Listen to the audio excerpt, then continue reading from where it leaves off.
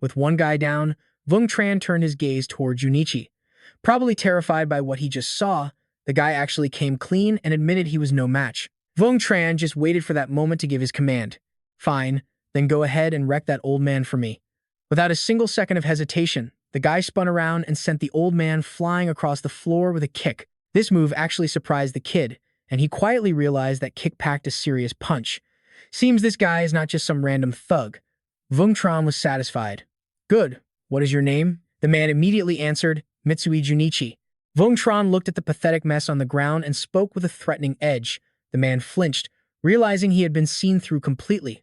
Do not be surprised. I have fought Jamaki Sunsuke a few times. Even if you held back, I could still tell. To be more specific, Jamaki Sunsuke is the top representative of the Crazy Blade sect.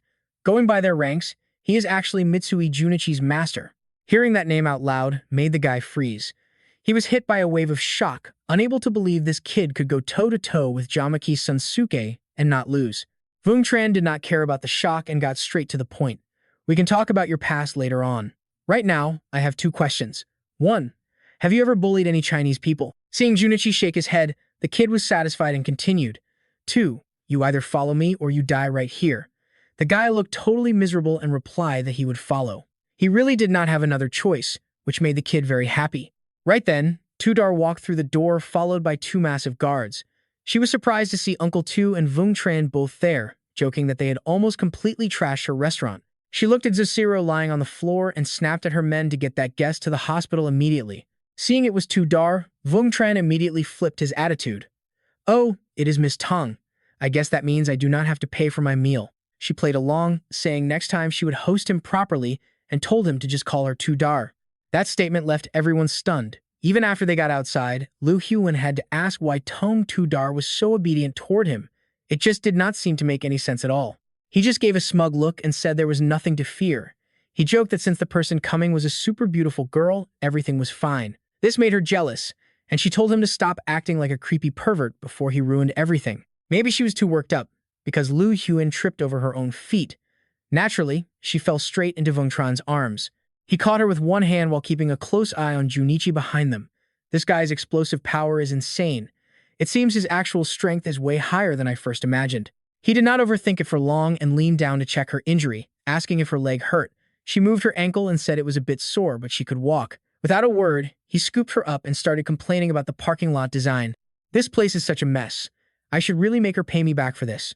At the same time, Tudar was staring off into the distance. She told Uncle Tu he was smart to build a connection with this guy early. He just looked miserable and explained it was a total misunderstanding that ended up costing him a lot. He said that out loud, but he had his own plans. After all, Wang Tran had promised to help him take over and replace the big boss, Tong Min Veer. Becoming the head of the Tong family was the goal, but she could not help warning him. Flattering Wang Tran like this meant he was openly defying the entire clan. On the other side of town, 2 men were staring at a building that looked pretty old. One of them finally gave the order. Knock it down. By tomorrow morning, I do not want to see this place standing. Immediately, the cranes began their work. Right then, Wang Tran happened to drive by and felt a bit suspicious. This building was the biggest asset under Fong Trung Min, yet they were just tearing it down like it was nothing. Meanwhile, someone else was already in the car getting an update. To Wai, what is the situation? The guy in the front seat reported back immediately. Boss, our search team has moved in. They are currently checking the 3rd floor, but so far, everything looks normal. Everyone on the premises is being held for face identification.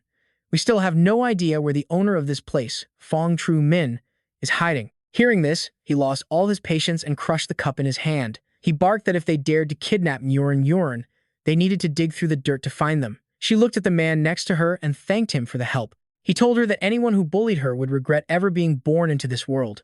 Meanwhile, up on the rooftop of that building, Trung Min was so angry he delivered a massive slap. He cursed at the guy, calling him a useless brat. He screamed about how Uncle Tu had helped him so much, only for him to pay them back like this. Min just held his face in shock after taking the hit. I had no idea that girl was To Thien Nyen's sister. Plus, you were the one who supported me at the start. While the 2 of them were busy arguing, a group of heavily armed men suddenly burst onto the scene. The old man was terrified and dropped to his knees, begging them to stop since he had already let the girl go. The squad did not say a word and just prepared to take them down. They readied the tranquilizer darts and set their aim. Seeing he was trapped, he just told them to go ahead and shoot. Suddenly, 2 shadows rushed in from behind. They shouted that there was no way they would just hand these guys over. In an instant, they grabbed Trung Min and Hugh Min, mocked the guards, and vanished into the night. The target was right there, and then it was gone. The guards could only stand there and watch as they failed the mission. Now they had to go back and face the punishment. Not long after, the report reached the boss. "Sir, the mission failed. 2 people snatched them right out of our hands." To the guard's surprise, Thien Nian was not even angry. He just calmly started planning his next move. "Actually, this just proves my theory. Was that guy named Tai Laun from the Bin An district, boss? Did you really manage to get Tai Laun out of prison?" He did not answer right away. "Let's go, and as for that club building, keep tearing it down." Meanwhile, in a dark alley, 2 figures sprinted past with men slung over their shoulders. Junichi looked back and reported that someone was definitely following them. Wang Tran already saw it coming and knew it was a top-tier expert. He analyzed the situation, noting the pursuer had been chasing them for a long time without losing any speed or slowing down at all. He quickly came up with a plan. There was a black car waiting at the next turn. They would toss the guys in and split up. He felt a bit of relief knowing he had backup ready. "It was a good thing I asked Lee Min-har to provide some cover before we started this, otherwise we would be in trouble." Within seconds, they shoved the 2 targets into the car. As soon as the doors slammed shut, they both bolted in different directions as planned. But Beinan was like a hungry predator, closing the gap instantly. To catch Wang Tran, the old man used a massive leap to close the distance. He spread his arms like a giant eagle, his face full of rage. "Die, you little brat."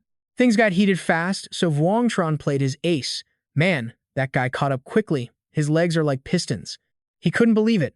Not a single silver needle hit the mark. Even Bin Han had to give the kid props.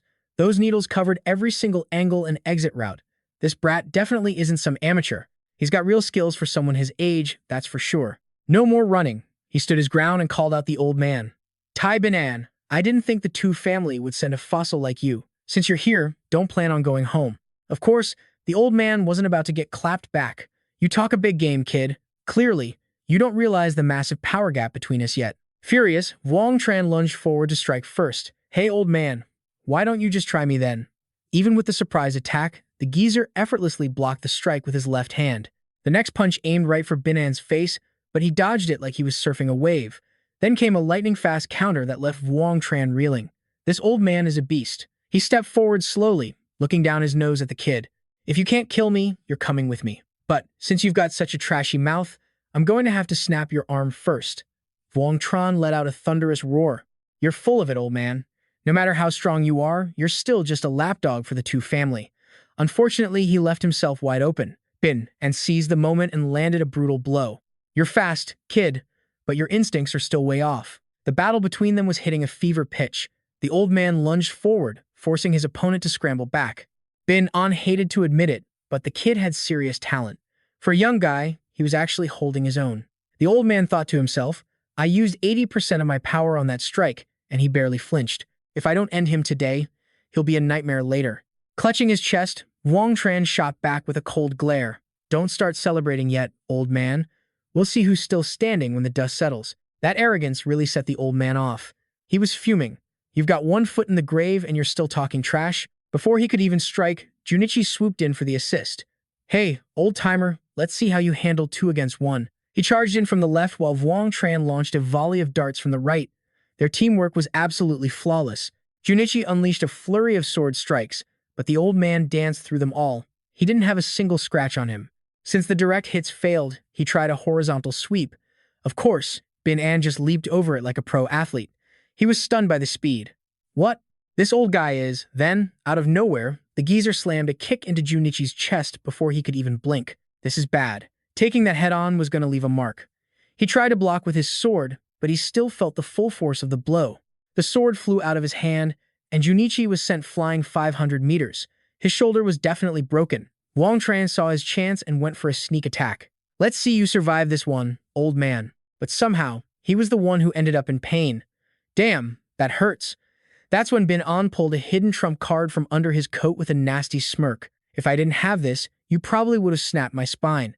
Wang Tran was absolutely fuming. "You dirty old man, playing dirty like that." They went right back at it, 2-on-1, refusing to give an inch. Bin Han went for Junichi first since he knew the guy was a rookie. Next up was Wang Tran. As they fought, he couldn't help but wonder if this old fossil ever got tired. They'd been at it forever. Right in the middle of their fight, the loud crack of a gunshot echoed through the air. By the time he realized what happened, his arm was already soaked in blood. From a distance, Minhao smirked after that perfect shot. Like the saying goes, no amount of kung fu can beat a bullet. Realizing he couldn't win with only one good arm, Bin An decided it was time to bail. Later in the car, Minhao was patching up Wang Tran while grumbling under his breath. Hey, Captain, I seriously don't get you. You're getting beat up like this, so why are you still wearing those 20-kilogram weights? He dodged the question. I just wanted to look pathetic so the old man would lower his guard. That was the only way to give you a clean shot. Then he downed a bottle of his homemade medicine. Despite the excuse, Minhao wasn't buying it. He kept staring until Wang Tran finally decided to come clean. Fine, I admit it. I've been wearing these things so long, I just flat out forgot to take them off. He looked over at the sleeping Junichi. Not a bad haul today. We didn't just take out Bin Han, we also found this guy. He pointed to a plastic bag containing the old man's severed arm and gave an order. Oh, and deliver this to the manor. I want to shove their failure right in their faces. Minhao was buzzing with excitement over his handiwork. Afternoon hit the To family estate. It was a massive mansion with bright red tiles and lush green trees surrounding the whole place. While Binan was in surgery, Fuke Hoa couldn't even sit still. Thian Yin leaned in and explained exactly what happened. He politely laid out all the facts, including the part where Vien was snatched. The old man jumped up, absolutely fuming. What did you say? Vien was kidnapped? There were 4 secret guards assigned to her. Why the hell didn't they step in and stop the attacker before things got this far? He kept it respectful and calmly explained. The enemy was just too fast. The guards couldn't react in time.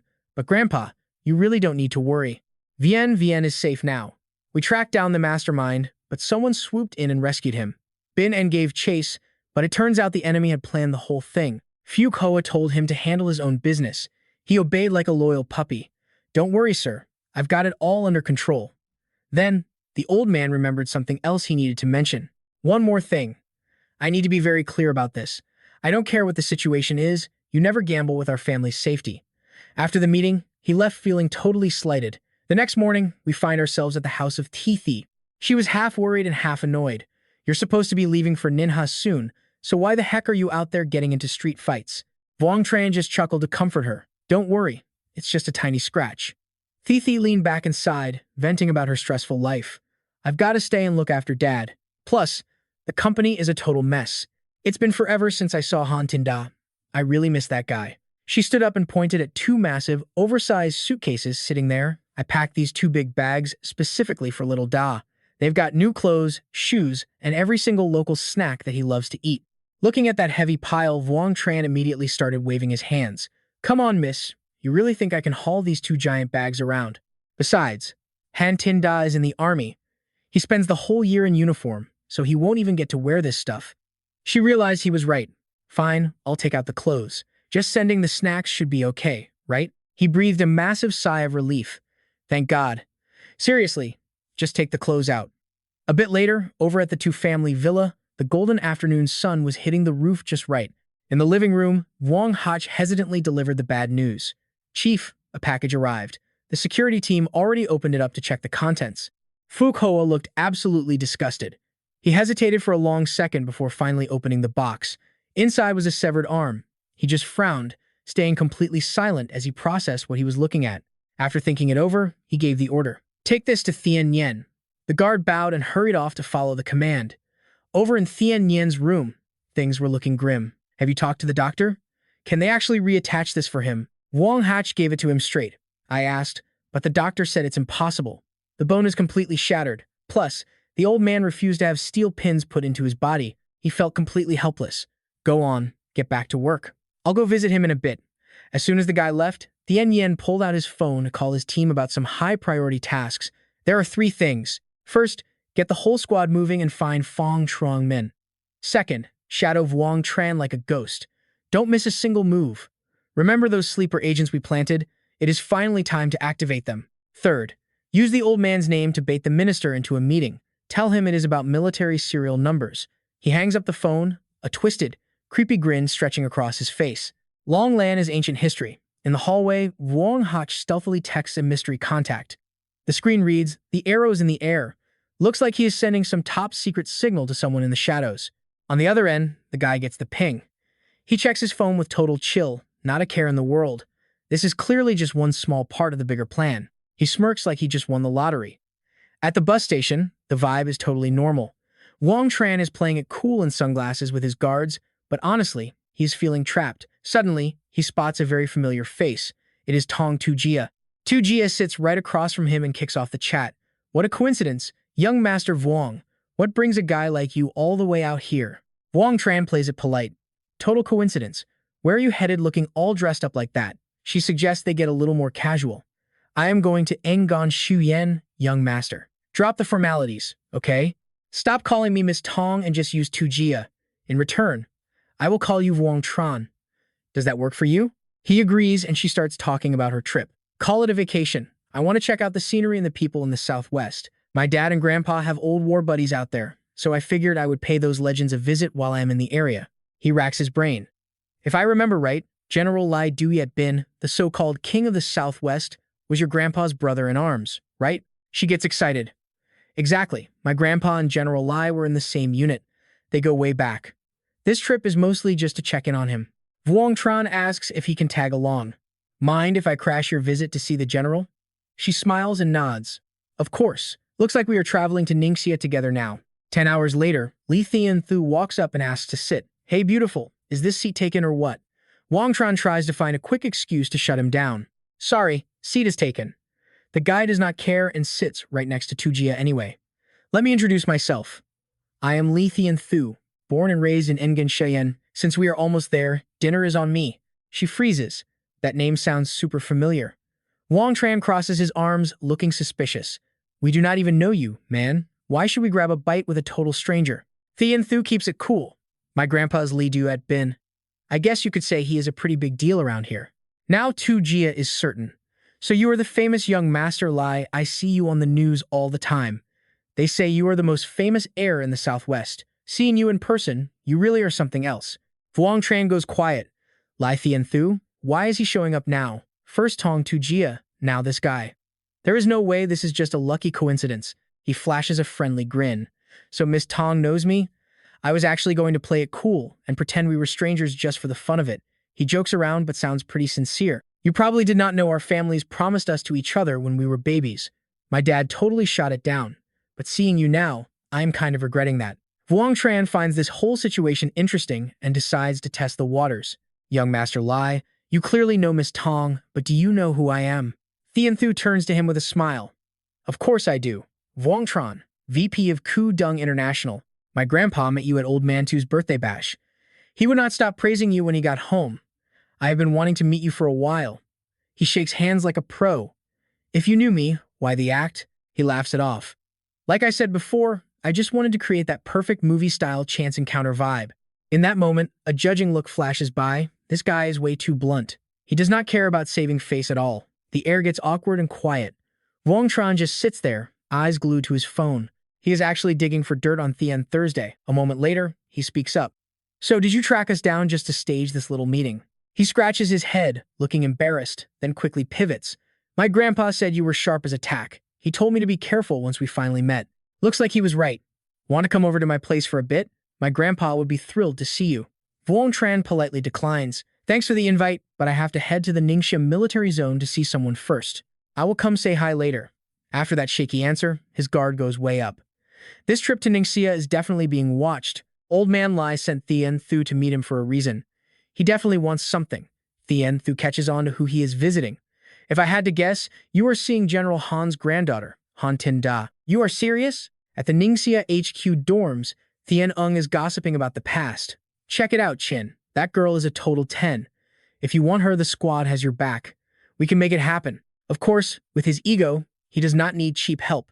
In this city, if I want to snatch a girl, it is not exactly hard work for a guy like me. Knowing he is a nobody, Thian-ung starts sucking up. We are getting sent to the units, but you will definitely stay at HQ. When you make it big, don't forget about us. Chin pats his shoulder. Relax, we are brothers. Once my career takes off, I will look after you. The crew gets the hint and follows his lead. We are counting on you, boss. He stands up to start planning. That girl, Han Tin-da, is seriously gorgeous. She is exactly my type. Listen up, boys. We have the day off. I am heading out to party, but you guys need to handle that girl for me while I am gone. Just leave everything else to me and it is handled. Thian-ung follows orders like a loyal dog. Don't worry, boss. In the girls' dorm, Duong-tu is folding laundry and acting pushy.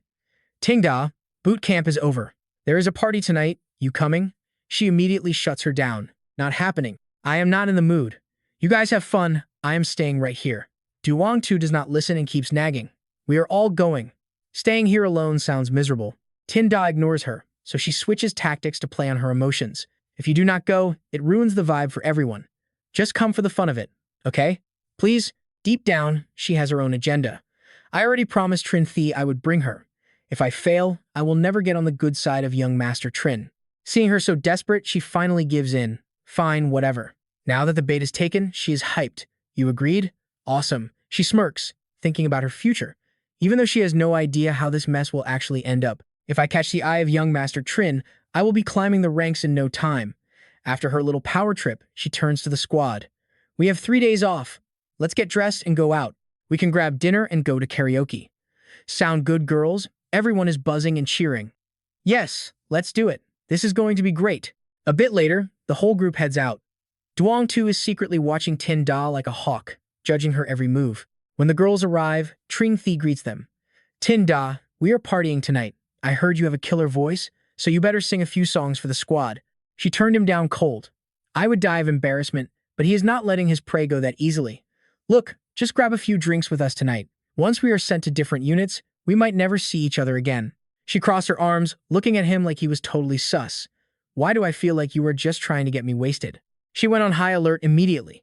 You think I do not see what you are trying to pull? As they argued, a flashy red luxury car suddenly screeched to a halt right in front of the gate. Wang Zheng and Thien Thu stepped out, watching the drama unfold from the sidelines. Wang Zheng reached for his ring, ready to humble these punks. Thien Thu grabbed his shoulder. Do not get involved yet. He did not like it, but he backed off. This guy is playing chess, not checkers. He wants to lure her away first, then use the family name to completely wipe out anyone threatening her on this planet. He remembered his grandfather's warning, Thien Thu. Do not be emotional. Follow Wang Zheng's lead. Do not mess this up. The fuel situation is too critical to risk making any sudden moves right now. Trin Thi was losing face fast, so he kept trying to pull her away, totally ignoring the newcomers. Han Jingyi, I am being totally sincere here.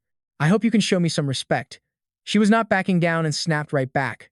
Respect is earned, not given by others. Luckily, she realized her savior had finally arrived, Wang Zheng. As soon as she said it, Jingye ran over and gave him a huge hug. Seeing them so close made Thien Thu feel like a total third wheel. Is it true there is something between Wang Zheng and that other girl? Jingyi played the innocent card perfectly. Is it just you? Wang Zheng played along. Yeah, the others are busy. It is just me tonight. As soon as he finished, Wang Zheng switched gears. He went full cold big boss mode, glaring at the trashy crowd. Xiao Ye, tell me, is someone here bullying you? With someone backing her up, Jingyi pointed out all their BS. This guy has bad intentions. You have to help me. His sharp eyes and cold smile were pure main character energy. Fine, let me handle this mess for you. Trin Thi stepped up arrogantly to talk trash. Are you Han Jingye's boyfriend? Before Wang Zheng could even answer, she grabbed his arm and claimed him. He is my boyfriend, and actually, we are already engaged. Thien Thu was buffering like a broken computer. What are these two even doing? Since when is the Han family's princess this blunt? Everyone else just froze. Jingye decided to go all in. Right, hubby? Is not that right? He just stared at her, feeling totally helpless. How did something so cheesy sound so natural coming out of this girl's mouth? In that awkward silence, Duong-tu tried to play peacemaker. Everyone here is a guest. We are having a party tonight. Jingye, why don't you bring your boyfriend along? Wang Zheng politely accepted the invite. No problem. You are all her comrades, so we should get to know each other. He pointed to his friend to introduce him. She gave her most chill smile. Of course, the more the merrier. See you there. Do not be late. Trin Thi tried to act like a big man, even though he was fuming. One more guess is fine. They cannot do anything on my turf anyway. He stomped off to call his guy. Hey, book me a private room for 3 tables at Nin Vienne. Yeah, call me back when it is done. I am inviting the crew out for dinner tonight. You should come join us too. Later at the International Hotel, Thien Thu stepped out of the car, acting all polite. Trin Thi is the host, yet we kept him waiting so long. My bad. Wang Zheng followed right behind him. Sorry, we are late. I hope you are not mad at us. Trin Thi forced a fake smile. It is fine. If everyone is here, let's head inside. Seeing Jingyi glued to his side made him want to explode. This couple. Let's see if you are still smiling later. He swallowed his rage, trying to play it cool to lure them into the trap. Come on, we are drinking for real tonight to welcome you. He glanced at his lackey, giving him the signal. You guys are so dead. Once everyone sat down, the room got loud and lively. 3 big round tables were packed with all kinds of fancy-looking food. At the table, Cheng Fei raised a glass to Wang Zheng. Here, let me toast you first. He did not even look at him and just refused. Why should I drink? The dude snapped and stood up. You want to do this the hard way? He grabbed Wang Zheng by the collar, pulling him close. That bit of disrespect made Wang Zheng lose his patience. His face went dark. You picked the wrong one to mess with today. He snapped Cheng Fei's finger like a twig. The guy screamed like a pig at a barbecue. Everyone rushed over in a panic to stop the fight. Thien Thu knew Wang Zheng was a man of action, but this was next level. Duong Tu rushed over, sounding worried. Are you okay? Totally embarrassed, the guy stood up and started barking threats like a lost dog. Once you are locked up, let's see who protects you. I am definitely getting Han Jingye tonight. Suddenly, the door kicked open. Heard there is a drunk causing trouble here. A whole squad of cops walked in. She pointed a finger right at Wang Zheng to blame him. It was him. He did not back down for a second. I was just using self-defense. The cop was already bought and paid for, so he did not care about the truth. Stop talking and come to the station. Cheng Fei gloated like a villain. Told you, you are dead today. Seeing things get messy, Thien Thu tried to help his new friend. Officer, I saw the whole thing. This guy was really just defending himself. If you want to investigate, should you not take him too? The cop yelled back, ignoring all logic. You dare interfere with police business? Fine, take him to the station too. Cheng Fei praised his loyal dog. Deputy Wang, you are doing a great job. I will tell my dad. Next year, we will drop that deputy title from your rank. Hearing that, the cop started dreaming big. This is the city councilman's son. All he needs is a good word to the head secretary. His future looked bright, so he cuffed them even faster. I will get the job done, do not worry. Thien Thu stayed calm. I am telling you, now that these are on, it will be hard to take them off. Cheng Fei sat back on the sofa, ignoring him completely. Where did this country bumpkin come from? You think you can talk like that on my turf? To handle this clown, Thien Thu just made one quick phone call. As soon as someone picked up, he reported the situation. I am in handcuffs at the Ninvian Hotel. Cheng Fei was still talking trash, having no idea what was coming. Let's see what kind of storm you can start. In this town, I am the one with all the power. Right then, the cop's phone actually rang, just like Thien Thu warned. He bowed his head and answered timidly. Chief NGM, do you have orders for me? As soon as he heard the voice, the chief started screaming. Are you at the Ninvian Hotel right now?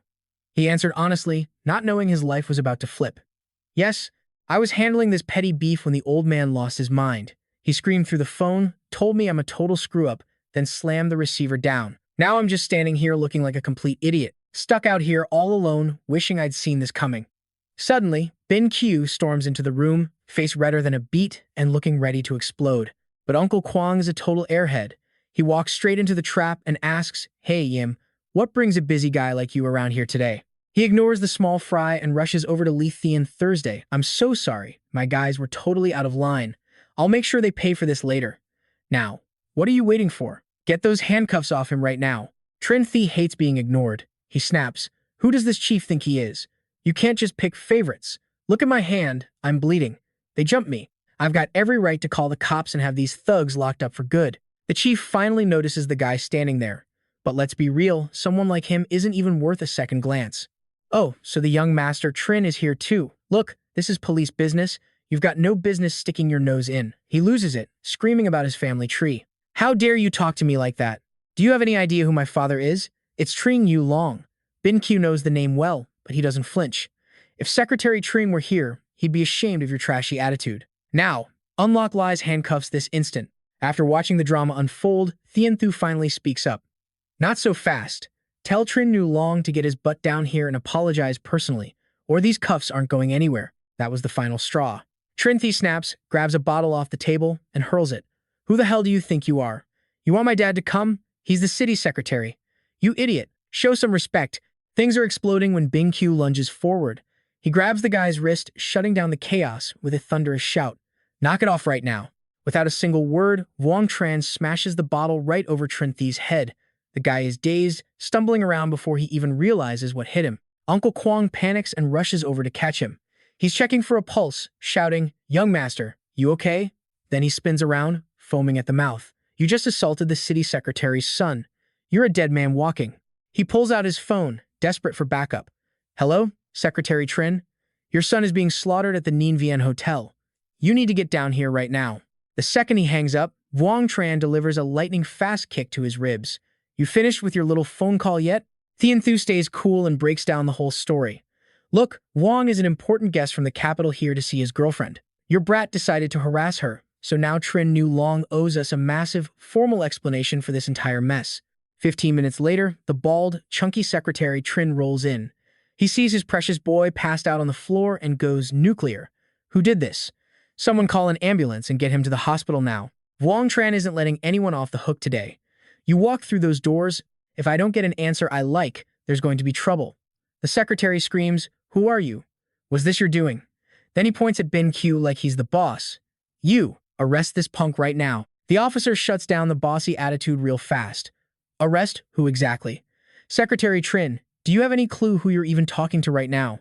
Time for the big reveal, everyone. This is Lai Thien Thu, grandson of the legendary General Lai Diep Bin.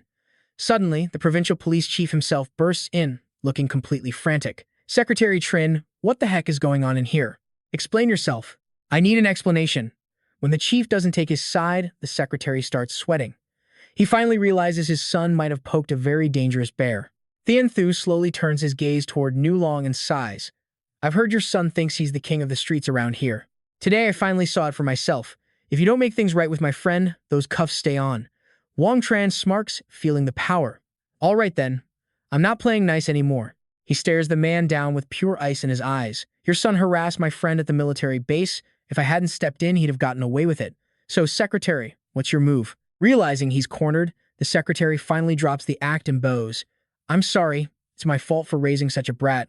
I apologize for the trouble he's caused you both. Wang Tran doesn't do apologies. He winds up and slaps the guy right across the face. Secretary Trin, you really think we're that stupid? Like we're just some kids? He keeps going, not letting the guy get a word in. Do you have any idea how many laws your son has broken? How many lives he's absolutely destroyed over the years? Thinking about that kid's dirty past makes him even angrier. I can't stand officials who treat their kids like royalty while everyone else is just garbage under their boots. The chief is totally speechless as he watches. He never expected this young kid to be so incredibly bold. Handing out slaps and insults to a high-ranking city official like that? That's completely insane. Even Ben Q is standing there thinking, man, this guy is an absolute beast. Wang Tran stands tall, looking down on the secretary like he's nothing. Listen close, pack his bags for India. If I don't give the word, he never sets foot in this country again. He leans in, his eyes cutting through the man's pain. If I don't see a plane ticket to India by the day after tomorrow, you won't like what happens next. Nu Long growls, you wouldn't dare. He just smirks. Want to bet? Try any more stunts and I'll dig up every single piece of dirt you've buried over the last few years. Every single one. Once the dust settles, Tinda runs over, buzzing with energy. That was so cool. You should just move here to Nanha. He knows she's teasing, but he's happy to play along. Look, I'm just worried about you getting pushed around. From now on, Lai Thien Thu will be watching your back. She looks at him, surprised, and starts thinking he's actually a pretty decent guy. This Lai guy really knows how to handle people. I'll have to stop by his place and say thanks. Wang Tran tries to lighten the mood. I'll hang out with you for a couple days. Once I'm sent back to my unit, I won't have any time left to just hang out and walk the streets with you. The next morning, Wang Tran is in a meeting with some big shot partners. He leans back and asks, so, what do you say? You guys ready to do business with me or what? Vihoa speaks up first, sounding annoyed. Who do you think you are? You used our old boss's name just to get us in this room. These three are all top-level execs at the energy group. They just stare at him like he's crazy. He asks again, come on, Vihoa. You're a smart guy, right? As the vice president of a major company, you should know better. The vibe in the room gets cold as he tosses 3 files onto the table. Take a look. You might just change your mind. They open the folders and their faces go pale. Bin Mai screams, this is a setup. He slams the papers down, but the photos of him partying with some young girls are already out. Wang Tran just smirks at him. Why are you getting so worked up? Acting like that just makes you look even guiltier. You're basically admitting it's all true, aren't? Seeing the mood was right, he cuts to the chase. First, Shen Lianmeng, I want you to move all this year's sales revenue from the southeast provinces into one account. You have been running the finances for years, so I know you can pull this off. Then comes the next demand. Second, Fu Weiwa, you are the deputy of the company and my right-hand man. I need you to draw up a formal agreement to transfer those shares over to me right now. Coordination on the wire transfer starts now.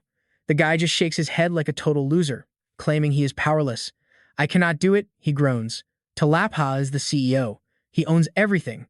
Plus, that guy hoards the official company's seal. I do not even have a chance to touch it. Wang Tran just acts cool, brushing off the drama. No biggie, he shrugs.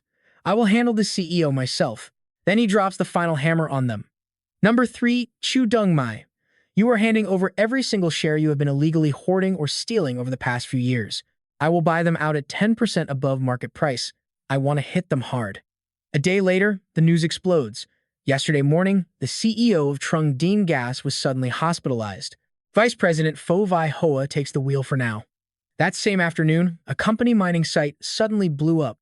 No one died, but they are still investigating the cause. Right now, the stock is in a freefall, losing 20% of its value. Someone at the office hears the news and immediately makes a call. I know Wang Tran did all of this. Right now, my shares in Trung Dinh are basically gone. On the other end, Mi Huang stares at the TV with a smirk.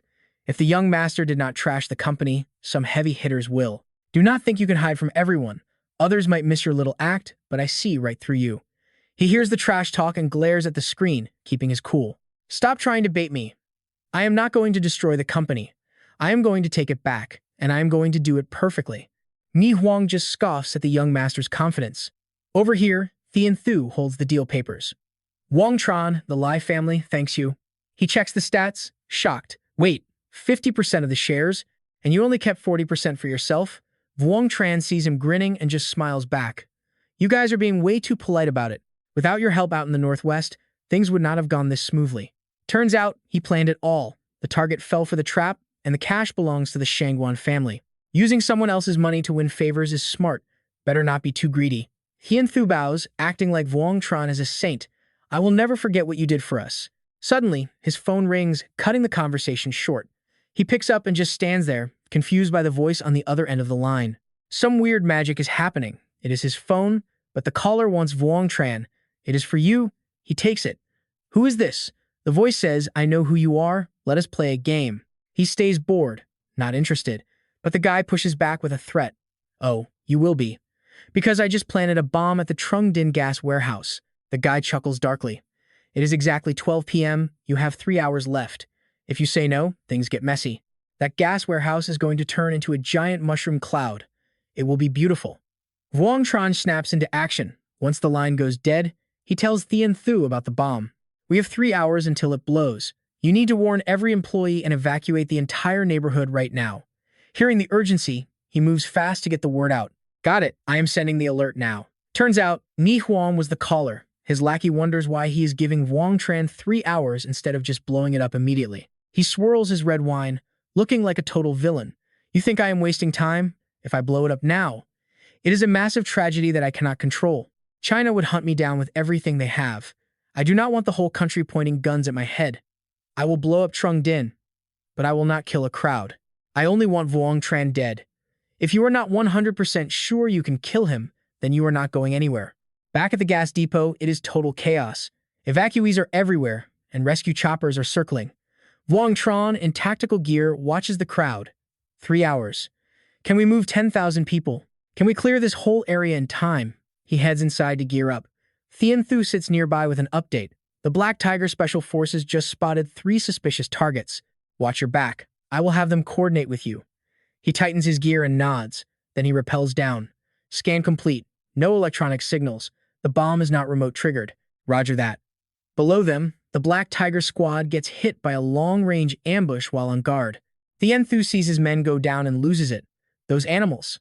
Search every building within 2,000 meters. Do not miss a single room. Make sure they do not leave here alive. Phi Ho is hiding and watching, totally shocked. He whispers into his radio, Lai Luong, what are you doing? We were only hired to kill Wang Tran. Killing special forces is suicide. Lai Luong is just as confused and snaps back. Damn it, that was not me. Meanwhile, Phi Ho scans through his scope, hunting for Wang Tran's location. He radios in the coordinates. Wang Tran is on top of the main tank. You have the better shot. Take him out and we move out immediately.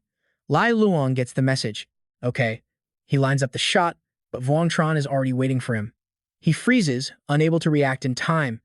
He only manages to choke out one phrase. I am dead. Before he can even finish, a bullet flies straight for his head. He is hit. Wang Tran does not give him a second to breathe. The guy barely gasps before taking a round between the eyes. Two snipers down. Wang Tran radios to Han Nam. Still no sign of the bomb. The response is frantic. Hang on. This place is huge. I need more time to find it. Han Nam warns him as he moves. The Tigers took out 3 terrorists, but we do not know where the rest are hiding. Watch your 6. He spots a group of hostiles nearby. Got them. In a flash, he fires 3 shots, dropping the terrorists. With them cleared, he pushes deeper into the facility. The enemy leader is panicking. Fai Ho is dead. That is Wang Tran. Stay on him. If anyone gets close to that bomb, gun them down. In the radar room, the operator spots movement and reports it. 45 degrees to the left, 15 meters out. Thien Thu sees the bloodbath from the chopper and knows things are going south. He radios the team, everyone pull back, leave the rest of Wang Tran. After taking out the guard, Eric starts bragging, totally oblivious to the figure behind him. Is this all Special Forces has? He senses someone and spins around, screaming. Who is there? Junichi strikes like lightning, his katana sending the guy to the afterlife. The guy who kills you. Elsewhere, the last sniper gets nervous. Eric, what is your body count? Why the silence? Just as he finishes speaking, a voice echoes from the shadows. You killed all those people. You really think you are walking away? He spins toward the sound, but before he can see a face, a hand crushes his throat.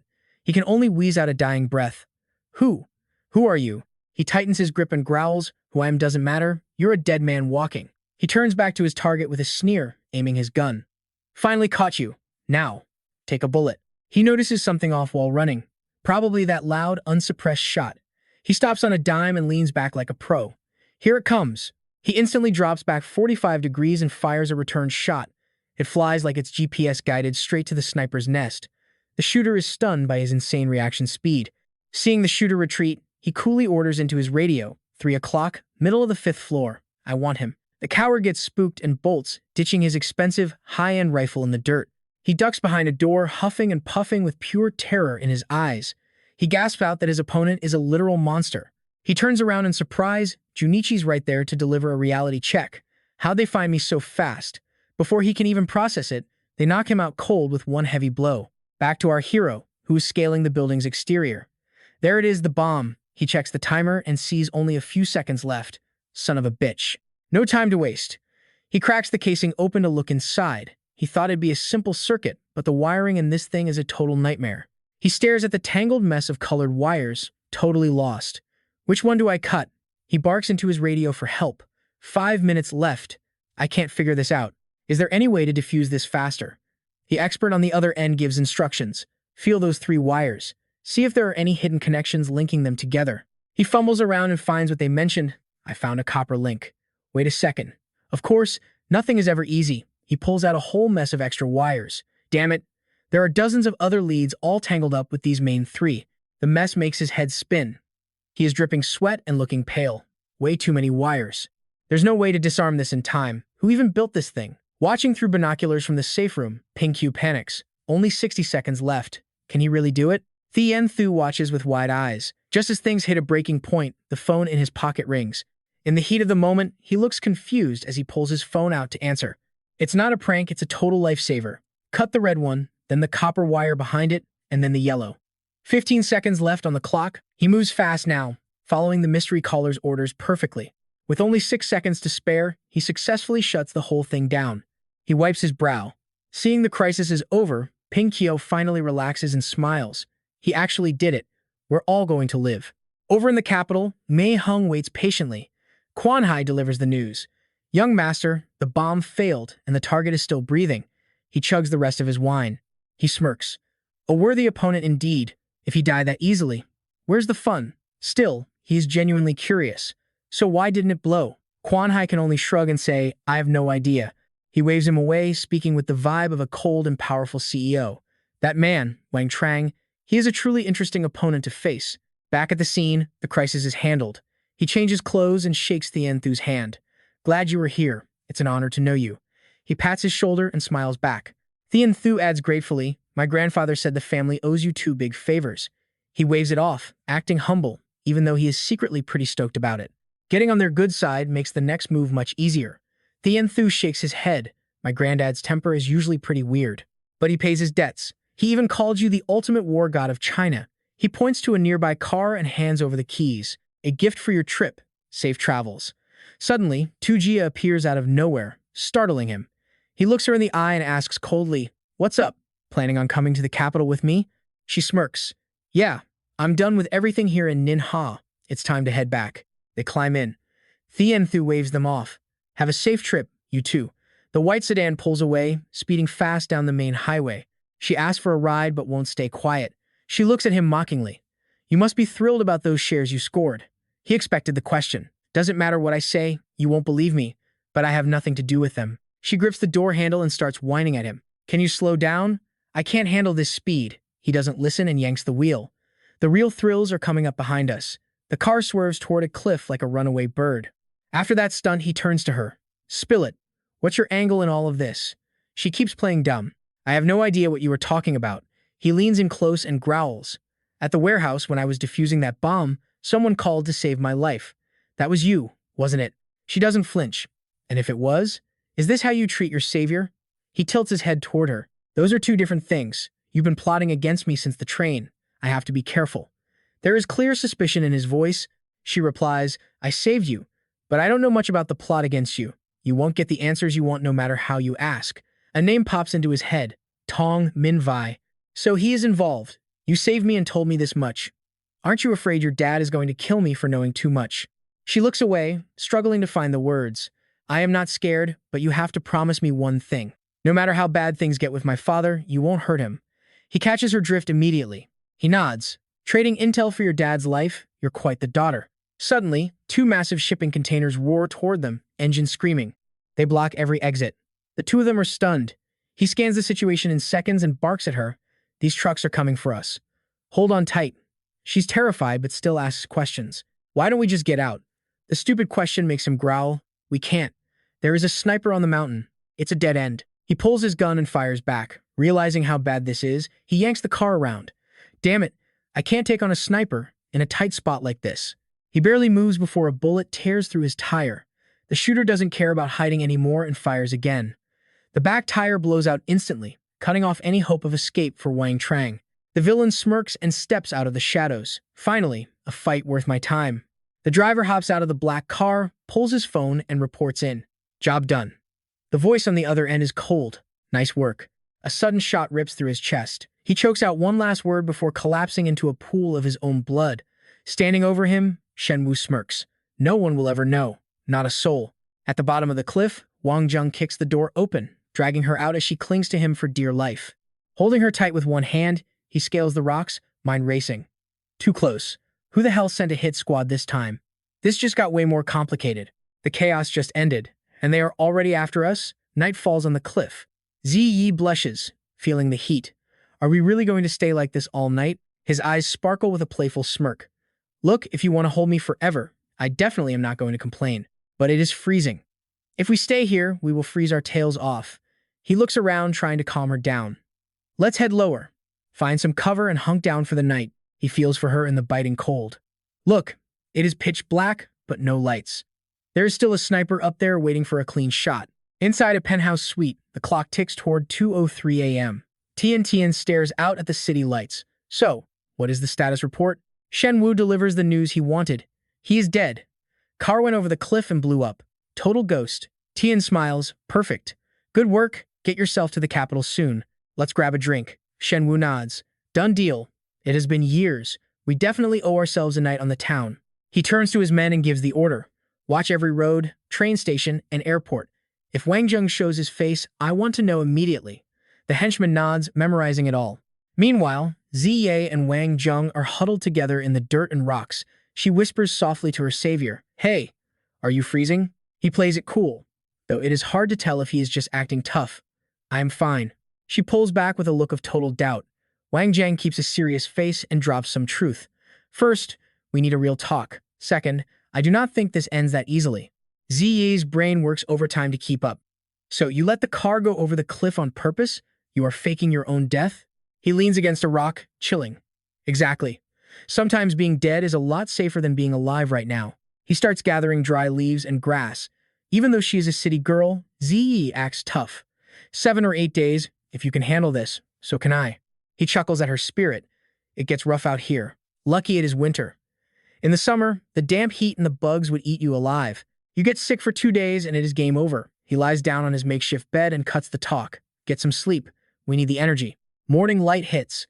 Wang Zheng notices her stirring. Finally awake. Huh? She stays on her bed of straw and yawns. Good morning. He hands her some snacks, dried rations and water. Eat up before we move. She takes a bite. Man, this is like chewing on a fossil. Tastes okay though. Can't miss a chance to impress. He grins. No surprise there. I made those myself. She is shocked. You actually made these? He keeps bragging. Yeah, plus I added special herbs for a health boost. This stuff is top shelf. Breakfast is done. Wang Zheng grabs his coat. Time to move. He flips a short blade in his palm with style. He tucks the knife away and plays the hero. Ground is slippery here. Hop on, I will carry you down. 5 hours of hiking later, he wakes her up. Rise and shine, we are here. Ziyi looks around, totally lost. Where the heck are we? He goes full tour guide mode. We covered 40 kilometers. We finally made it to the warm, tropical side of the mountain. You take the bottled water. I can grab some from these vines. It is fine. She starts panicking as the scenery looks familiar. Are we lost? Everything looks exactly the same to me. Wang Zheng tries to settle her nerves. Relax. I am a human map. 10 more kilometers and we hit the river. When the hero talks, even the mountains listen. Luck is on our side. Dinner is going to be great tonight. I will get the fire going. You just relax. She can't just sit there while he works. Ziyi jumps in to help. Let me do something. Soon, they are eating. This is so good. He leans into it. If you like it, I will grill for you every single day. She just smiles. Man, if only life stayed this simple. She says it from the heart, her eyes full of hope. Before she can finish, he cuts in. Get some sleep. We have a few more days in this jungle. She watches him go, really wishing they could just live like this forever. 5 days in the deep wilderness later, they finally spot the city. She is glowing. Finally, we made it out. He points to the skyscrapers in the distance. Let's go. We need to find a place to stay first. They hit a hotel with a neon sign. He talks to the desk. 1 room, king bed, please. She bolts inside. Shower time. I feel like a swamp monster. He smirks, sounding as smooth as sandpaper. Hey, I need a shower too. How about we double up? Not a chance. She shuts him down. Go buy new clothes. You are not wearing that junk again. He gets kicked to the curb. Fine, fine. I am going. He heads out and comes back with bags of fresh gear. Clothes are here. Change once you are done. She freshens up, then he steps out. Now things get interesting. They grab some food. Meanwhile, at the Highland group, things are a mess. The storage was raided. Did anyone call the cops? The police are on it now. She snaps back to reality and gives the order. Stay calm. I am heading there now. When things go south, she only thinks of one person. She has been waiting for him forever. At the train station, she sees him approaching the gate. 2 shady guys spot him and make the call. He is finally here. The guy next to him cuts him off instantly. Hang on a second. We shouldn't make a move and startle the target just yet. Suddenly, he appears out of thin air like a ninja. You guys have been waiting a while, right? Go tell the boss I am back and definitely not dead. Without a word, they pull their weapons and lunge at him.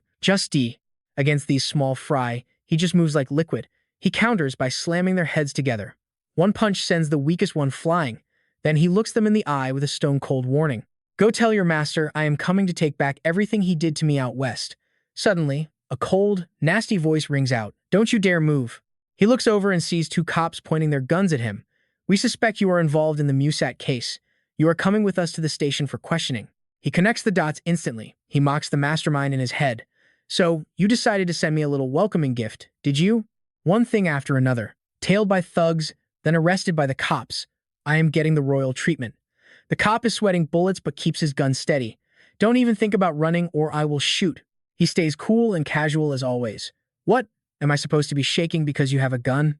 The cop isn't playing games anymore. He steps up with the cold metal cuffs. Hands out, backup is already on the way. You aren't escaping. He smiles and plays along. Fine, I will cooperate with your little investigation. They think they have got him, but he slips his hands out of the cuffs in a heartbeat. The cop is stunned. What the hell? In the blink of an eye, he disarms the guy and blocks a massive blow. No way, I am working with you people. More of them rush in. So he fires a shot into the air to make his escape. Inside a luxury private room at a fancy restaurant, Minky sits with her target. Mr. Tran can't take his eyes off her. I have been dying to meet you for a long time, Miss Minky. I just never had the chance. I was supposed to have a big board meeting today, but as soon as I heard you invited me, I pushed everything aside. He is clearly trying to kiss up to her. She acts surprised. I had no idea. You are too kind, Mr. Tran. Please, try the restaurant's famous sauce, fish. He is blinded by her looks, but his brain is still working. You didn't invite me here just to eat fish, did you? Since he is being direct, she decides to stop hiding her cards. Truth is, I do need a big favor from you today. He puffs out his chest, feeling honored. Anything you need, Miss Minky, just name it. If it is within my power, I will help you, without a second thought. She gets straight to it. I need your news site to publish a specific article. I have already got the draft ready.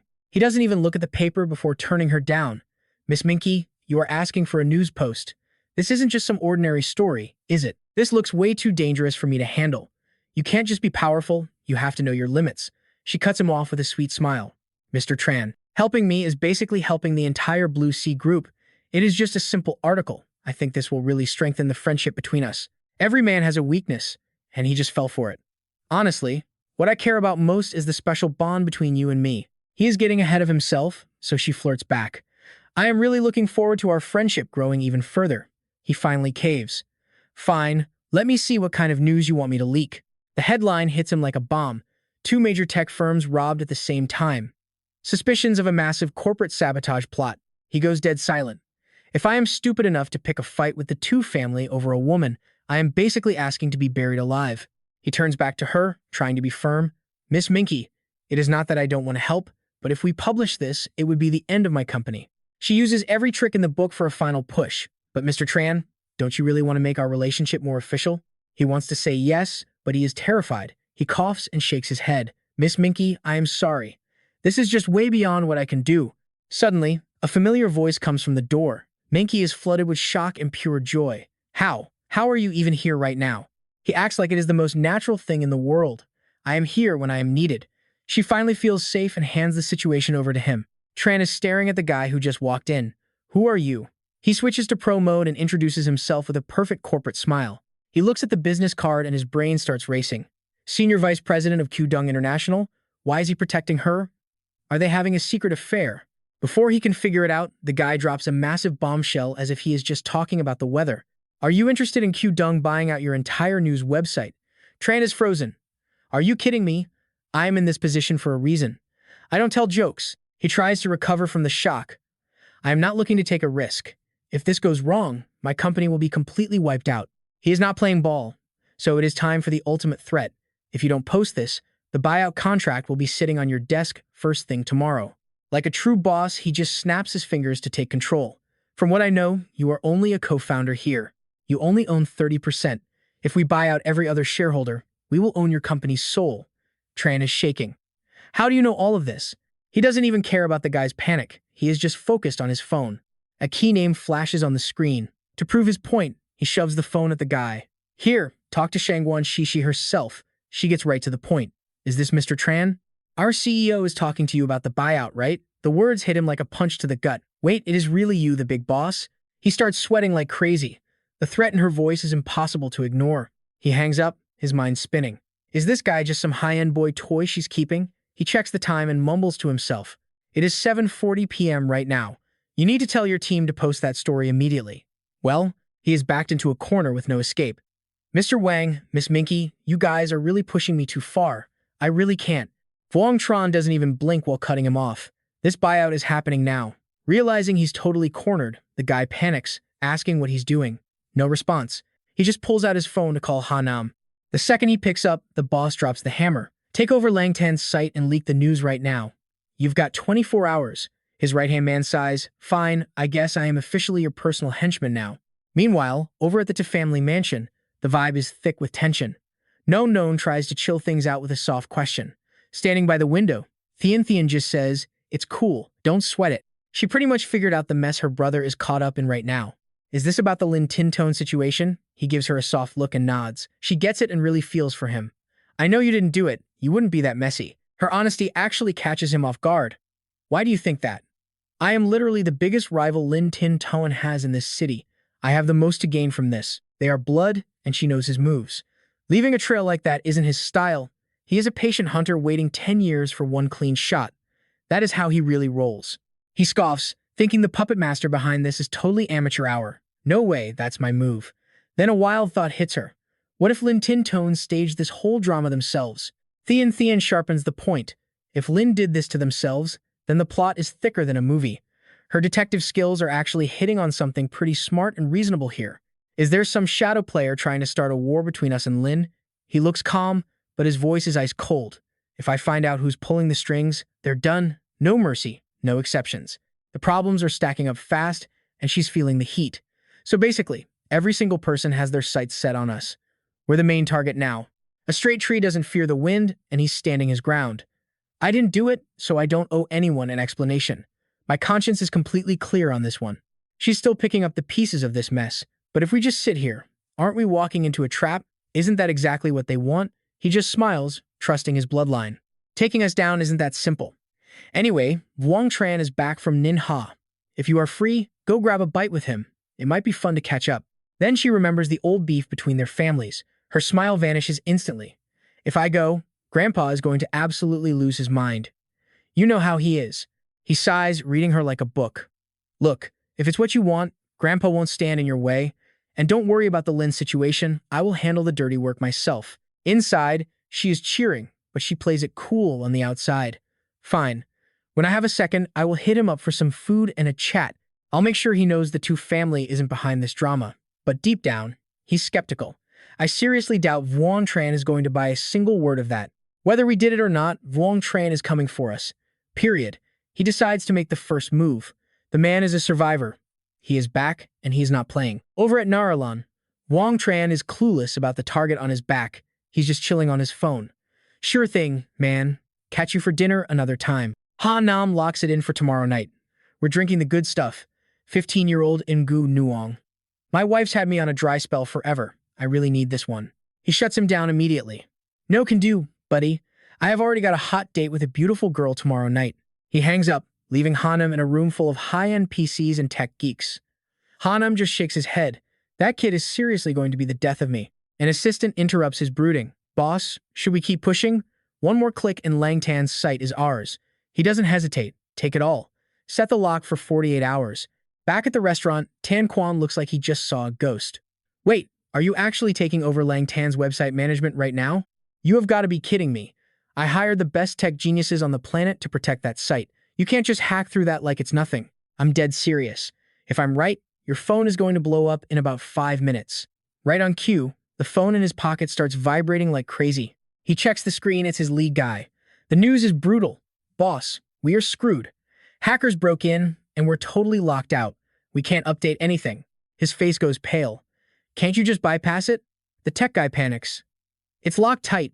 Every computer in the office just caught a nasty virus. We are trying to reboot. It's a ticking time bomb. Tan Quan is sweating bullets now. All right, fine. What is it going to take?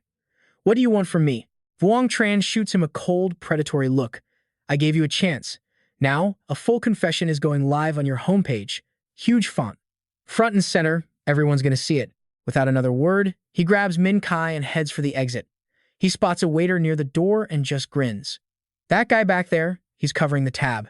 Back in his office, Thien is staring at his screen, completely lost in thought.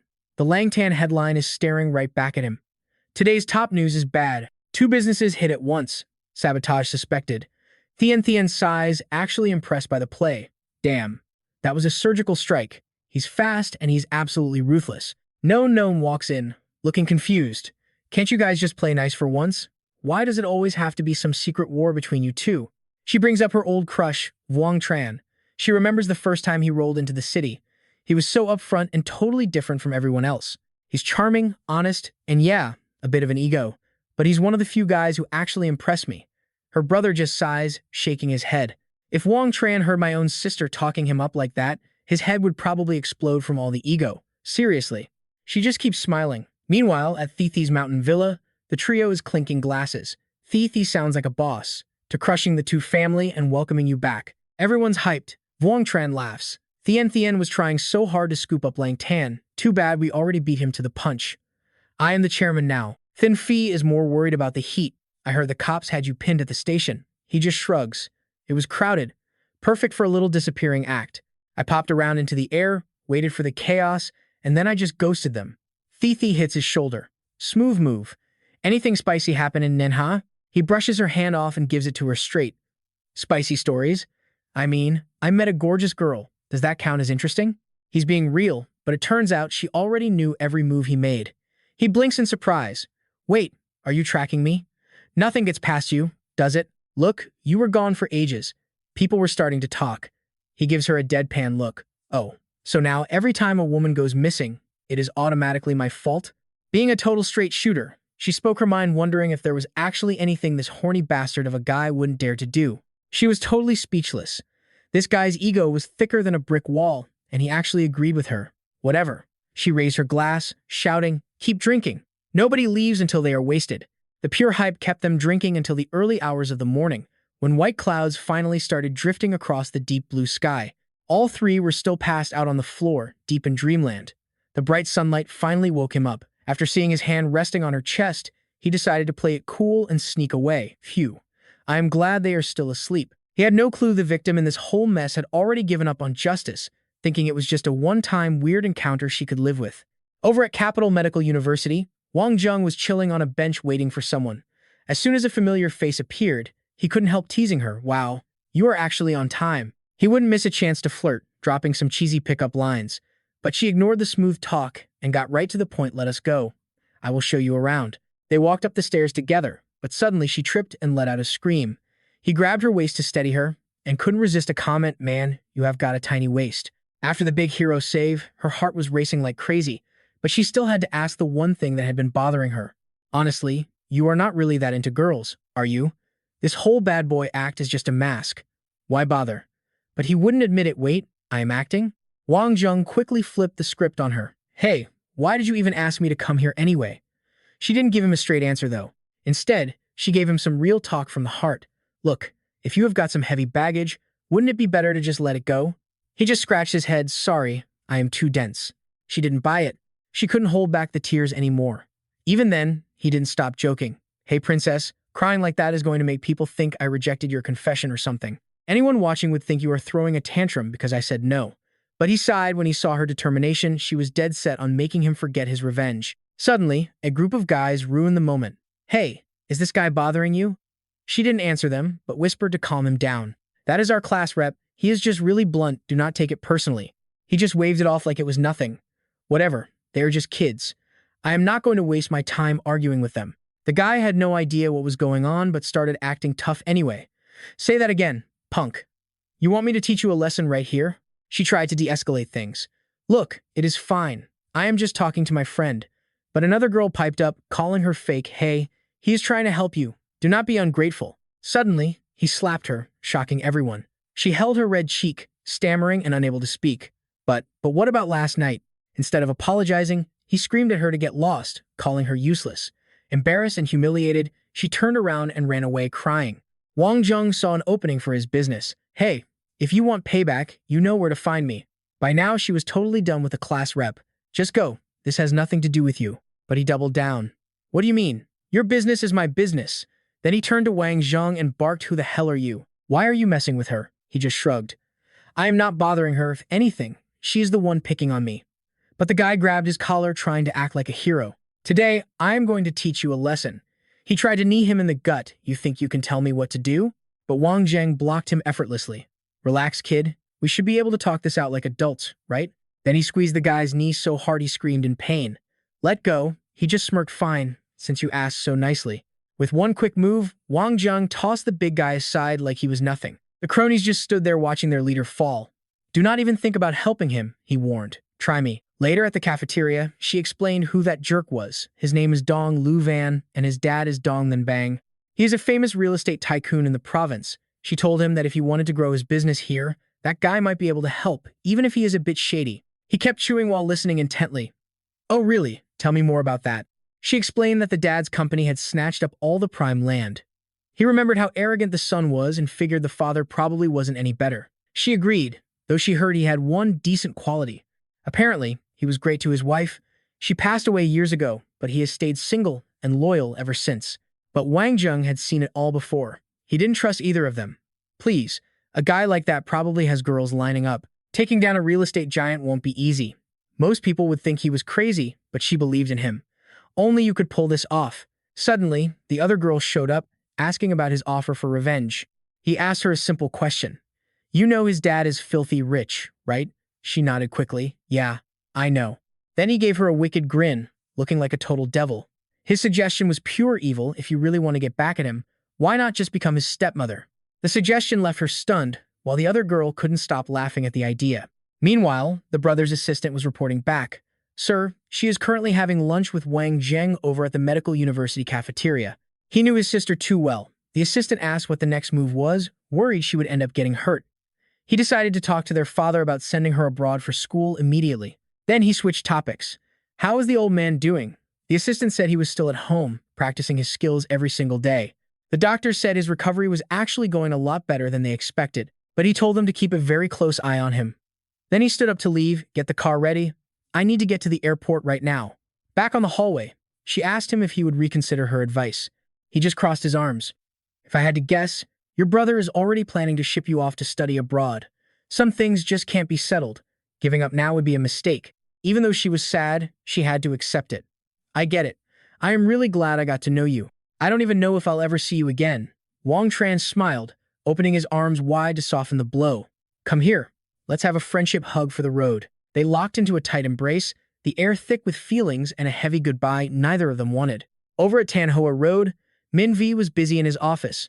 Suddenly, Wang Tran walked in cold and asked, Director, do you even know who I am? The guy nearly jumped out of his skin. Wang Tran. He scrambled to hit the alarm button on his desk, but Wang Tran was way faster. He slammed him back into his chair, speaking in a low, terrifying voice. We need to talk about your dirty laundry, Min Vi. I think you know exactly who I am. Wang Tran leaned in, eye to eye, demanding the truth. Why don't you start by telling me all about that little bomb back in Ninha? Huh. Minvi's face was dripping sweat, but he still tried to play it cool like he had no idea. I don't know. I really don't. His fake acting was just pathetic. Wang Tran smirked, holding a needle and looking at him with pure disgust. Really? You don't know? Then, without blinking, he jammed the needle into Min Vi's neck. The old man stared in horror at the 3 shining needles in his hand. Wang Tran whispered a threat. This is a special poison I cooked up myself. Nobody can cure this but me. If you play nice and cooperate, I might actually consider giving you the antidote. What do you say? Knowing the needles were toxic, his face went white as a sheet. I will tell you everything. Faced with dying or keeping a secret, Minvi cracked instantly. A while back, someone came to me and told me to take you out. They promised me this big promotion if I succeeded. Wang Tran listened and just shook his head. Man, you are old and incredibly stupid. You actually believe that? Min Vi didn't even dare to talk back. He just stuttered, saying he was being controlled. Wang Tran wanted names. Who is he? How did he get in touch? Min Vi spilled every single detail he knew about the mysterious culprit. He sent people to pick me up, but I was blindfolded the entire way. I had no idea where we were going. Plus, the guy was wearing a mask every single time we met. Wang Tran didn't get any real intel, which pissed him off. He grabbed the guy. You better not be selling me out. Min Vi looked at those 3 sharp needles and promised he wouldn't say a single word about him being there. But Wang Tran wasn't buying it. He decisively jabbed a few more needles into the back of Min Vi's neck. Go to sleep. I need to find out who else this masked freak contacted. After finishing up, Wang Tran stepped out of the office. As he closed the door, his sharp instincts screamed at him. Something was about to attack. He could feel it coming from the shadows. He lunged backward, barely dodging a lethal slash. At the same time, he flicked 3 needles back to counter. A guy named Van Vu stepped forward, pulling back his dagger. Well, this is interesting. He swung the blade hard at Wang Tran again. The steel was razor sharp, but Wang Tran stayed cool. He actually smirked. Wow, you're actually pretty fast. Then Vu growled. You got lucky and escaped back in Ninha. You are way stronger than I thought. Wang Tran nodded. So, you were the one trying to kill me on the road. Then Vu played with his knife, mocking him. If I had just shot the driver, do you think you'd still be alive in the capital? He expected Wang Tran to freak out, but the guy didn't give a damn. He just shook his head and let out a cold snort. Then Vu didn't see it coming. The drone didn't even move an inch. Wang Tran explained it clearly. That thing was just there to give coordinates to a sniper hiding far away. You were being tracked. If I went down, you wouldn't have survived either. The guy just scoffed like it was nothing. So, what? I'm supposed to thank you for staying alive? Wang Tran suddenly dropped his name. Of course, Chutan Vu. You should thank me properly. Then Vu was stunned. How the hell do you know that? While he was busy panicking, Wang Tran tossed out a small red bag. Thick smoke filled the air, making him cough his lungs out. Wang Tren moved like a pro, pulling his gun and firing while keeping his distance. There was never a drone. Man, I was just messing with your head for fun. Then Vu took a bullet to the shoulder. It happened way too fast for him to react. Wang Tren casually opened the window and waved goodbye. Catch you later, loser. I'm heading out. Then he just jumped. Then Vu watched him go, clutching his shoulder and cursing under his breath. Damn it. A group of guys burst into the office. Tong Vin yelled out, hurry up. Min Vi is unconscious. Get this man some help right now. He narrowed his eyes in rage. Someone actually dared to cause trouble at the Tong house? This wasn't a joke. He barked out an order. I want a full report in 24 hours. Wang Tran saw a bunch of police cars outside the building and sighed. Great, now things are going to get really annoying. Suddenly, a red car pulled up. The window rolled down and Tu Da looked at him. Why are you here? Wang Tran hopped right in. He explained that he caused some trouble at her place and only she could get him out. Surprisingly, Tu Da was totally chill about it. Fine, I'll get you out of here. The red car floored it, tearing down the road and leaving the chaos behind them. Her calm vibe was weirding him out. Aren't you going to ask me anything? Turns out, she already knew. You went to my place to grill my dad about that bomb, didn't you? He was impressed. Nothing gets past you, does it? He told her what Min Vi said. Someone promised to help your dad get into power, so they teamed up. It was a classic power play for the old man, but Tu Da knew her dad better than that. She figured he was being manipulated. My dad isn't the type to do anything for profit. There has to be some kind of hidden secret behind all this. Wang Tran had the same suspicion. I don't know the exact reason yet. To keep him safe, I used needles to put him in a coma for a few months. Hearing her dad was out cold, Tu Da grabbed his hand, terrified. Is he in any real danger? Feeling her soft hand on his made Wang Tran start sweating a little bit. He looked away quickly. No, he's just sleeping. There won't be any side effects at all. He tried to comfort her, saying he knew he messed up and felt bad about doing it, but he had to. Knowing her dad was okay, Tu Da finally relaxed. I just didn't want to see your father get sucked too deep into that power struggle. If you ever end up fighting the Tong family, I just hope you can show him some mercy. Her total trust made Wang Tran ask the one thing he'd been wondering. Why did you believe I'd win from the very beginning? Seeing him holding her hand, Tu Da's face turned bright red. She looked at him and gave a sweet smile. I just trust my gut. Sometimes, a woman's intuition is actually pretty terrifying, you know? Wang Tran told her she should go check on things at home. I made a huge mess at the Tong house, so you should probably see what's happening. But she just leaned in closer. No, I'm not going back tonight. Tu Da leaned against his chest, blushing hard. This is the first time we've met since I got back to the capital. I don't want to leave you this soon. Please stay. As the moon peeked through the clouds, he finally gave in. Fine, I'll stay with you. Meanwhile, on the empty streets, Ben Vu was clutching his shoulder and running for his life. He didn't expect things to go this bad in the city. Suddenly, a group of guys surrounded him. He stayed calm and dared them to do it. Just shoot. They all opened fire at once. A black car screeched to a halt right in front of him. Tu Cao rolled down the window. The young master told me to get you. Get in. We're going to the manor. The next morning, the golden sun was casting long shadows of the skyscrapers on the road. Nearby, that red car was still parked quietly in the corner. Inside, Tu Da was still fast asleep in Wang Tran's arms. He smiled and patted her back gently. It's daylight. I gotta get going. Tu Da was still feeling the vibe from last night. She blushed and held on. Don't go yet. Wang Zheng ditched her quick. She was cool about it. Didn't want to waste his time since he clearly had someone important to see. Out in the south suburbs, with the sunset glowing through the glass, he stands in front of the house and knocks. Inside, a woman's voice snaps, asking who's there. He doesn't skip a beat, stating his identity. Wang Zheng from Q-Dung International. Ninha hears that familiar voice and runs to open up. She's all smiles, asking how on earth he found her. He plays it cool, saying he has his ways. Inside, the place is a total wreck, but he sees exactly what's up. You heading out? Ninha doesn't hide it. She tells him everything about her hometown while packing her bags. Yeah, I am heading back home to the countryside, Baizhou district, up north.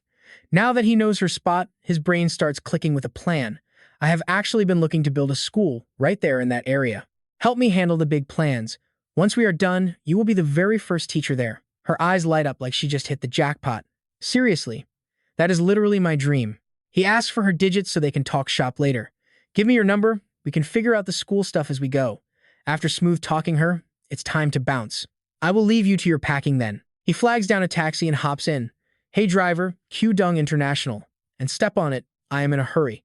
The driver is feeling himself, totally confident in his skills. No problem, watch the speed. Then, the taxi screams off into the distance, leaving nothing but a cloud of smoke. He hits up Thi's office. She tosses a file at him, telling him to check it out. Finally, you are here. Look at this. He flips through the recent financial reports. Sales for the Linton district are through the roof.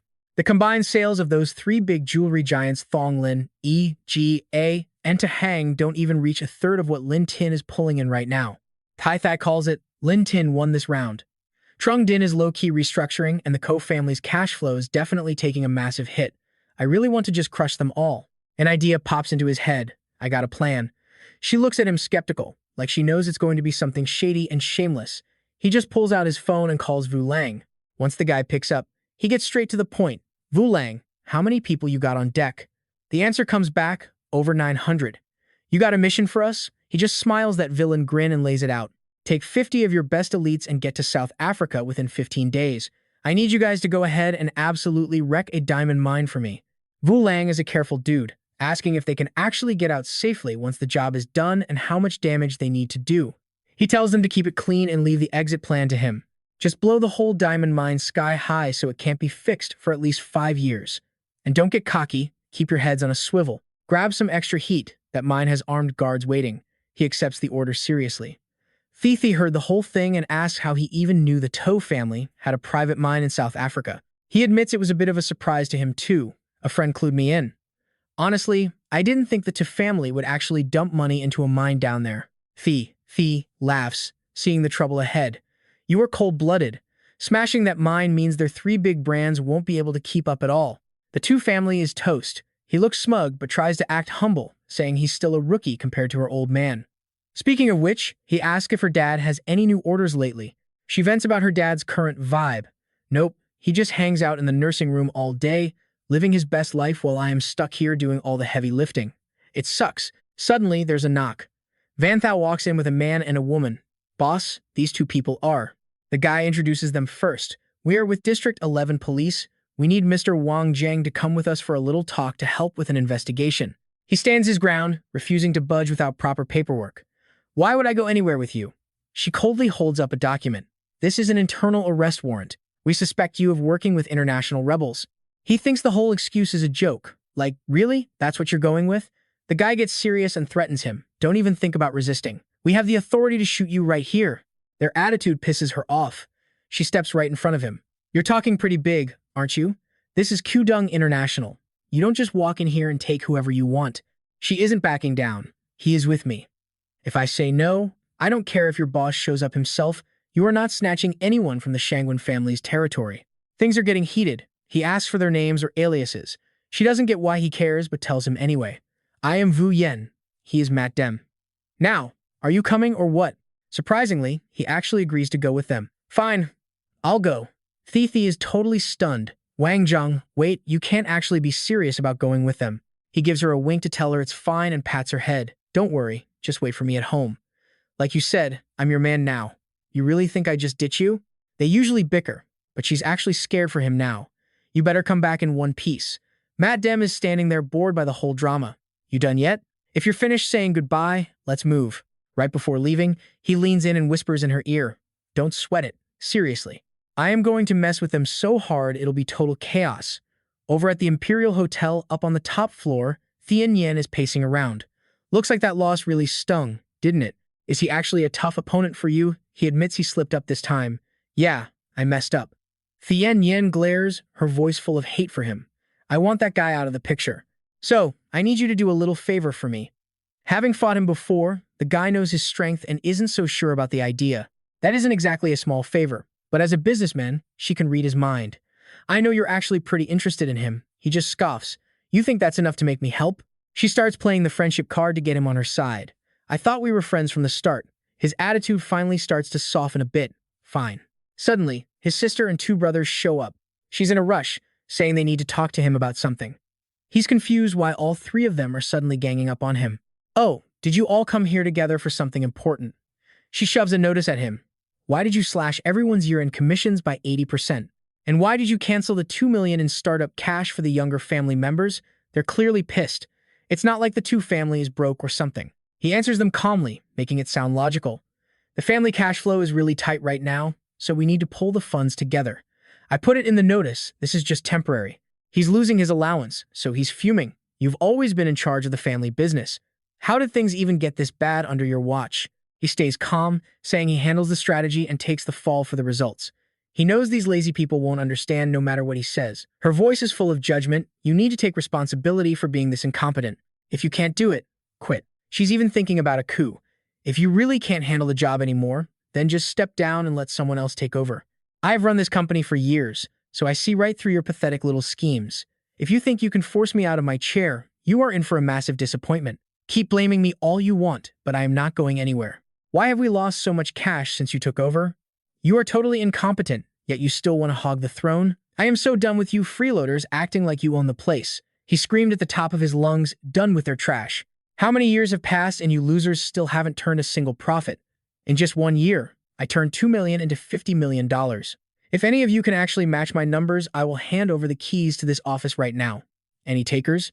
Tian Kai showed zero respect for his older brother, ignoring how the family wealth had exploded under his watch. But seriously, haven't we been getting absolutely wrecked by our competitors for the last 3 months? You cannot even keep your head above water. I am done arguing with relatives who have zero talent.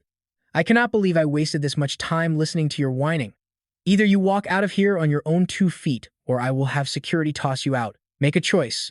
Now, Fan Lai pulled the big sister card, acting all high and mighty. Thea Nian, how dare you speak to me like that? Who do you think you are? Who gave you the right? Suddenly, a blinding flash of light erupted all around her body. That light zipped back into the hands of Than Vu, who had been watching the drama from the sidelines. Fan Lai stared in total shock as her long hair fell to her shoulders, freshly chopped. Furious, she started threatening him with the family elders. Just you wait. I am telling Grandpa everything. As the 3 of them stomped away in a blind rage, Thea Nian could not help but grit his teeth and mutter under his breath. What a bunch of absolute idiots. Honestly, they are clueless. Thea Nian was low-key loving how Than Vu put his annoying sister in her place.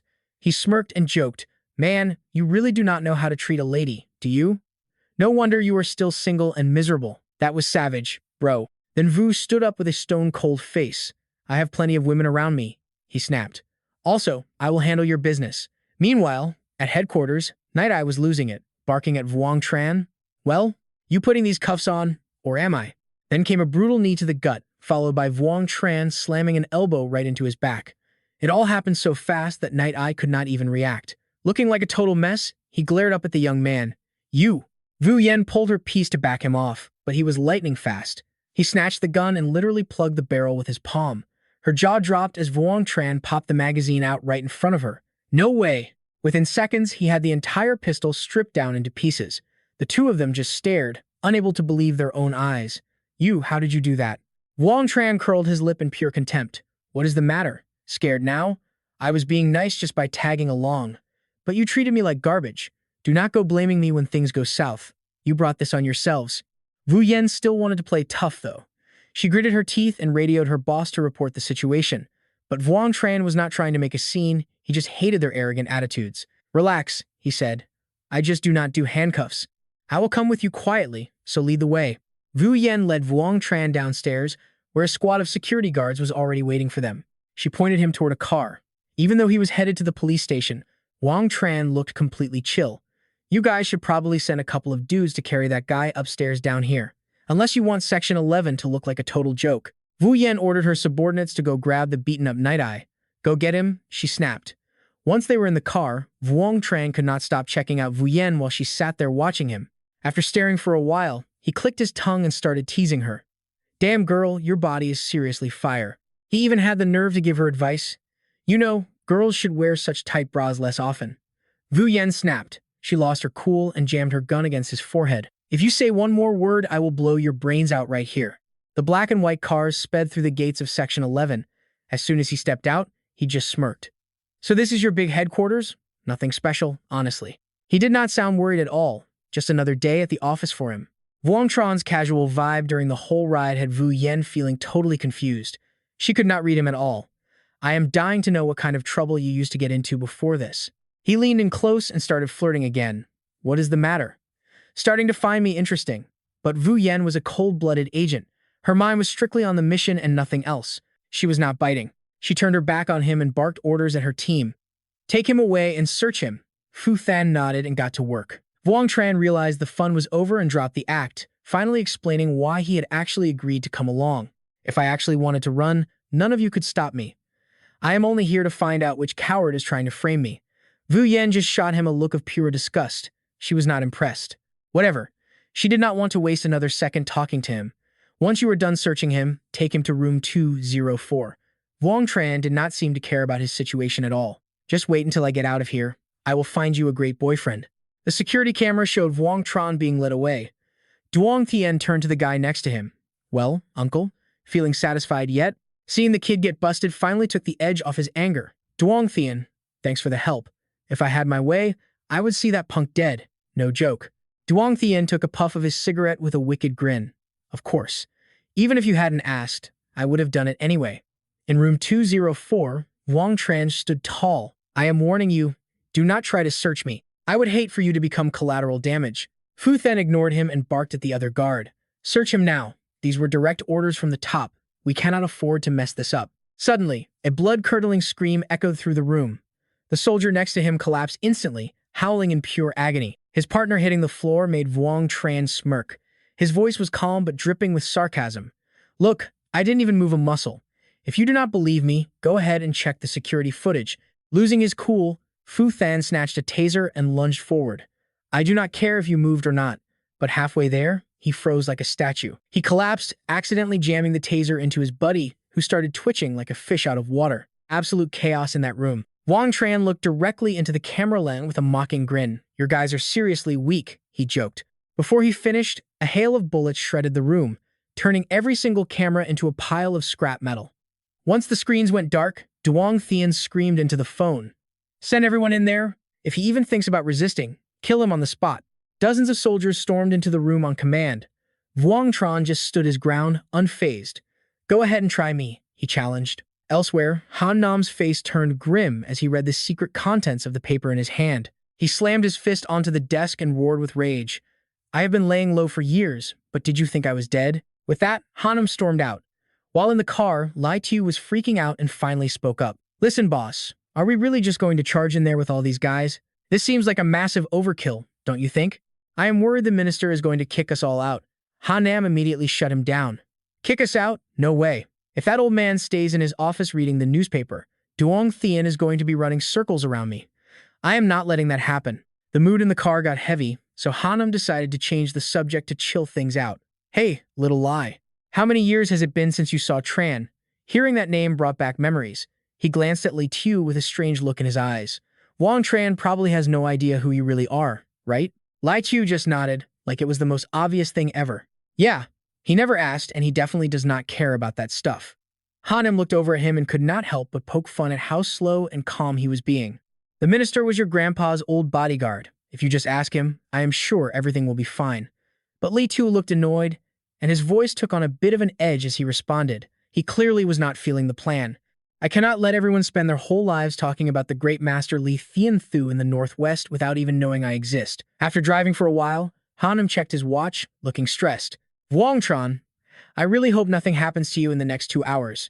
It has been way too long. Suddenly remembering something, Li Tu turned to him and asked, Oh, that reminds me, boss. If we keep this up, is our secret connection with Tran gonna blow? Meanwhile, Wang Tran just stands there acting totally clueless in front of those confused guards. Wu Yan is right in the middle of her squad, leveling her weapon at him. She snaps a warning that cuts through the tension like a knife. Do not even think about fighting back. We have got you completely outnumbered. You could grow wings and you still would not get out of here alive. Just drop the piece and surrender now. Out of nowhere, Wang Tran drops his hands, but he does not look cornered at all. Fine, I give up, he says. Wu Yan does not buy it. She stays alert and barks an order. Kick that weapon over here now. Tran delivers a brutal kick, sending the pistol flying like a rocket straight into a guard's face. He crushes a small glass vial in his hand, his voice dripping with pure arrogance. I knew it, he sneers. You do not have the guts to actually kill me. Thick purple smoke erupts from the tube, swarming the guards before they can even blink. Without missing a beat, Wang Tran lunges forward. He is a blur of motion, closing the gap in a split second. He slips behind Wu Yan and pins her down effortlessly. Her mind is racing, but she plays it cool. What is your deal? She asks. Wang Tran just narrows his eyes, looking totally unimpressed. In a low, gravelly voice, he makes his demand. Simple. Take me to Dao Zhuang Thien. This is a personal score. Realizing she is trapped, Wu Yan grits her teeth and finally nods in agreement. I will take you, she says. His eyes scan the surrounding guards before he lets out a heavy, genuine thank you. As they walk toward the elevator, Wang Tran leans in and offers her a bit of friendly advice. I did not expect your crew to be this loyal. Meanwhile, in Dao Duangtian office, a frantic henchman bursts through the door. Thian. He is right outside. What are we going to do? You have got to think of something fast. He walks calmly to the door, even pausing to reassure his panicked man. Relax, kid. I know what to do. Stepping outside, he glares at Wang Tran. You think you can start a riot here and actually walk away alive? With a hostage in his grip, he is not sweating it. What proof do you even have to arrest me, he asks. Dao Duang Thian just stares back, perfectly composed. Lately, the underground military academy has been making major moves in China. All the evidence points to you being in bed with them. You are going to have to take the fall for this one, kid. He just laughs at the sheer audacity. Arresting innocent people is basically a hobby for Section 11. But tell me, do you have any idea how a China Special Ops soldier feels when you try to slap cuffs on him? Thian fires back without missing a beat. You are just a soldier who almost lost his rank. A pack of stray dogs with treason charges on your backs, and you still have the nerve to call yourselves Special Ops? Tran's face darkens as he levels his gun. Today, even an angel from heaven could not save your soul. Thian draws his own weapon, sneering. You are nothing but a deserter. What right do you have to act tough with me? You think I am actually scared of you? Suddenly, an orange blur flashes through the air. A second later, a newcomer lands and presses the barrel of a gun right against Dao Duangtian's head. As Li Xiao keeps the boss pinned, he turns to Wang Tran with a grin. Hey, brother Tran, you really should not be doing this without me, you know? How could you go on a fun killing spree and not invite your own brother? Tran sees his back up and laughs. Little Li, how the hell did you find me? Li does not answer. Instead, he looks at Tian. Yo, Chief Dao, you have been acting like a real big shot lately. You seriously had the guts to arrest my big brother? Thian is cornered but still tries to act tough. Before anyone can move, a voice echoes alongside heavy footsteps. Is Section 11 really that big of a deal? Han Nam struts into the room, backed by a squad of fully armed soldiers. Thian looks shaken but starts shouting.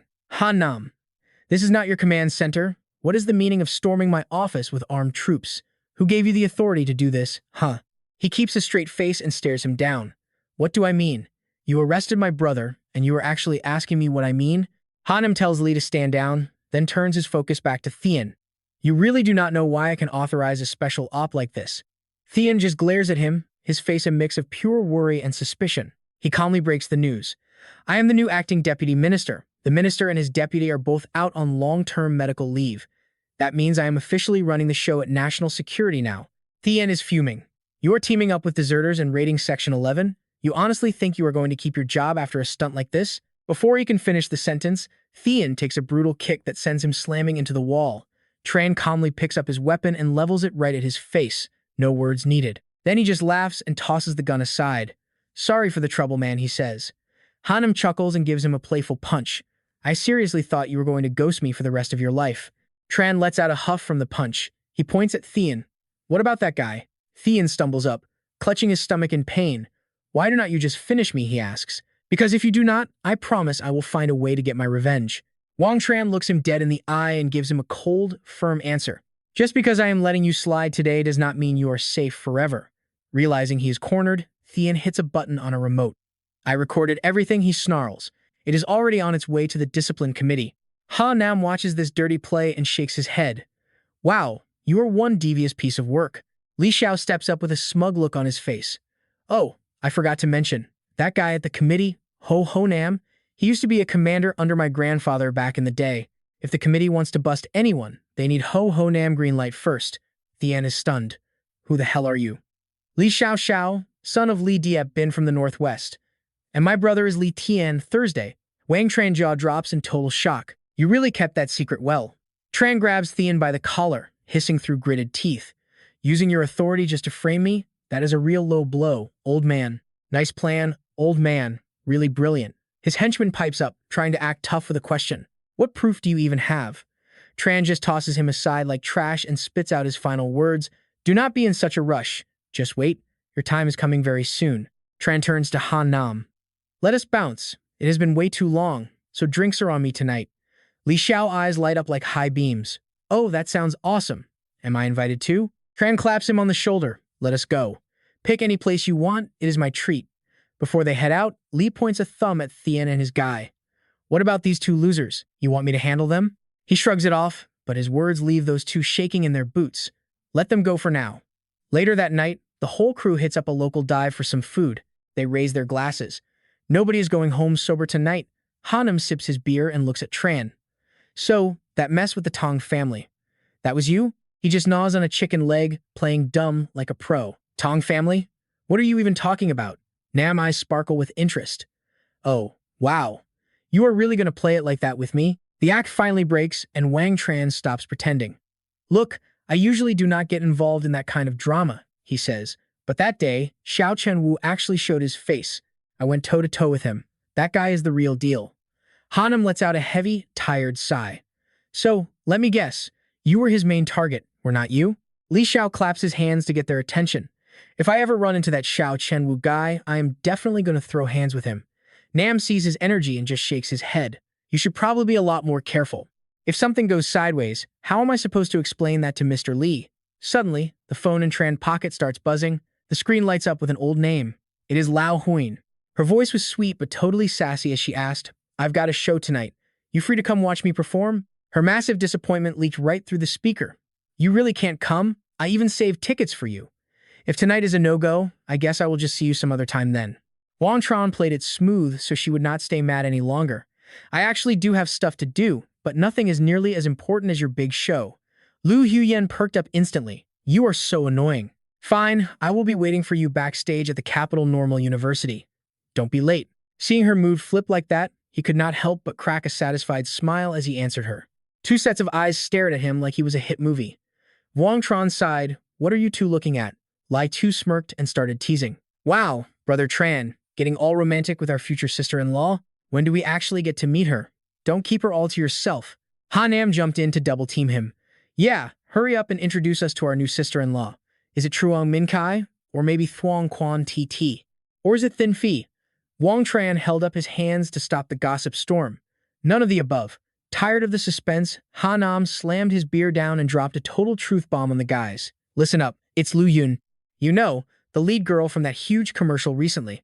Lai Tu practically jumped out of his skin, his eyes wide with shock. Oh my god, her? She is literally my goddess.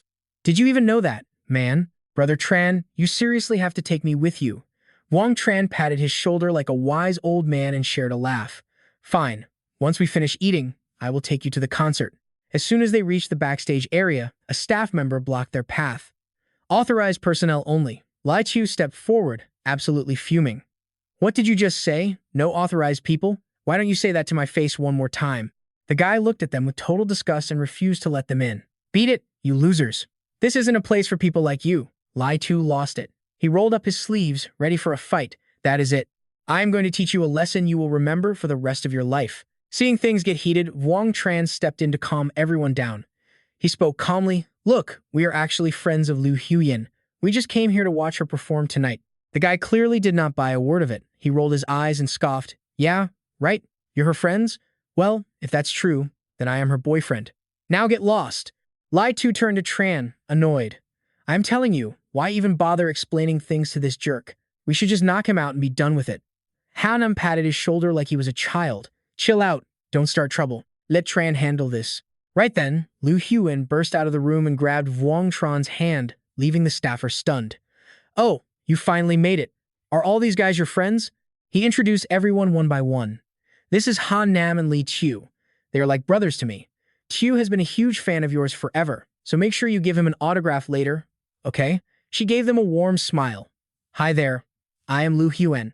Nice to meet you all. He immediately grabbed her hand, looking both thrilled and totally embarrassed to meet his idol in person. Hello. Hi. I am Lai Tu. Honestly, ever since the first time I saw you on TV, my heart has been yours. Han Am did not hold back and gave him a solid kick right in the butt. Get it together, kid. Calm down. Lai Tu behaved himself after that. Liu Haiyan then handed the tickets to Wang Tran with a hopeful look. These are front row seats. You guys better cheer really loud for me, okay? He grabbed them and gave her a wave. Don't worry. You have got this. Good luck out there. Once the show is over, we are all going out for a late-night snack. Lu Hian gripped the mic and started to sing. She was up there on stage, performing in front of a massive crowd of 100,000 people. And right there in the audience, Wang Tran was watching her, totally mesmerized. Suddenly, Lai Tu nudged his arm and teased him. Hey, Brother Tran, looks like you scored yourself another girl.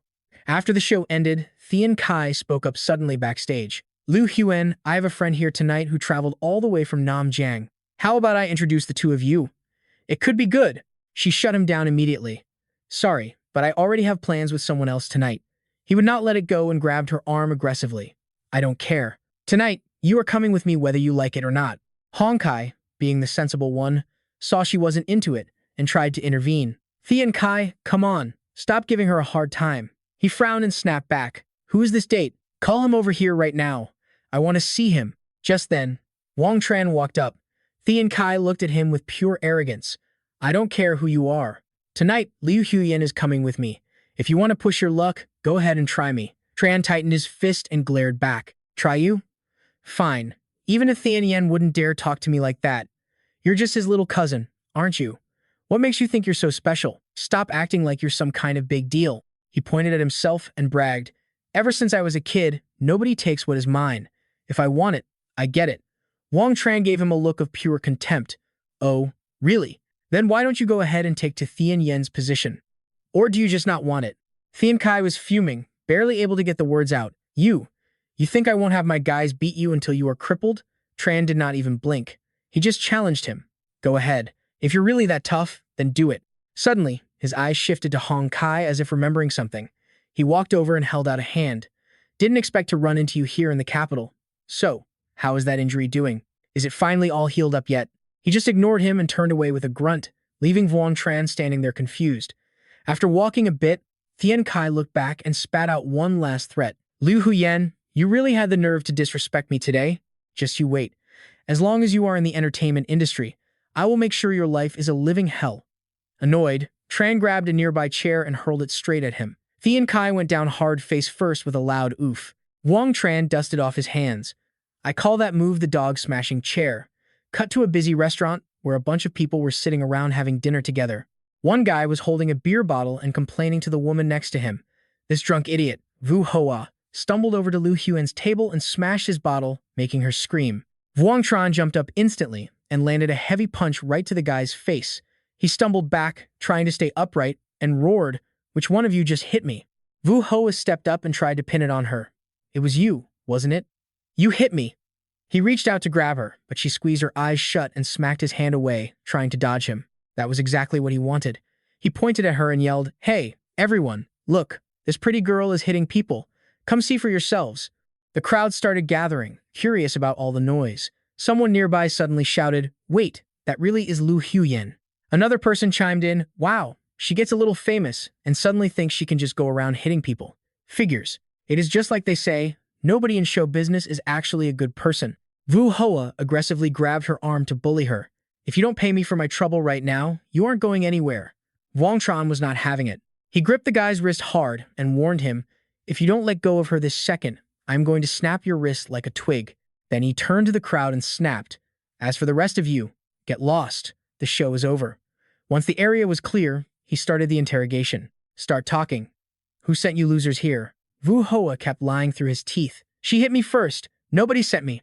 As soon as Wang Tran heard that obvious lie, he delivered a massive kick that sent the guy flying. He wasn't about to let this slide. "Hanum, handle this for me." Hanum nodded instantly. "Don't worry, I will make it quick." Just then, Lai Tu ran back inside after checking the perimeter. "Brother Tran, these guys were hiding in a car nearby taking secret photos of us the whole time." Wang Tran gave the order. "Tu, get on it." Liu Huan looked terrified. "Who would even do something like this to me? Who is behind it?" He glanced over at her and tried to calm her down. "You're a star now. Of course people are going to be jealous. It is getting late, so let me get you back to your hotel first." At the Royal Court Hotel, the sun was slowly starting to set. Liu Huyan, wearing a cute dress, spoke softly. "Wang Tran, thank you. Thank you for saving me so many times." Being the ultimate gentleman, he humbly replied, "It was nothing, really." Suddenly, she stood up on her tiptoes, cutting him off before he could finish. Right then, the phone in his pocket started buzzing with a notification. Wang Tran checked his screen and spoke up. "Looks like Hanum finally found a lead. I need to head over there and see what he has got." Liu Huyan blushed and whispered, "Go ahead. And by the way, that was actually my first kiss. But don't worry, I am not going to make you take responsibility for it or anything. headed outside to check in. Is the interrogation done? The guy on the line says not yet, but there is a snag. Just got back to the office and Shishi was already there with a crew waiting to move with him. He grins and tells the guy to send her home. Then he jokes, should I tell her to wait at the Royal Hotel instead? Li Xiao chimes in from nowhere, saying, yeah, add one more to the mix and you will have one on each arm. Hearing his voice, Wang Zheng's face drops. Shut your mouth. I am heading back now. Just tell her to wait for me for a minute. Sunset at the Pingshan Villa. Shishi sees him and immediately guesses those guys taking you in had a rough day. He tells the truth, calling them idiots. She is curious and asks if he knows who is pulling the strings. Wang Zheng answers without hesitation, Tu Thuk Luong. Hearing that name, she gets heated. That old fossil is still kicking? His eyes turn cold as ice. Doesn't matter, he will be in the ground soon enough. I promise. Thin Fee cannot help but giggle, hiding her smile. Wang Zheng puts his arms around both beauties and nudges them. You two need to hit the sack. Staying up this late is going to wreck your skin. Shishi grabs Thin Fei's hand and says, let's go. His phone rings right then. He picks up and hears the news. We found the guy. It is to Thien Kai. Over at the Thien Kung International Club, two guys are getting cozy with two women. Thien Kai turns and tells his buddy, look Hong Kai, you are in the capital now. Stop being so tense and just relax. Hong Kai is not feeling the vibe and says he is not used to this. He wants to head back to the hotel. The other guy keeps pushing, telling him not to be so awkward. You are going to miss out on all the fun in life if you act like that. Suddenly, the door swings open. Wang Zheng walks in with a smirk. You guys are drinking and partying on my turf and did not even give me a heads up. At the very least, I could have treated you to a proper meal. Thien Kai jumps to his feet, totally confused. What are you doing here? And since when did this place become your territory? He steps inside and starts laying down the law. To Thien Kai, you hired people to drag Lu Hian's name through the mud. Now, I am here to collect. The guy frowns, wanting to know his angle. What do you want? Without a word, he points it forward and growls. You tell me. Instantly, Hong Kai jumps in front to block him. For my sake, please. Wang Zheng just snaps back, get out of the way. This guy is not worth it. They had only been at it a few minutes when Ko Min, the general manager, showed up with two guards. He yells out, what is going on here? Who is causing trouble? Then he bows politely and introduces himself. Young Master Thien Kai, I am Ko Min, the manager here. I am so sorry for the disturbance. This was a total oversight on our part. That is all Thien Kai needed to hear. He points at the guy and barks an order. You guys got here just in time. Give him a beatdown and throw him out on the street. The manager steps up to Wang Zheng and says, look, sir, this is the Thien Kung International Club. If you want trouble, you picked the wrong place. He does not even blink and just replies coldly, oh, really? I am working on my own turf and I need you to teach me how to do it. Ko Min glares at him, teeth clenched as he threatens him. Why don't you just try it? He suddenly holds up a card. He sees the card and freezes. Wang Zheng asks him again, cold as ice. I told you this was my place. You got something else to say about it? Seeing the manager back down and walk away, Thien Kai panics and tries to call him back. Fast and dangerous. Wang Zheng smashes a bottle right over Thien Kai's head and shoves him hard. Without wasting a single move, Thien Kai is out cold on the sofa. Just like that, it is over. He knows who is really at fault here. Once he finishes with Thien Kai, he turns to Hong Kai. You can go. For your dad and sister's sake, I am letting you walk. The guy gets the message and leaves quickly. Li Xiao rushes into the room and asks if they are ready to go. Wang Zheng points at Thien Kai and gives the order. Strip him. I want every stitch of clothing off of him. The next day in Shishi's office, his phone starts buzzing. It is Thang Vulan calling. He picks up immediately and asks for the news. Well, was it a success? The voice on the other end is hyped. Total success. Mission accomplished even better than we planned. I blew those mines sky high. They won't be back in business for 15 to 20 years. Plus, I leveled their entire processing plant too. Hearing this makes him incredibly happy. He praises the guy for a job well done. Hanging up, he tells Shishi the good news. The diamond mine in South Africa is dust. She is thrilled and moves to start the next phase. That is great. He leans back in his chair and sighs. This is going to be one hell of a show. First, they lose the gas business, and now the diamond market. The whole family is going to crumble. Meanwhile, Thien Kai is laying in bed, fuming. Damn it, I am going to get that bastard Wang Zheng back, and that coward Hong Kai too. Sooner or later, I am going to reclaim my pride and settle the score. Suddenly, his phone rings. It is Tu Thien Yen on the other end. He picks up and asks what the hell he wants. Thien Yen says something that makes him sit bolt upright and scream. Do not think you are all that. I am telling you right now, there is no way I am going to. Before he can finish, the line goes dead. He loses it and slams his fist into the bed. How dare he hang up on me?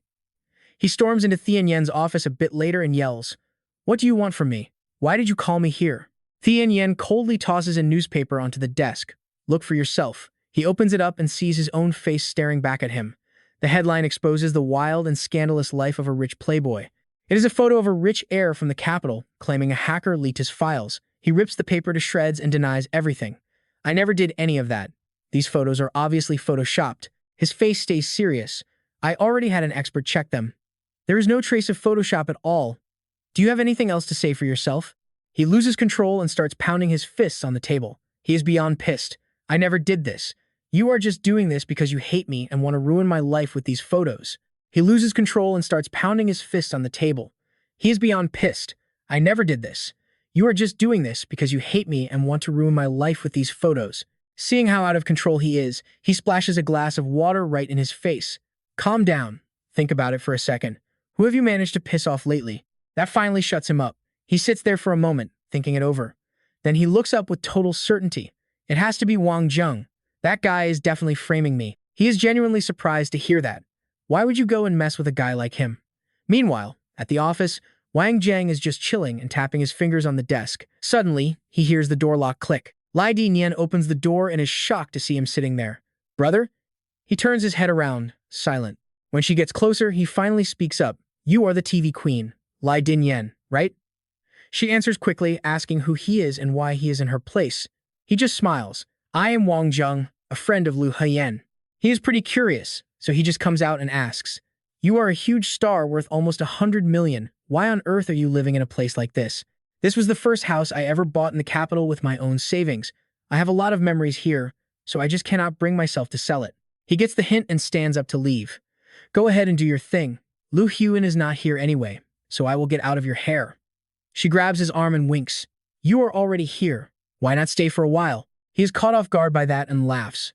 "Wow, the famous Li Dinian acting like this? I must be the luckiest guy alive right now." He pulls his hand away and turns her down flat. "Honestly, I am not interested.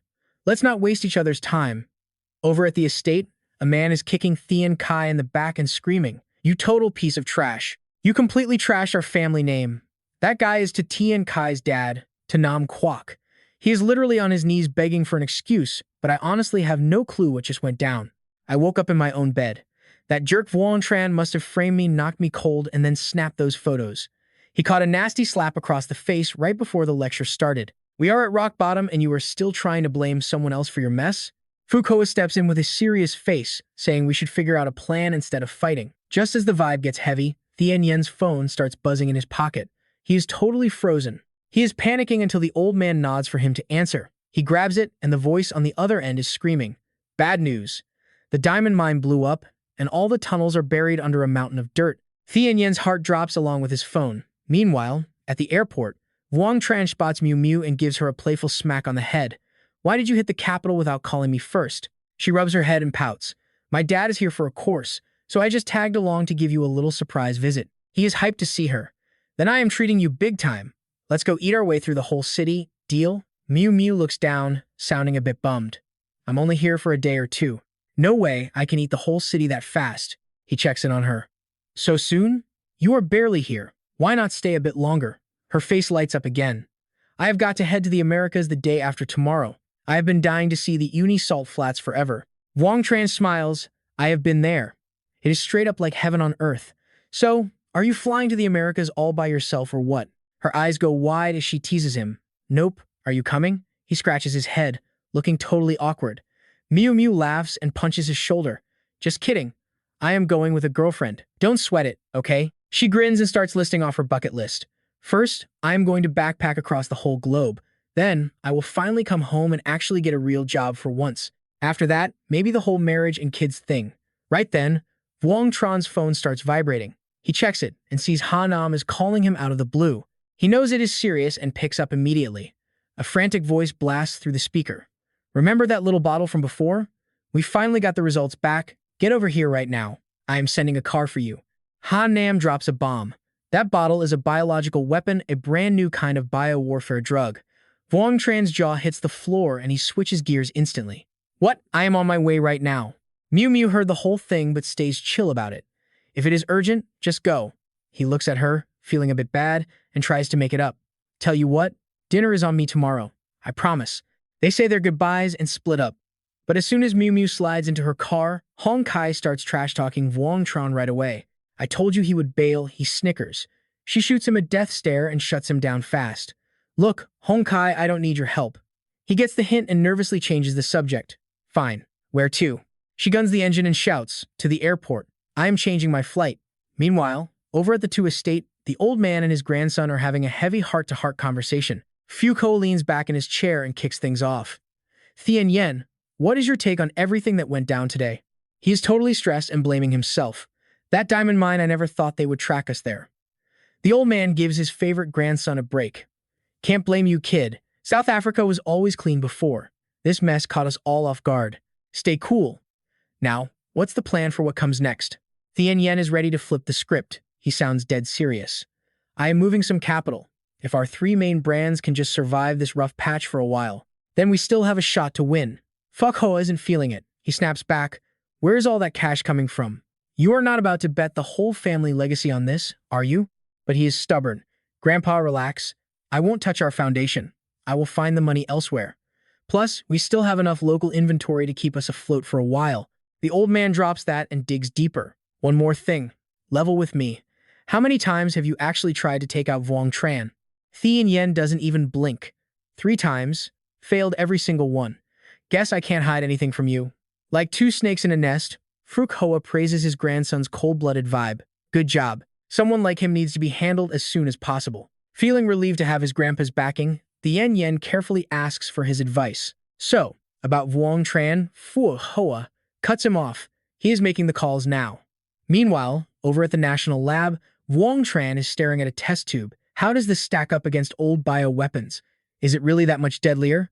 Fu Than breaks it down. It is a biological sedative cocktail, and it spreads fast. If this bug hits the country, the whole land is going to turn into a wasteland. Ha Nam stands there with his arms crossed, looking totally worried about the threat. The research results probably haven't reached their home country yet, but we have no idea if that blown-up base on Tanaka Island still has backup samples of this pathogen. That is the real kicker, and it leaves Vuong Tran lost in thought. He's sure the enemy knows we snatched the virus. He speaks up with an idea. How about I head back to Tanaka Island for one more look? But the other guy stops him right there. No need. When Lam Tay Quiet returned, we coordinated with the right teams. They have got the waters around the island on total lockdown. He asks for an update. And he hits? Ha, now I'm levels with him. Found 2 small boats and a transport plane. We sent them all to the bottom of the ocean. Vuong Tran looks at him. I feel like that island is useless now. Can we just blow the whole thing to smithereens? But he has other plans. Nah, leave it for now. Having checked off a major problem, Vuong Tran's mood finally brightens up. Not a bad idea. Hey, how about I come over to your place for dinner tonight? I have been dying to meet this legendary sister-in-law of mine. After work, they head back to Hanam's apartment. He slides the key into the lock, and the door clicks open with a heavy thud. He pushes the door open and completely freezes. The whole place is trashed, and bodies are slumped all over the floor. He sprints inside, screaming his wife's name. Huang Than. But there is no answer. Vuong Tran grabs his shoulder to steady him. Take a breath. She's okay. They took out 4 guards just to kidnap her. That means she is still useful to them. Don't worry, they will reach out first. He hears him, but Han Nam is still totally crushed.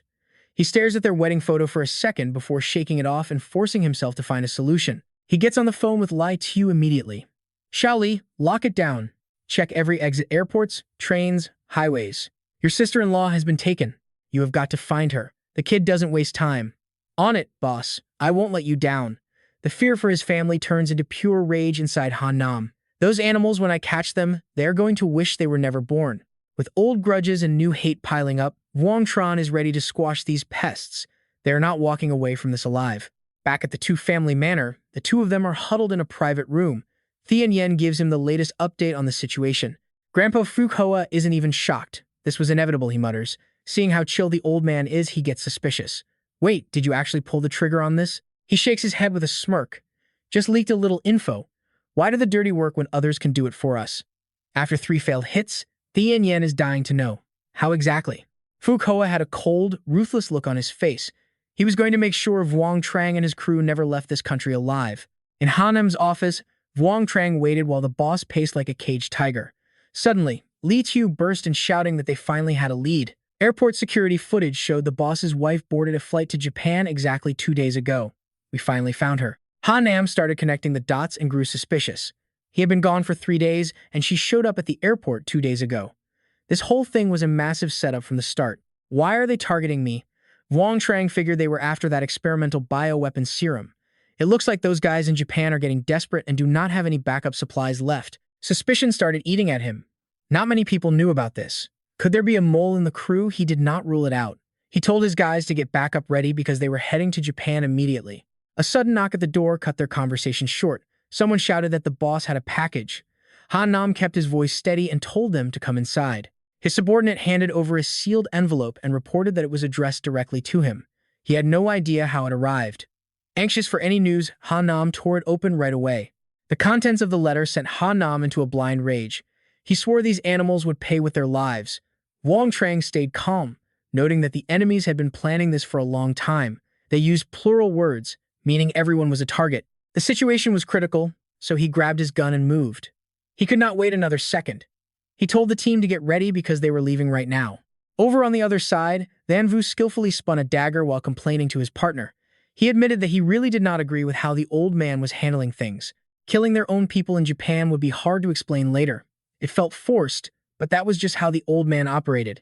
He would do anything to win. He patted his friend's shoulder, noting that his injuries were finally all healed up. Tu Van Vu, do not you want to get even with that guy? This is literally the best chance you are ever going to get. That hit a nerve, so he agreed. At the international airport, Ha Nam led his team toward the check-in counter for Japan. Suddenly, a young guy approached them and silently handed over a smartphone. Before the guy could run, Wang Zheng tackled him to the ground and demanded to know where the others were. He told him to lead the way right now. The kid panicked, swearing he was innocent and that a random woman had just handed him the phone. He did not let up and ask where the woman went. The guy nervously said she was already gone. Ha Nam realized they would not get anything else and told him to stop causing a scene. Lai Chu also pushed them to keep moving and get in the car. He worried that someone might be lurking nearby, watching their every move. Inside a hotel room, Huang then lay on the bed under heavy guard. Hai Ken sat beside her and introduced himself. He told her Ha Nam had already arrived in Japan and promised that her husband would never make it back home alive. That threat made her struggle against her restraints. She demanded to know what they were planning to do to him. Her defiance bruised his ego, so he slapped her hard across the face. He called her ungrateful and told her to focus on her unborn baby instead of worrying about her husband. He laughed like a maniac, enjoying her look of despair. She was not scared and called him a total psycho. Haiken just pulled out a phone and told her she would hear his voice very soon. Back with the guys, both Wang Zheng and Ha Nam frowned while staring at the phone in his hand. A man's voice came through, asking if Ha Nam brought the goods. Ha Nam did not answer directly. Instead, he yelled, asking where his wife was and threatening to destroy the item if she was hurt.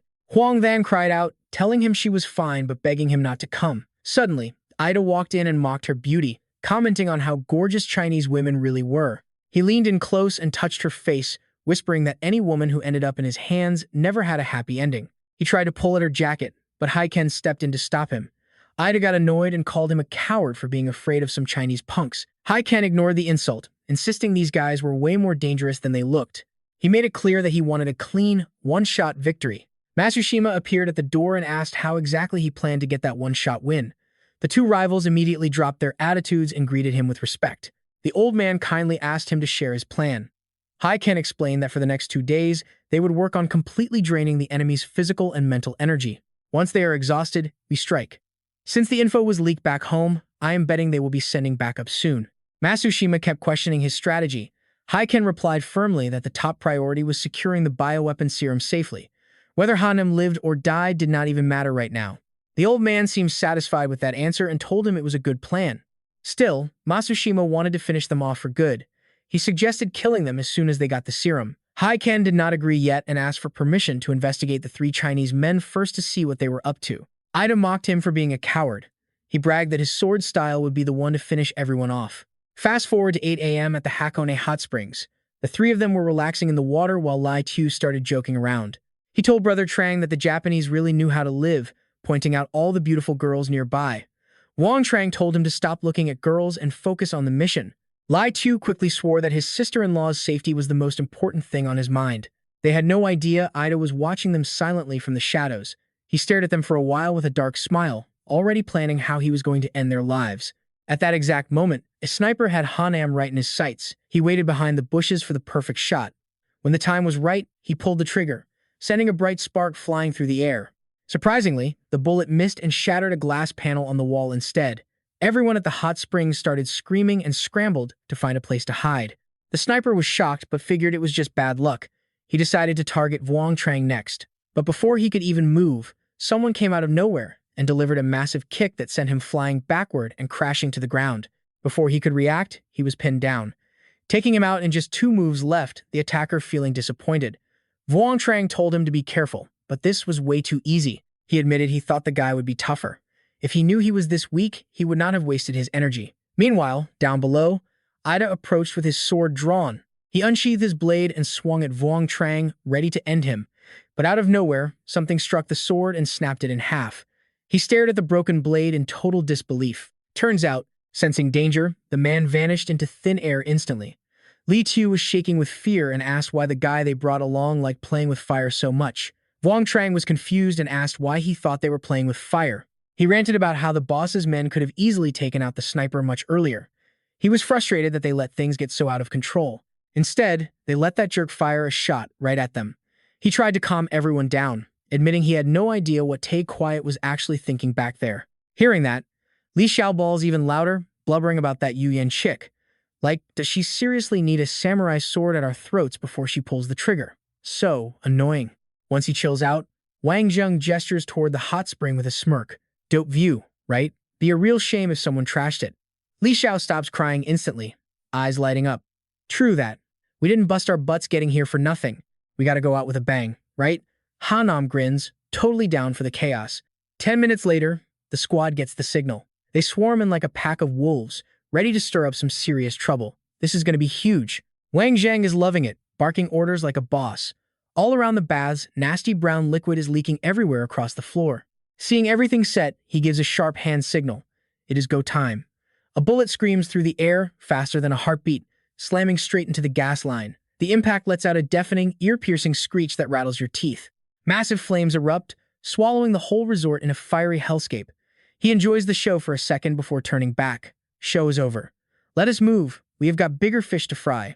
Back at the hideout, old man Mu Fu sips his tea like a refined villain. He looks at Heiken and asks coolly Kawasaki-kun, sending Inamoto to mess with Han Nam. Was that your idea? The guy won't admit it, just talks in circles. Inamoto-kun is a patriot. He did what he felt was best for the nation. But the old man isn't buying the act. Listen, Kawasaki-kun, this is about national security. Stop playing games and think long and hard about your next move. Mu Fu stands up, dropping a cold, final threat. This is your last warning. Don't screw this up for yourself. Heiken slumps into his chair, visibly shaken.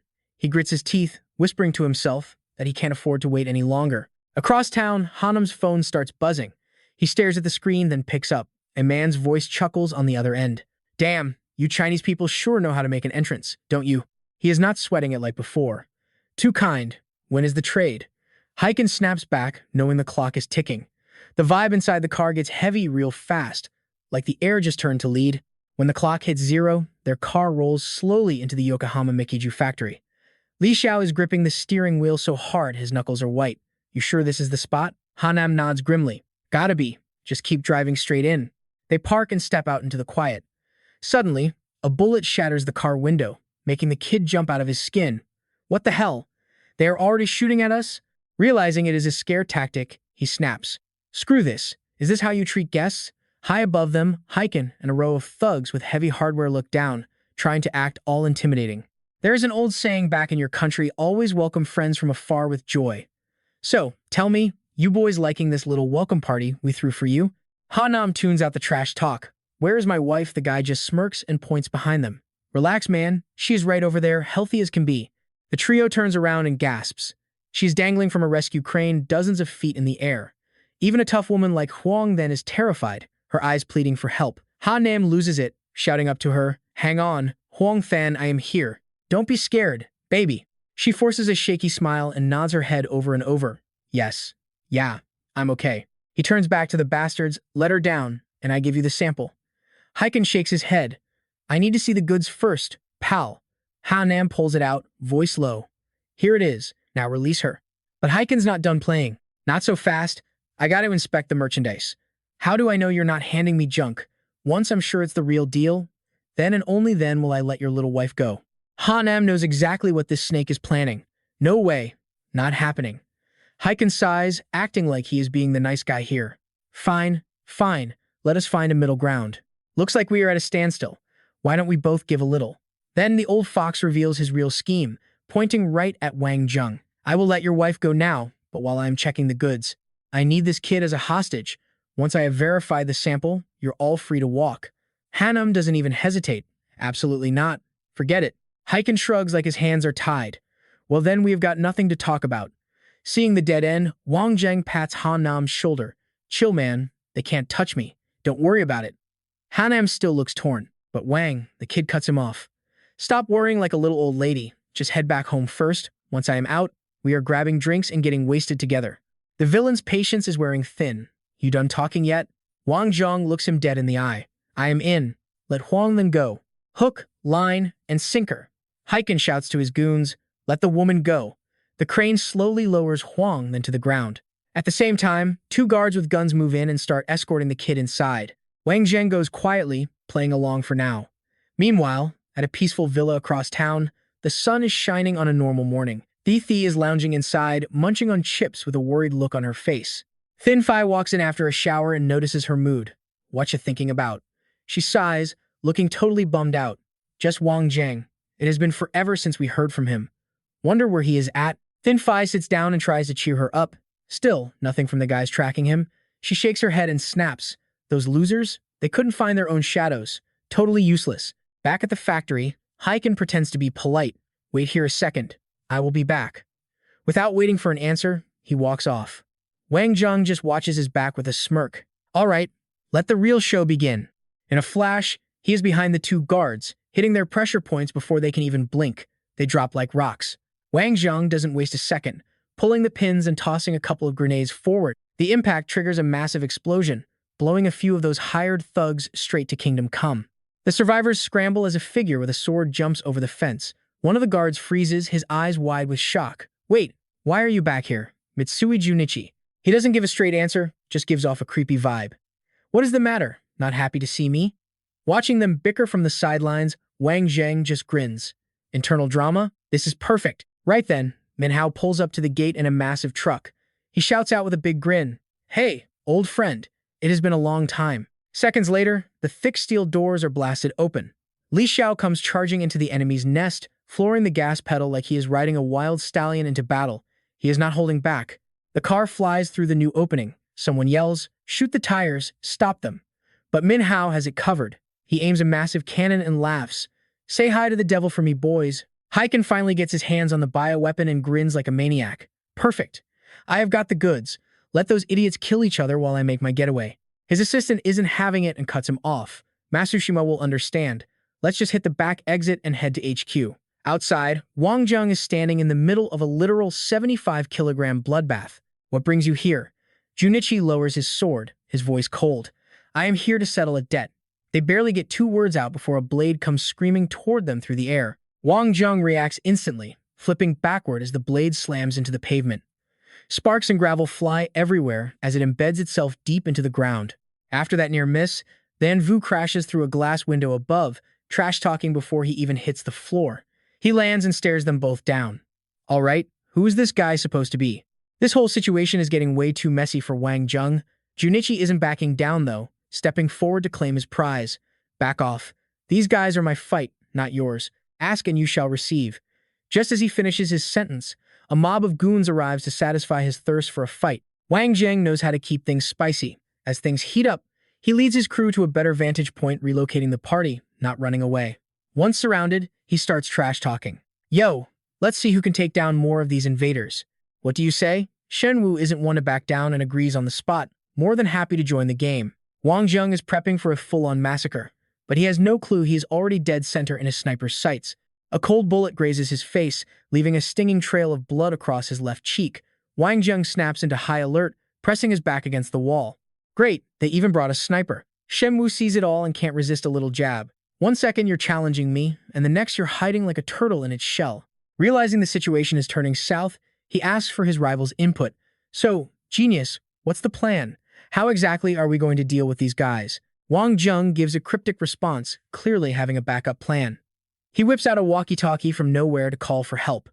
Hey there, gorgeous, I could really use a hand. It's time to step up and show them what you've got. You in or what? Wu Yan's voice flows through the radio. You've got a sniper at your 12 o'clock, and another 150 meters to the east of his current position. He gets impatient listening to her chatter. My dear lady, why don't you use those pretty hands of yours to take them out? Before he can even finish his sentence, she answers with a rapid succession of gunshots. Still gripping her smoking weapon, Wu Yan doesn't even flinch as she delivers the final word. It's done. Shen Wu is left speechless by her insane speed and efficiency. He stammers out in total shock. Wait, what? Are you serious? You're telling me it's already over? Just like that? Wang Zheng sees him looking like a confused tourist and decides to brag even more. What did you expect? Not far away, Ming Hao joins the party by launching a piping hot explosive shell into the mix.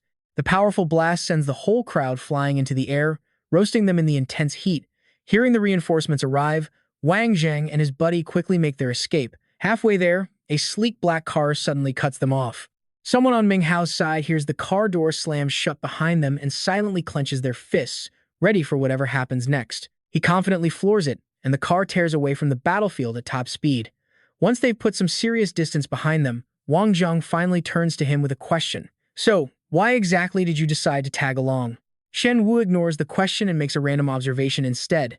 You guys are something else, just leaving a woman back there like that. He wags a finger like he's some kind of expert on the opposite sex. Rule number 1, never underestimate a woman. Somewhere out of sight, Wu Yan cradles her gun and lets out a soft snort, proving his point. Shen Wu rolls his eyes.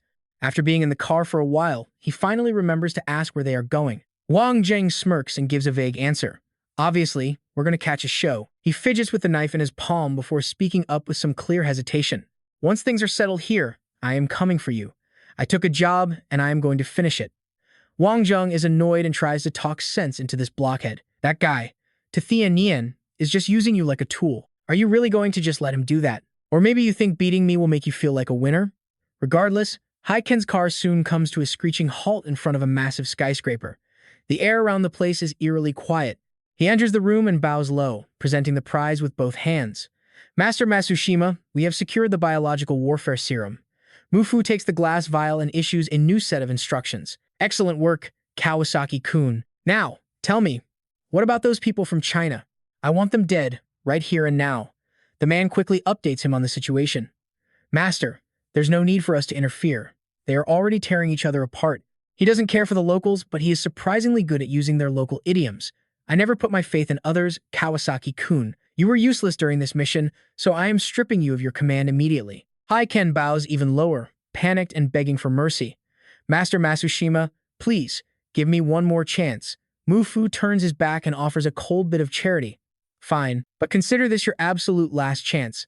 He leaves the office with a burning determination like he's just been given a shot of adrenaline. Thank you, Master. It's victory or death for me. In a remote area, there's a villa tucked away deep in the woods. Wang Zheng approaches Junichi and whispers some psychological bait into his ear. Why don't you just cut ties with them once and for all? Kikan and his 500 subordinates draw their blades, ready for a fight. Using his status, he starts lecturing him. You traitorous rat, you actually dare to show your face here? None of you are walking out of here alive. After lighting the fuse, Wang Zheng just shakes his head, acting all sad. Seriously, what a mess you've made. Shen Wu is completely floored by how thick-skinned this guy is. You're so fake. Is this the big show you were talking about? Wang Zheng stands there posing and admits it.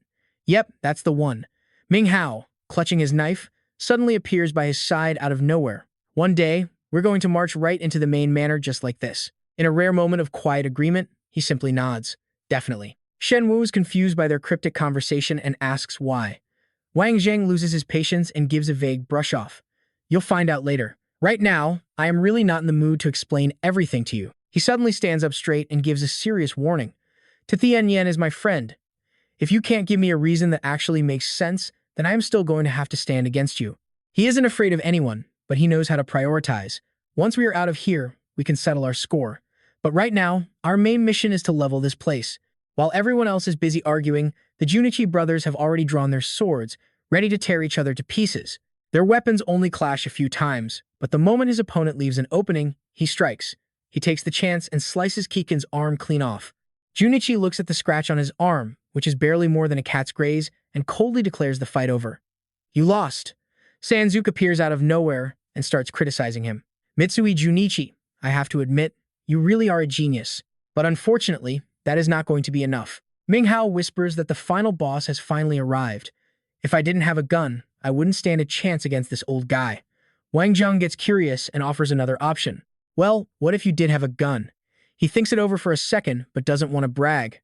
70% chance. Wang Zheng realizes this isn't a great bet for his friend, so he decides to step in himself. Fine then, I guess I am the only one who can take him on. While Sanzuke is swinging his sword, ready to teach his rebellious nephew a lesson, Wang Zheng pipes up. Hey there, old man Yamoto. You see an old friend show up and you don't even say hello? You are too busy trying to slice everyone up, aren't you? He is annoyed by this pest getting in the way and comes to a sudden stop. Sanzuke knows this guy never brings anything but trouble, so he immediately shuts him down. Wang Zheng, every time you come, it's never for anything good. He looks him in the eye and teases. Seems like you're not exactly convinced, are you? Both of them know exactly what the other is capable of, so he tries to stay composed. He spins the gun in his hand and gives a cocky answer. It's nothing special. I just want to burn this whole place down. Driven crazy by his sheer shamelessness, Sanzuke coldly draws his sword, ready for a fight to the death. You are incredibly arrogant. I am the Blade Saint. Do you really think I will let you get away with being this disrespectful? Wang Zheng doesn't care who he fights, young or old. If you are not happy about it, then let's go. Let's see if those old bones of yours can still hold up. Junichi, who had been silent this whole time, finally speaks up to play peacemaker. That's enough. Let's get out of here. He looks deep into his eyes, studying him for a long moment, before deciding to show some respect for once. Fine, let's head back. Once they are settled in the car, Junichi watches Minghao carefully bandage his wounds. It takes him a lot of effort to finally force out two simple words. Thank you. Wang Zheng, who's busy driving, glances back and makes a suggestion.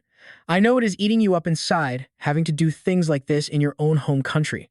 When we leave this time, you can choose to return to China or go somewhere else. Without a single moment of hesitation, he gives his answer. I am going back. He already expected that reaction. Out on the open highway, a single white car tears down the road at full speed. Li Xiao grips the wheel of his bullet-ridden car, worrying about someone much stronger than himself. I wonder how things are going on Brother Zheng's side. Han Nam has seen enough of the world to know exactly what is up. Don't worry, he is perfectly fine. Knowing Wang Zheng's skills, those foreign guys should consider themselves lucky if he doesn't torture them all to death before he is finished. Regardless of what they are feeling, the car doesn't slow down as it hits the next turn.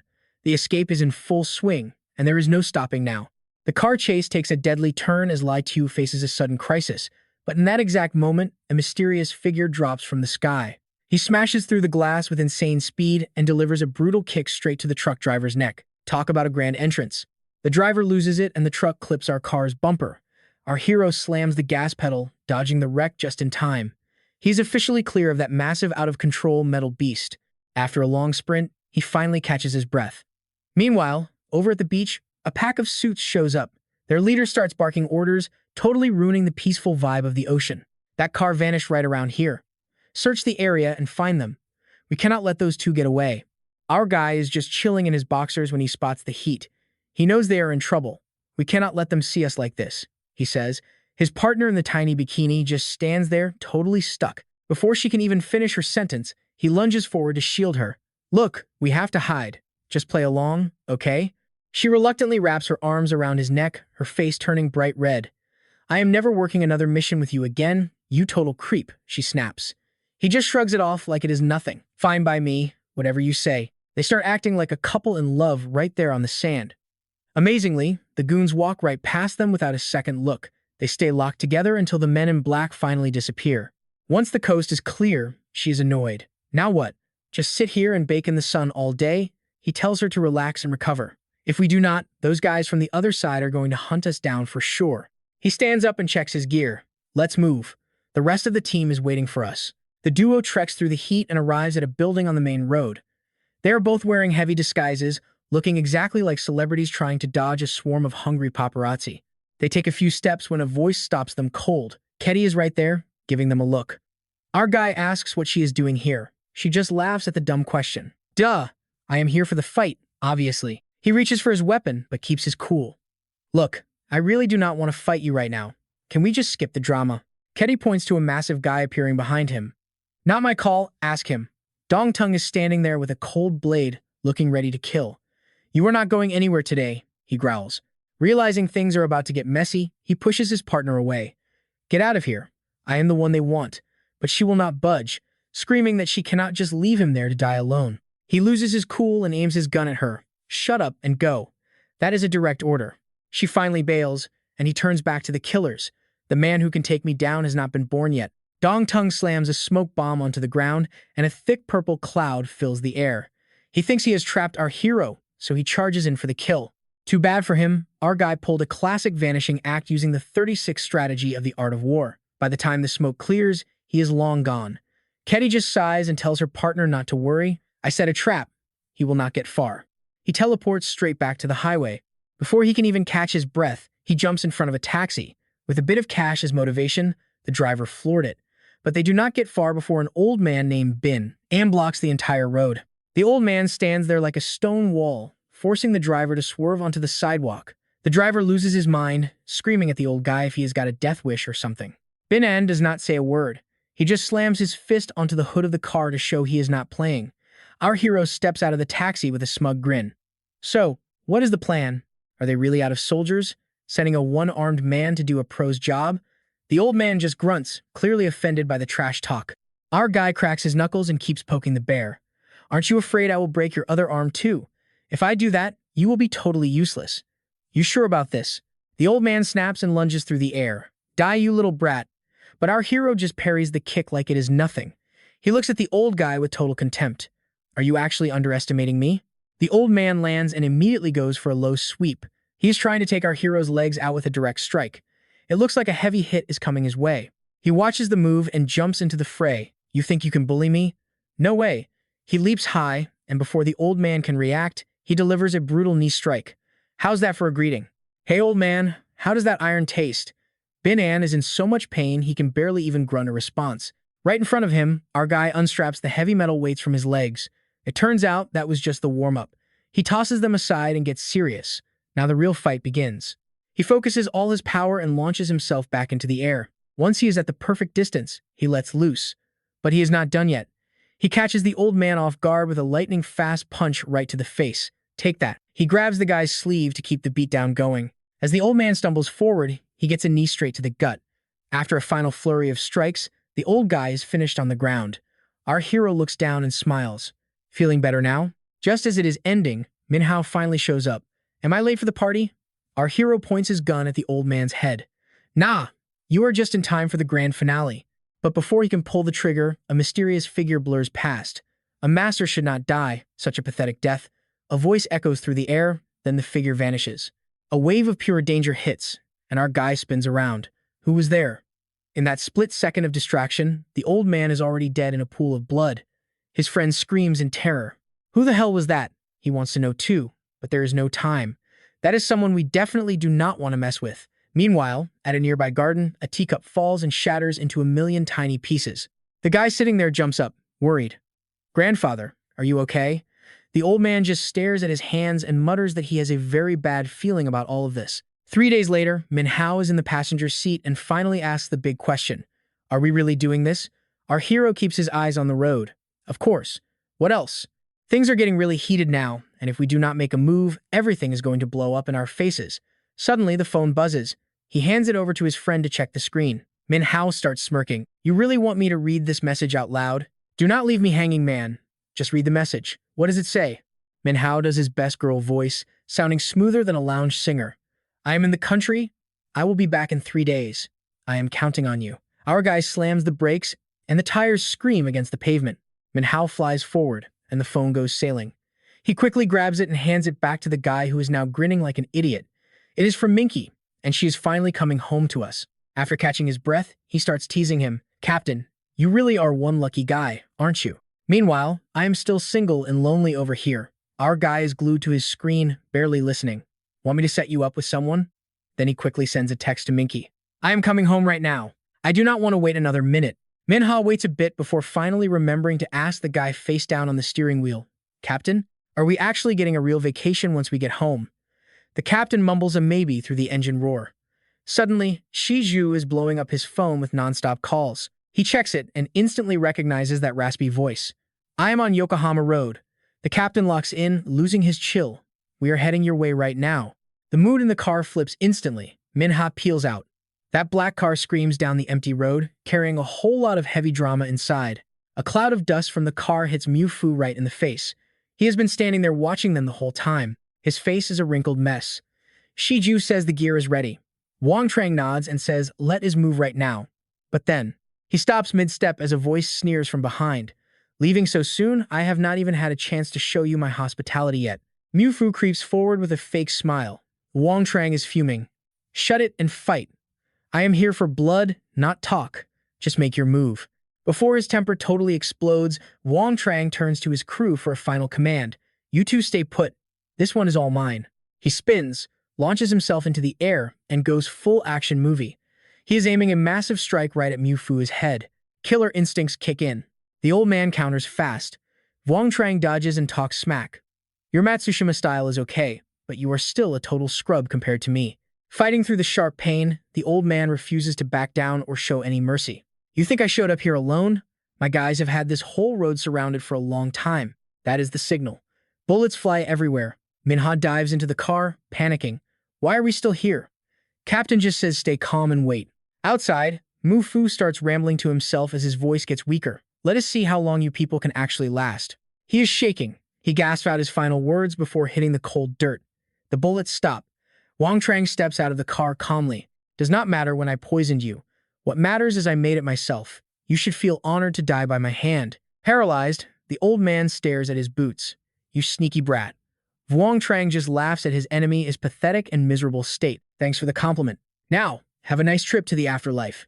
Seeing the enemy gone is a huge weight off. Go home first, guys. I still have some personal business to finish up here.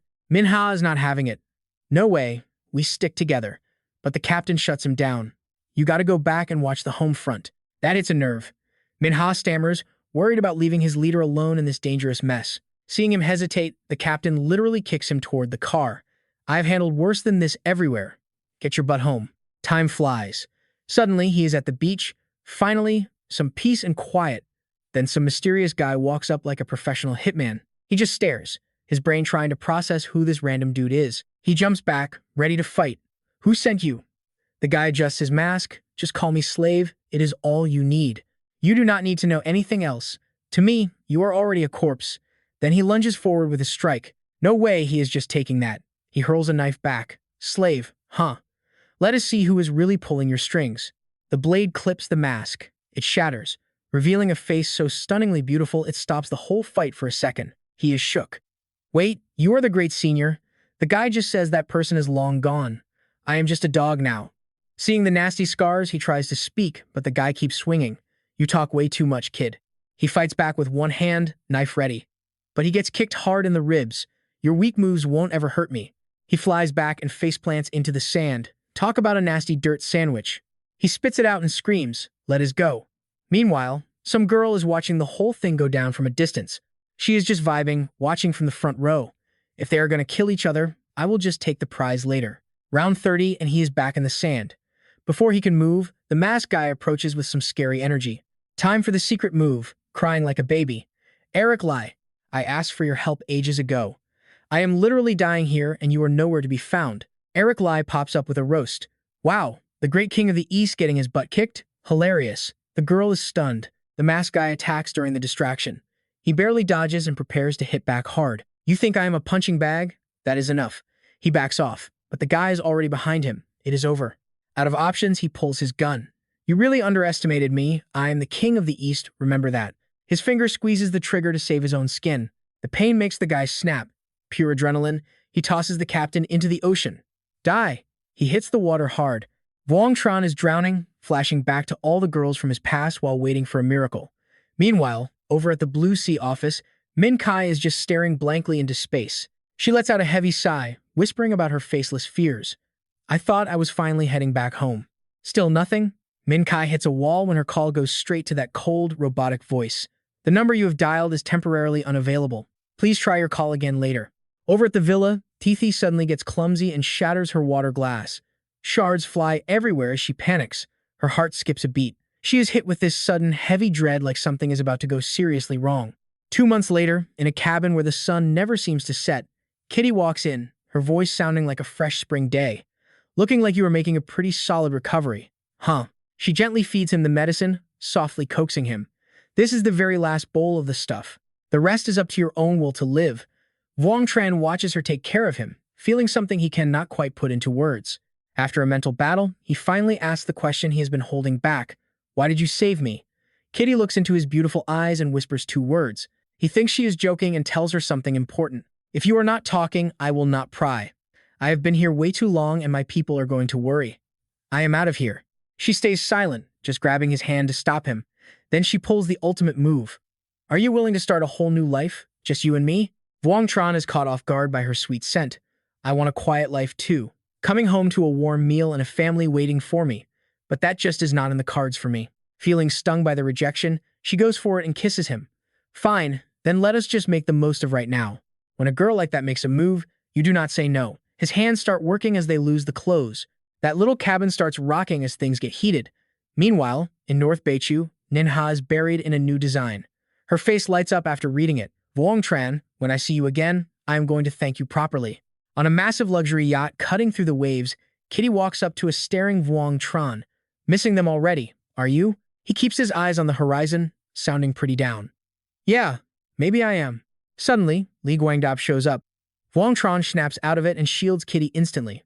She smiles, seizing the moment to ask, so, what exactly am I to you? Wang Tran dodges the question with a vague answer. Hanging out with random guys out here is dangerous. That was not the answer she wanted. So she just introduces herself. My name is Kitty, from the States. Li Guangdao is thrilled to meet her. I am Li Guangdao, from Poland. He does not hesitate to kiss her hand. It is a real pleasure to meet you. Out of nowhere, 2 guys jump out and start blasting. Wang Tran narrows his eyes, recognizing them instantly. Did not expect to run into you guys here. One guy charges in for an attack, but Wang Tran shuts him down. He disarms him with a flick of his wrist and delivers a nasty kick right to the dude's head. Watching him crawl on the floor, Wang Tran cannot hide his contempt. You were supposed to be elite, now you are just common street thugs? Johnson sees his buddy go down and peeks out nervously. Who the hell even are you? He ignores the nonsense and demands the truth. You do not need to know who I am. Just tell me why you targeted him, or none of you are making it off this boat alive. Li Wandop starts acting shaky, mumbling about the Sky Heart Diamond. Wang Tran gets the picture and warns the thugs. This guy is with me now. Forget about the diamond. You are not getting it. Sail this ship back to China, and I might just let you live. But Johnson is terrified. He explains that this Sky Heart thing involves some heavy hitters. Neither of us should be messing with the people behind this. He leans in and whispers the details to him. Finally, Wang Tran realizes who he is actually up against. Yeah, I am definitely no match for that guy. Even so, he gives Johnson a brutal kick. If he wants it, then I am definitely stealing it. Then he makes a bold claim. If he wants me, tell him to come find me. As for you guys, listen up if you want to stay alive. He gets the message and agrees. Fine. We will get this ship back to China in one piece. Wang Tran kicks them out before he loses his cool. Get out of here. Li Wandop is so happy he survived that he tries to hug and kiss him. Tran, you are my literal hero. Get off me, man. I am strictly into women. Later, they move to the ship's lounge to talk business. Wang Tran cuts straight to the point. All right, tell me the deal with this Sky Heart Diamond. Li Wandop is happy to spill the tea. The Sky Heart was found 20 years ago. It is a light blue diamond, and it is the only one like it in the world. It is worth a fortune. Tran knows the drill. Something that pricey must have a target on it. Li admits his family has been attacked over 20 times because of this single stone. He pulls off his left shoe and starts digging around in it. Turns out the heel has a secret compartment. Inside is the most dazzling diamond you have ever seen. Li Wandop shows off his prize with total pride. See? Here it is. The real deal. Wang Tran's eyes go wide when he sees the rock. But Li is a total flirt and hands it straight to Kitty. A gift for a beautiful lady. She does not mind at all, giving him a quick peck. The yacht keeps speeding toward China. Kitty stands out on the deck, getting all sentimental. I wonder what is going to happen the next time we cross paths. Wang Tran gives her a cold truth. If we are enemies, I hope we never see each other again. They share a tight hug. A bit later, they are at a construction site by the harbor. Wang Tran is getting annoyed that Li is following him everywhere. Why are you still tailing me? Li quickly tries to explain himself. You did not just save me, you are a local. I am here to invest, so obviously I am following you to find some clients. He looks around, curious. Why did you bring me to this place? Vuong Tran acts all mysterious, just checking out the local vibe. Suddenly, someone nearby starts screaming. This is bad. Something huge just went down. The workers are all riled up and shouting. Guys, those hang-thin jerks are back for more trouble. This happens every time. We need to teach them a lesson once and for all. He is curious about the commotion. Let us go see what the fuss is. Li Hao struts up, puffing on a cigarette. Get your manager out here now, or I am wrecking this whole place. Vuong Tran is already annoyed. What is the deal? Who is this clown acting so tough? Vu Kai looks worried. Hang Thin lost a land deal to our boss, so they hired these thugs to start a riot. 3 days ago, that punk with the cigarette gave us an ultimatum. If our crew didn't leave by now, they would use force to kick us out. He waited around, and when no one budged, he started a riot. He said we chose the hard way, then ordered his goons to attack. Suddenly, a luxury car pulls up. Someone steps out and tells Li Hao to quit acting like a tough guy. Lu Van tried to use his power to make us roll over, but the crew wasn't having it. They stood up and shouted back, asking if he really thought $200 was worth throwing away their own livelihoods. Lu Van just stood there with a smug grin, waving a stack of cash in our faces. Fine, 5,000 then, he said. Plus, you can all come work for our company instead. Li Hao gave him a big thumbs up, calling it a genius move, but the crowd just told him where to shove it. He got cocky since he has backup and dared anyone to say it again, threatening to crush them. Suddenly, a bag comes flying out of nowhere and zips through the air. It landed a direct hit, sending Li Hao sprawling. Seeing his man get dropped, Lu Van stepped up and demanded to know which one of us had the guts to do that. Vuong Tran slowly emerged from the crowd, looking totally unfazed. He smirked and told the young master that it hadn't been that long, yet he had already grown such a big pair. Lu Van's face twisted in anger as he recognized him. But Vuong Tran just stood there with insane confidence, challenging him to show whatever pathetic skills he had managed to pick up lately. Lu Van wasn't about to look weak in front of his men. He barked an order to his goons to take him down. They charged in a frenzy, swinging iron bars like lunatics. But in a split second, Vuong Tran slipped right through their line. He went straight for the boss, Lu Van. When the guy tried to land a kick, Vuong Tran caught his leg midair. He swept him off his feet, sending him crashing down hard. Nothing but amateur hour garbage. Then he grabbed Lu Van by the hair and yanked his head back, his voice dropping to a dangerous growl. Lu Van managed to squirm away for a second, spitting on the ground in total defiance. Vuong Tran snapped, warning him he was playing a dangerous game. He wanted to know if messing with this construction site was his own stupid idea or if his father was actually behind it. At the mention of his dad, the guy flinched. Vuong Tran didn't waste another second. He slammed the guy's head into the dirt and told him it was clearly his old man's fault. He told him to go back and say he would be visiting headquarters tonight. He clutched his forehead in pain but still tried to act tough, telling him not to get too cocky. Vuong Tran wasn't intimidated by anyone and just laughed, saying he would be waiting for them. Finally, Li Hao had to drag him away, letting everyone finally have some peace. Their car roared to life, spitting out a thick cloud of exhaust as they peeled out of there. The workers swarmed Vuong Tran to thank him. They called him a beast and promised that if those punks ever showed their faces again, they would beat them so hard they would be crying for their mamas. He laughed and threw an arm around them, making sure they were all okay. He told them those losers wouldn't be back and to go get some dinner. Everyone cheered and agreed, shouting that they had chased off the cowards and it was time to eat. Li Wanda watched the whole thing and was pretty curious. He remarked that the way they handled business in this city seemed a little bit messy. Vuong Tran just shrugged and said there are bad eggs everywhere. Where there is sun, there is a shadow. Just then, Nat Bin rushed over in his car, apologizing profusely. He said he had no idea the boss was coming and felt bad for the late welcome. Vuong Tran's mood flipped instantly.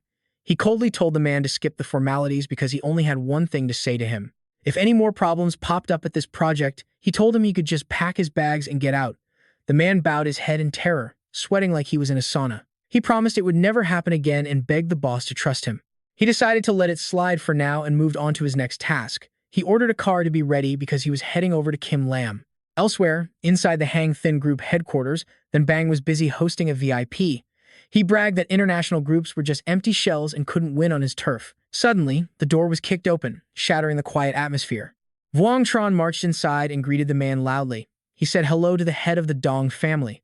Then Bang looked completely stunned and asked who they were. He did not hesitate for a second and walked straight to an empty chair at the table. He noted that they were just talking about him. As soon as Vuong Tran sat down, all the other big shots suddenly remembered they had somewhere else to be. He stayed calm and asked Boss Dong if he always acted this important. The man didn't back down and said he was just telling the truth. Suddenly, his phone started ringing off the hook. When he answered, his face went pale. He screamed, asking how his son could have ended up with an acute concussion. He finally put the pieces together and looked at him with suspicion. He asked if he was the one who beat up his son, then suggested that if he was already there, they should have a serious talk. Wang Tran gave him a look of pure disgust. He told him there was nothing to talk about, which left Then Bang feeling completely rattled. Then, he stood up aggressively, grabbed a wine bottle off the table, and threw it with everything he had. He said he absolutely hated talking to thugs. Because he moved so fast, the man took the hit right in the middle of his face. Blood started pouring out, staining his hands red. Wang Tran stayed calm after the hit and gave an order. If he wanted to cooperate, he would have to transfer that new land in Kim Lam for free. Then Bang looked like he was about to explode. He slammed his hand on the table and yelled, asking what kind of messed up deal this was. He told him to forget it or he would call the cops. Wang Tran used his authority to set the record straight. He said if the man didn't agree, he wouldn't force him. But he warned him that if he wanted him dead, the man wouldn't live to see another day. After that, he and his partner quickly turned around and walked out of the room. Then Bang sat alone. It was 9:30 p.m. at Minky's office. She stood there staring out the window, lost in thought. She felt like things were finally moving in the right direction. Just as she was thinking, there was a knock at the door. She paused for a second before finally telling them to come in. The door opened and Wang Tran's handsome face slowly came into view, looking better than ever. Minky's cheeks turned bright red when she saw him. She told him he was finally back. He quickly caught her in his arms and asked if she had been exhausted lately. She finally let out all her stress, and tears started rolling down her face. She whispered that she just wanted to go home. Suddenly, the scene shifts to a dim bedroom. Wang Tran gently carried her in his arms like a princess. Minky asked softly how long he was staying in the capital this time. He looked at her tenderly and said he wasn't leaving again. He sat her down on the bed and gave her a deep kiss. They grew more and more intimate until Minky could barely catch her breath. Wang Tran held her close, telling her how much he missed her and how hard she had worked. Soon, the morning sun began to peek into every corner. Duong Dan appeared at the airport with an intense aura. He looked closely at the bounty notice in his hand, getting ready for the hunt. He told himself that this money was as good as his. Meanwhile, at the luxury villa, Thi happily shared some news, saying that Han Tin was coming home tomorrow. Thin Phi was also looking forward to it, saying it had been way too long since they saw her. Suddenly, Thi got a mischievous look. Thin Phi immediately flicked her forehead and told her to stop talking nonsense. Fifi just laughed and asked if she missed Wang Tran's little pet or not. Thin Phi finally caught on and grabbed her sister to shut her up.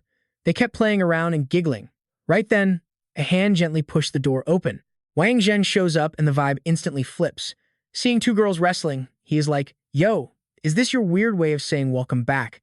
Thi lunges forward in a total rush, while Cheng Fei just laughs from the back. Thi, why are you even more excited than me?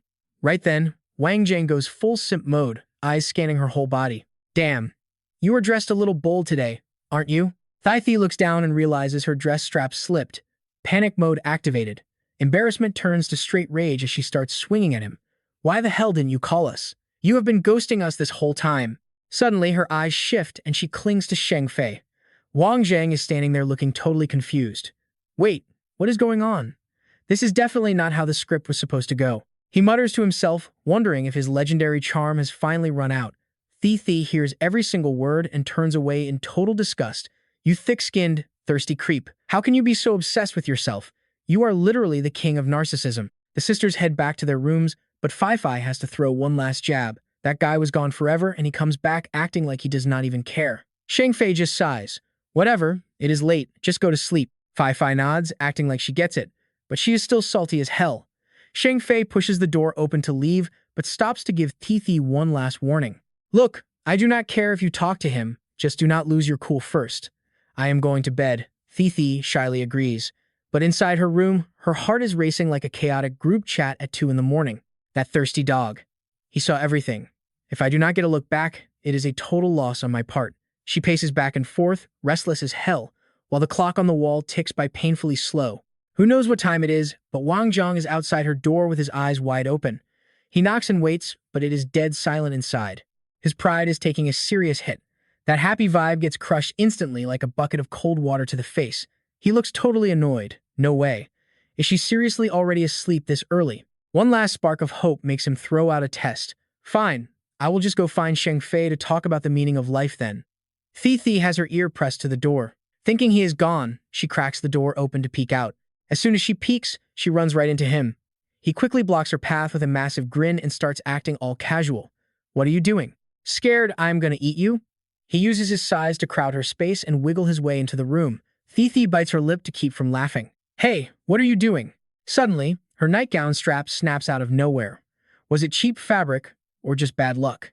Gravity does its thing, and Thi ends up showing way too much skin. Wang Zheng is trying his best to look away before his brain melts. The dress slides down and gets tangled in her feet. Her balance completely glitches out and she starts to fall. Wang Zheng does not even think. He goes full hero mode and reaches out to catch her. Careful. He wanted to be a hero, but his hands land somewhere they definitely should not have. Now he looks like a total pervert. But man, that feeling? It was almost worth the trouble. Thi has never dealt with someone this shameless. Her brain literally short-circuits and her face turns bright red. She loses it, wraps herself in a blanket like a giant angry burrito, and screams at him. Get out. Now! Something in his head snaps. He just flops onto the bed and starts acting like some weird master philosopher. This just makes her even angrier. Her sweet voice turns into a low, terrifying growl as she glares at him. Get out. Get out right now. Wang Zheng jumps up, looking for the nearest exit. Okay. I am leaving. He is embarrassed and full of regret as he quietly slides away from the total disaster he created. After that epic fail, Wang Zheng has nowhere to go but to bother Cheng Fei. You awake? She has no idea what just went down, but she is nice enough to call out from inside. Come in. Cheng Fei fixes her hair and takes a deep breath. Summer in Blue Sea is almost over. The new designs are finished and looking good, so things have been pretty chill lately. Suddenly, she remembers something and has to update him immediately. Oh yeah, Xiaoye is coming back tomorrow noon. Wang Zheng instantly shifts into gossip mode. Han Tingye, that brat is actually coming back home? Feeling exhausted, Cheng Fei cuts the deep talk short. She has about 20 days off to visit family. I need to crash. I have to go pick her up in the morning. He stops teasing and makes a grateful exit. Go to sleep then, and try not to dream about me. Next morning, Wang Zheng puts on an apron and brings breakfast to TT's door. Hey, beautiful. I made a special apology breakfast just for you. The door opens at a snail's pace, waking up the sleeping beast that is hiding inside that room. She slams the door open, grabs him by the shirt, and drags him inside while cussing him out. Get your butt in here right now. Wang Zheng stays perfectly still to keep his balance. She puts the breakfast on the table, using it as a peace offering to calm down all that drama from the night before. Thi blushes and cuts straight to the point. You have to take responsibility for me. He just smirks at how cute she looks. And how exactly should I do that? She realizes he is teasing her, crosses her arms, and gets serious. You jerk. You saw everything and you were just going to act like nothing happened? He goes for it and plants a kiss on her, leaving her frozen for like 5 whole seconds. She is speechless for a second before screaming to hide her embarrassment. Outside, the sun is blazing down on the massive airport entrance. Wang Zheng and the crew wait patiently in a quiet corner of the terminal. As soon as she steps out with her luggage, Tingyi spots them and screams with joy. Her loud voice turns every head in the crowd. Wang Zheng is so embarrassed he covers his face. She sprints over to the 3 of them, talking a mile a minute. I missed you guys so much. Did you guys miss me too? Thi stands there acting like a grumpy mom. While hugging her, Tingyi winks at Wang Zheng. Did you miss me? Wang Zheng just sighs and gives a half-hearted answer. Yeah, we all missed you. She raises her hand like she is leading a hype squad and gathers everyone for some fun. Let's go eat. I am so hungry my stomach is touching my back. Cheng Fei stands behind her and asks sweetly, Xiaoye, what do you want to eat? Tingyi finally gets some love and starts acting all clingy and cute. I want some grilled eel, please. Wang Zheng nods and makes it happen. An hour later, they're all standing in a massive line at a famous eel shop. After waiting forever, it is finally their turn. Tingyi yells so loud the people behind them laugh. Finally, hurry up, I am buying everything. A black car suddenly cuts them off and screeches to a halt right in front of the shop, kicking up a huge cloud of dust. This guy Adam steps out of the car, yelling like an idiot who thinks he is hot stuff. Wrap up all the grilled eel you have left for me. The staff keeps a straight face and politely answers him. I am very sorry, sir, but this gentleman right here just bought the very last portions of eel we had. With that, the server hands the bags over to Wang Zheng. Adam won't give up. He blocks the way and offers 400 yuan for the food. Wang Zheng deals with this human fly by giving him a savage response. Each portion is 10,000 yuan. Take it or leave it. Once the price hits him, Adan goes into full drama mode. Not getting the answer he wanted, Wang Zheng just walks past him, totally bored. Buy it or don't. Suddenly, Aiden grabs his shoulder and tries to snatch the food at lightning speed. Don't go anywhere. He isn't having it. As soon as Aiden reaches out, Wang Zheng shuts it down. If you can't buy it, you just steal it? You are one stubborn piece of work. Caught being a total loser, Aiden loses his cool and swings his fist like he is going to teach him a lesson. Let go of me. Jingya moves fast, landing a brutal kick right to his junk from behind. Adong hits the dirt, clutching his prize like he is about to go into labor. Jingya just stands there laughing at the loser. Whatever, we are military cadets, right? Fan Long is chilling in the car, but when his buddy does not come back, he hops out to check. He sees his friend curled up on the ground, struggling to even breathe. He clicks his tongue and asks, Adong, who wrecked you like this? Before he can even moan, Wang Zhuang pops up and says, yeah, that was all me. Fan Long narrows his eyes and starts grilling him, but Jingya is not having it. She goes off like a freestyle diss track. Your little goon could not find donkey meat, started talking trash, and then tried to throw hands first. He got exactly what he deserved. If he tries that again, I am seriously going to flatten him. Those words hit him like a face full of hot sauce. He snaps back, saying violence does not look good on a girl and demanding an explanation. His weak energy did not scare anyone. Wang Zhuang just pointed a finger at her and jumped right back into the verbal smackdown. Look, my friend already explained. If you have still got a problem, I am happy to take this all the way. Fan Long grinds his teeth, fuming. You have got a real big mouth, kid. If you do not give me a real answer right now, I will. But he gets cut off mid-sentence because the voice is just too annoying. Who do you think you are? That familiar voice makes him freeze. Wait, Cheng Fei? A gray car pulls up in the distance. Jingya is busy devouring her prize, looking totally satisfied. Man, nothing beats the taste of a favorite snack from back home. It is pure bliss. Cheng Fei watches her eat and starts getting anxious. She finally just says it. Xiao Yi, why did you agree to meet Li Fan Long? That guy is nothing but trouble. She was enjoying her meal until that rich jerk's name came up. Jingya leans in close, totally teasing her. Hey sis, he's a total 10, right? You really are not feeling it? Cheng Fei shakes her head immediately. No way. Seeing her looking down, Jingya offers some food to boost her mood. Do not worry, sis. Tonight, we are going to give him a serious beatdown. But Cheng Fei is still stuck in her head. This is his home turf, she says. How are we supposed to win a fight against him here? Wang Zhuang is quiet, eyes glued to the rearview mirror. Behind them, a turquoise car is glued to their bumper. It is not a coincidence this smells like a straight-up ambush is about to go down. He needs the girls to know what is up without freaking out. Listen up, beautiful ladies. We have got a tiny situation. I need to go handle this real quick, so just stay in the car and wait. Wang Zhuang pulls into a nearby gas station, and the tail follows him right in. He is used to this ninja stuff. He walks up and knocks on the window. Who sent you, pal? Let us have a little chat. The guy inside stays silent, barely cracking the window open. But Wang Zhuang is not sweating it. He calmly tells him to chill out. No need to start bleeding all over the street today. I just want to know who is pulling the strings. The assassin growls, saying someone paid a lot of cash for your head. Wang Zhuang just laughs in his face. Man, whoever paid you really wasted their money. Before the guy can move, he smashes the window to get a look at the clown inside. Once the tint is gone, he sees Duong Dan's confused face. He recognizes his old friend immediately. He flips a switch and gets all excited, like he just found a clearance sale. Kid, you are still alive? The other guy stammers, overcome with emotion, and yells out, Captain! In the middle of their awkward reunion, he remembers to act like a leader and asks the big question. So, who are you running with these days? Why are you out here doing hitman work? Duong Dan is still shaking from that old authority and quickly breaks down exactly what happened for him. I am with Tran Thuan now. He is a big-time gangster, and he is the one who sent me here. Cheng Fei cannot hear a word, and her face is full of worry. Is something wrong? Why are they hugging? Thi tries to calm her down. Do not worry. It is Wang Zhuang. Nobody can touch him. Noticing the weird looks, Duong Dan points at the car and asks, Hey, Captain, who are they? He leans back, sounding as casual as a summer breeze. Oh, they are just guests of mine. I'm just showing them a good time. Seeing his old boss rolling with pretty girls, he nods with respect. Captain, you have still got it. Let us catch up later. I am in the capital a lot, and I want you to meet someone. Wang Zhuang only cares about one thing. Who? But Duong Dan just gives him a mysterious smile, acting all secretive. Come on, Captain. Let me keep the suspense for a bit. 7 p.m. at the International Palace Club, Li Tuangte is all smiles, greeting his old best friend. You said you would come back on top, and man, you actually did it, Fan Long. He does not act high and mighty. Instead, he checks his watch to keep things chill. Li Tuong, you are doing pretty well for yourself too, buddy. Li Tuong just looks down, feeling awkward.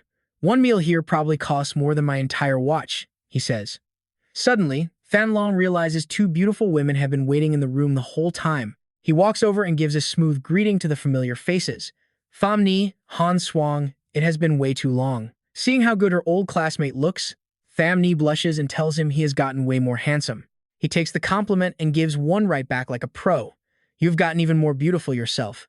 I bet you have guys lining up to date you, right? Before she can even answer, two more friends burst in with a loud greeting.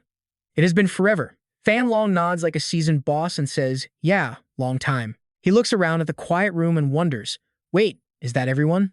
Most people are here already, so who are we waiting for? He drops a name that makes her freeze.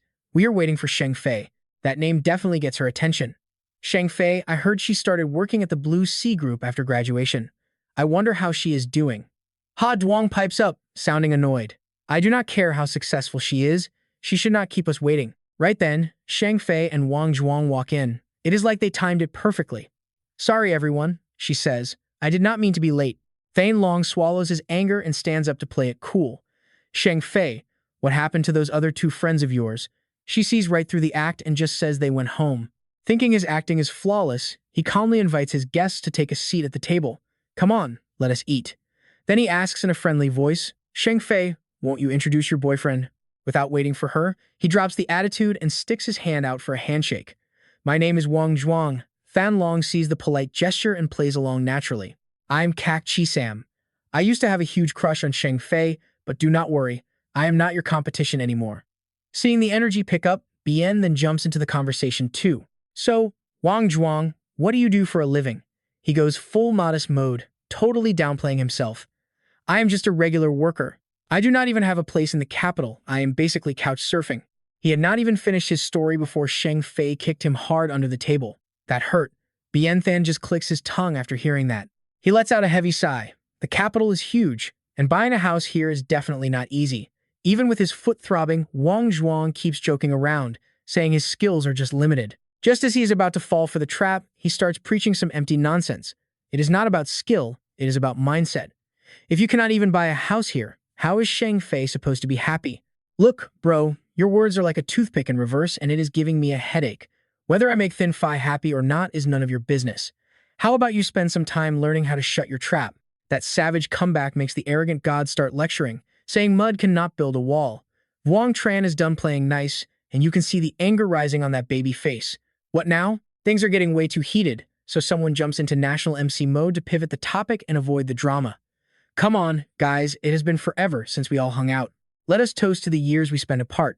Cheers to this reunion. Time flies, but our friendship stays the same. Once the drinks start flowing, the whole group gets hyped and starts cheering loudly. Cheers. The good vibes last about 2 seconds before Fanlong's loud mouth ruins it. He points at their drinks, acting like a petty judge. We all have to drink. Before she can even blink, Wang Tran snaps back. My girl isn't feeling well today, so she is skipping the booze. He will not let it go, pushing for answers like he is about to leak some 15-year-old drama. Well, what about you then? Realizing this guy is a total creep, Wang Tran just gives him a half-hearted answer to be polite. I do not drink. The girl giggles, shocked that a guy would not touch a drop of alcohol. Seriously, not even wine? Are you even a man? Lai Tuong, who was quiet until now, finally snaps at Wang Tran for being so indifferent.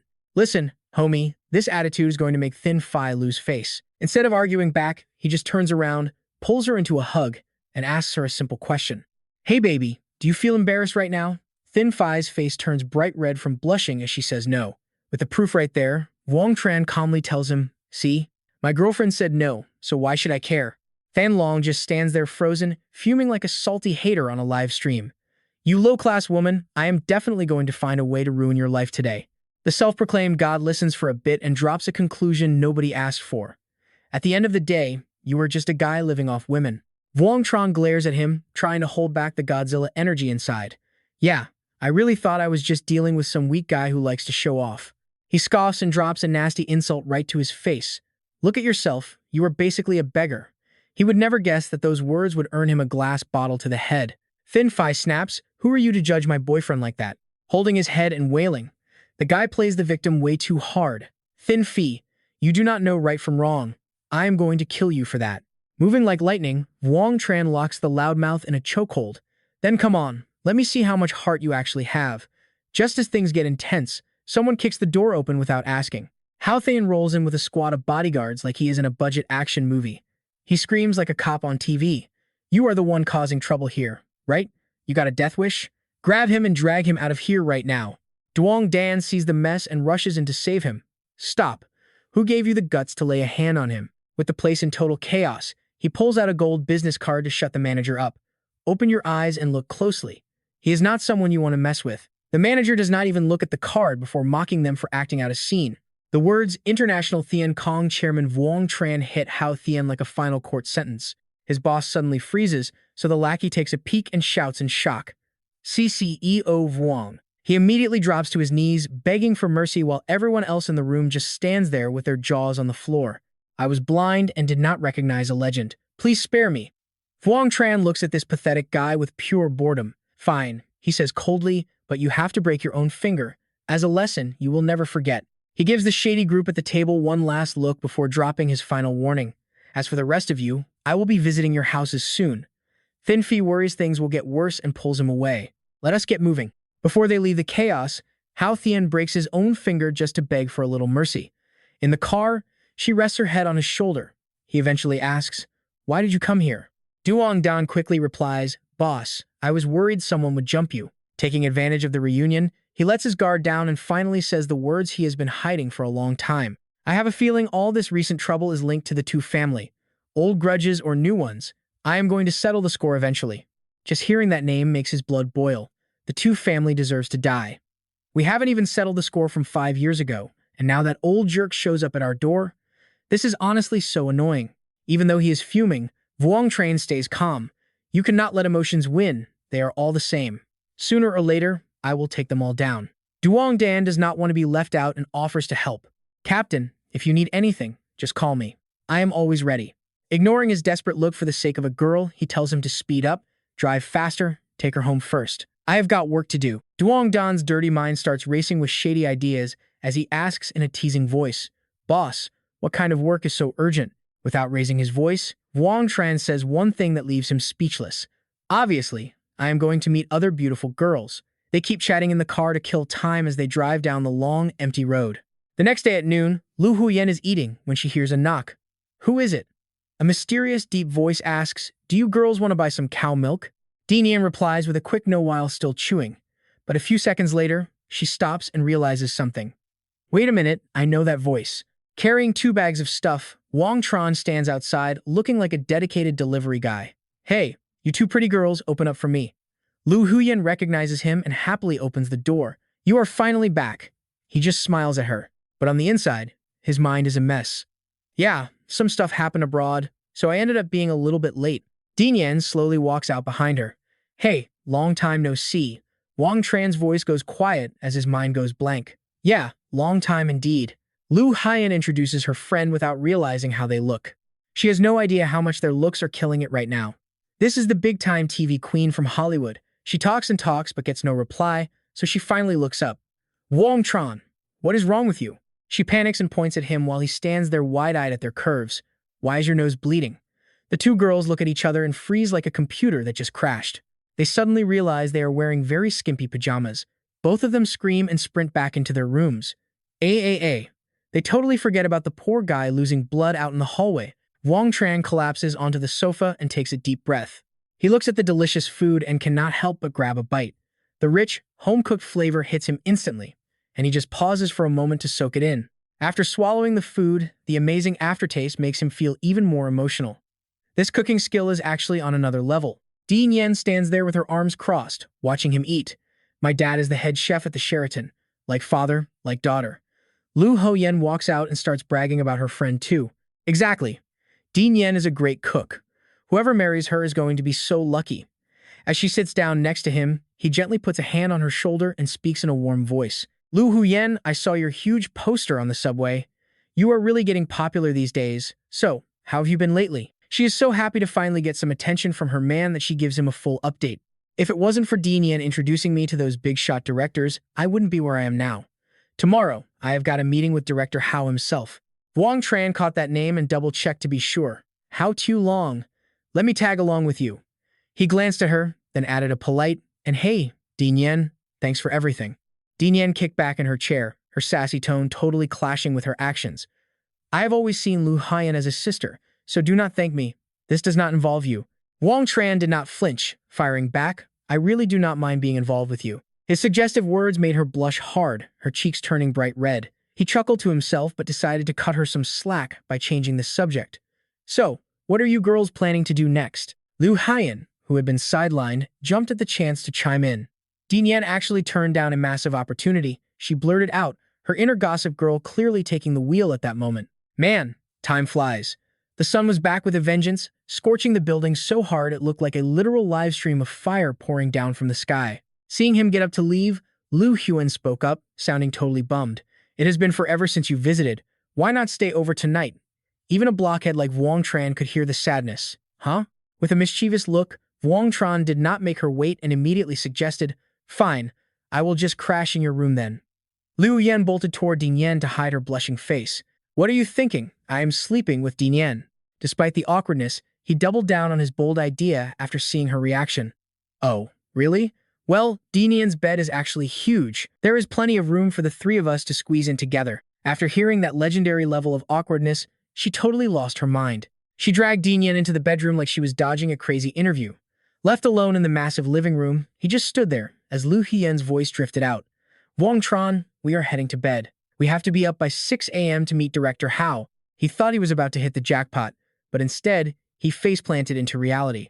Sighing to himself, he could not help but wonder why his fantasies and real life were so worlds apart. Tu Long leaned back comfortably in his chair, peacefully sipping tea and enjoying the view before getting to work. As Wang Tran and Lu Huan walked in, the director's sharp gaze scanned him from head to toe. Are you her boyfriend?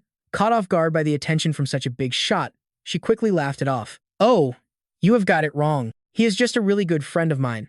Tu Long pulled off his shades, sounding part impressed and part intrigued while looking at him. This good friend of yours is definitely something else, is not he?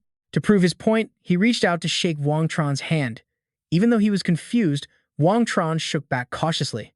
The moment they pulled apart, both men were left with some deep, unreadable thoughts that were impossible to figure out. He gestured for him to take a seat, sit down.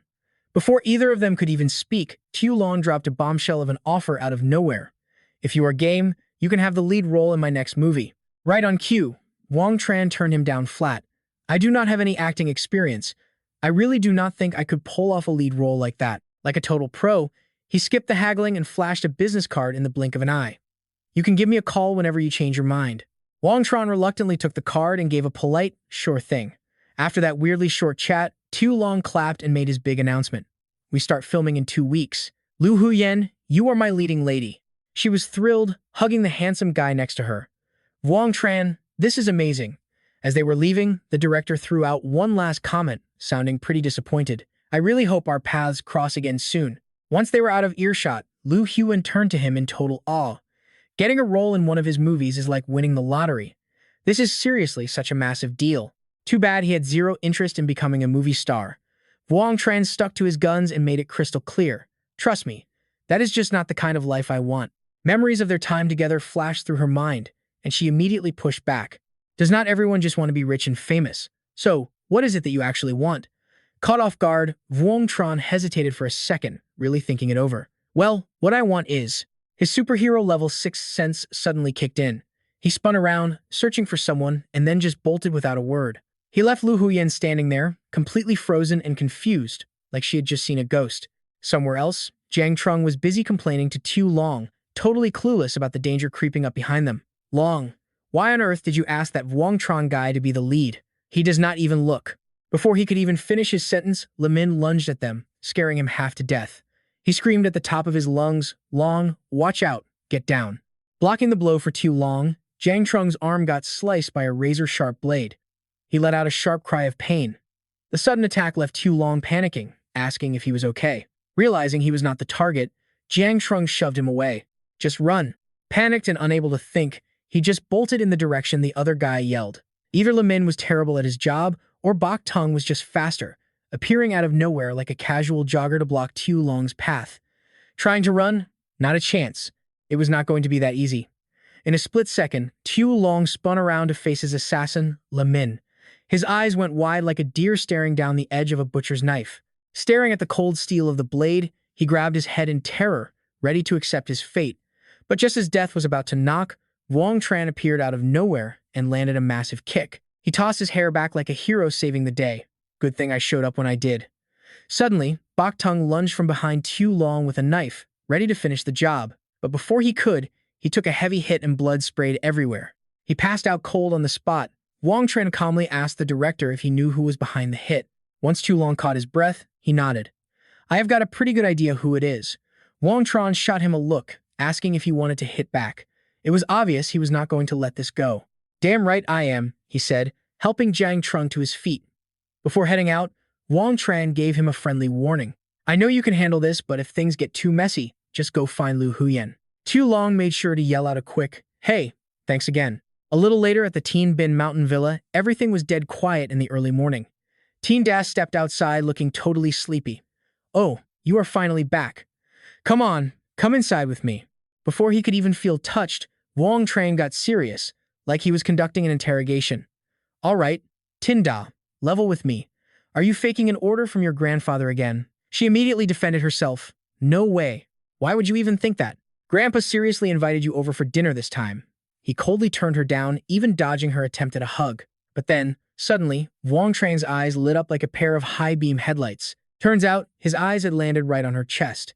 Tin Da blushed, crossing her arms to cover herself. Hey, she snapped.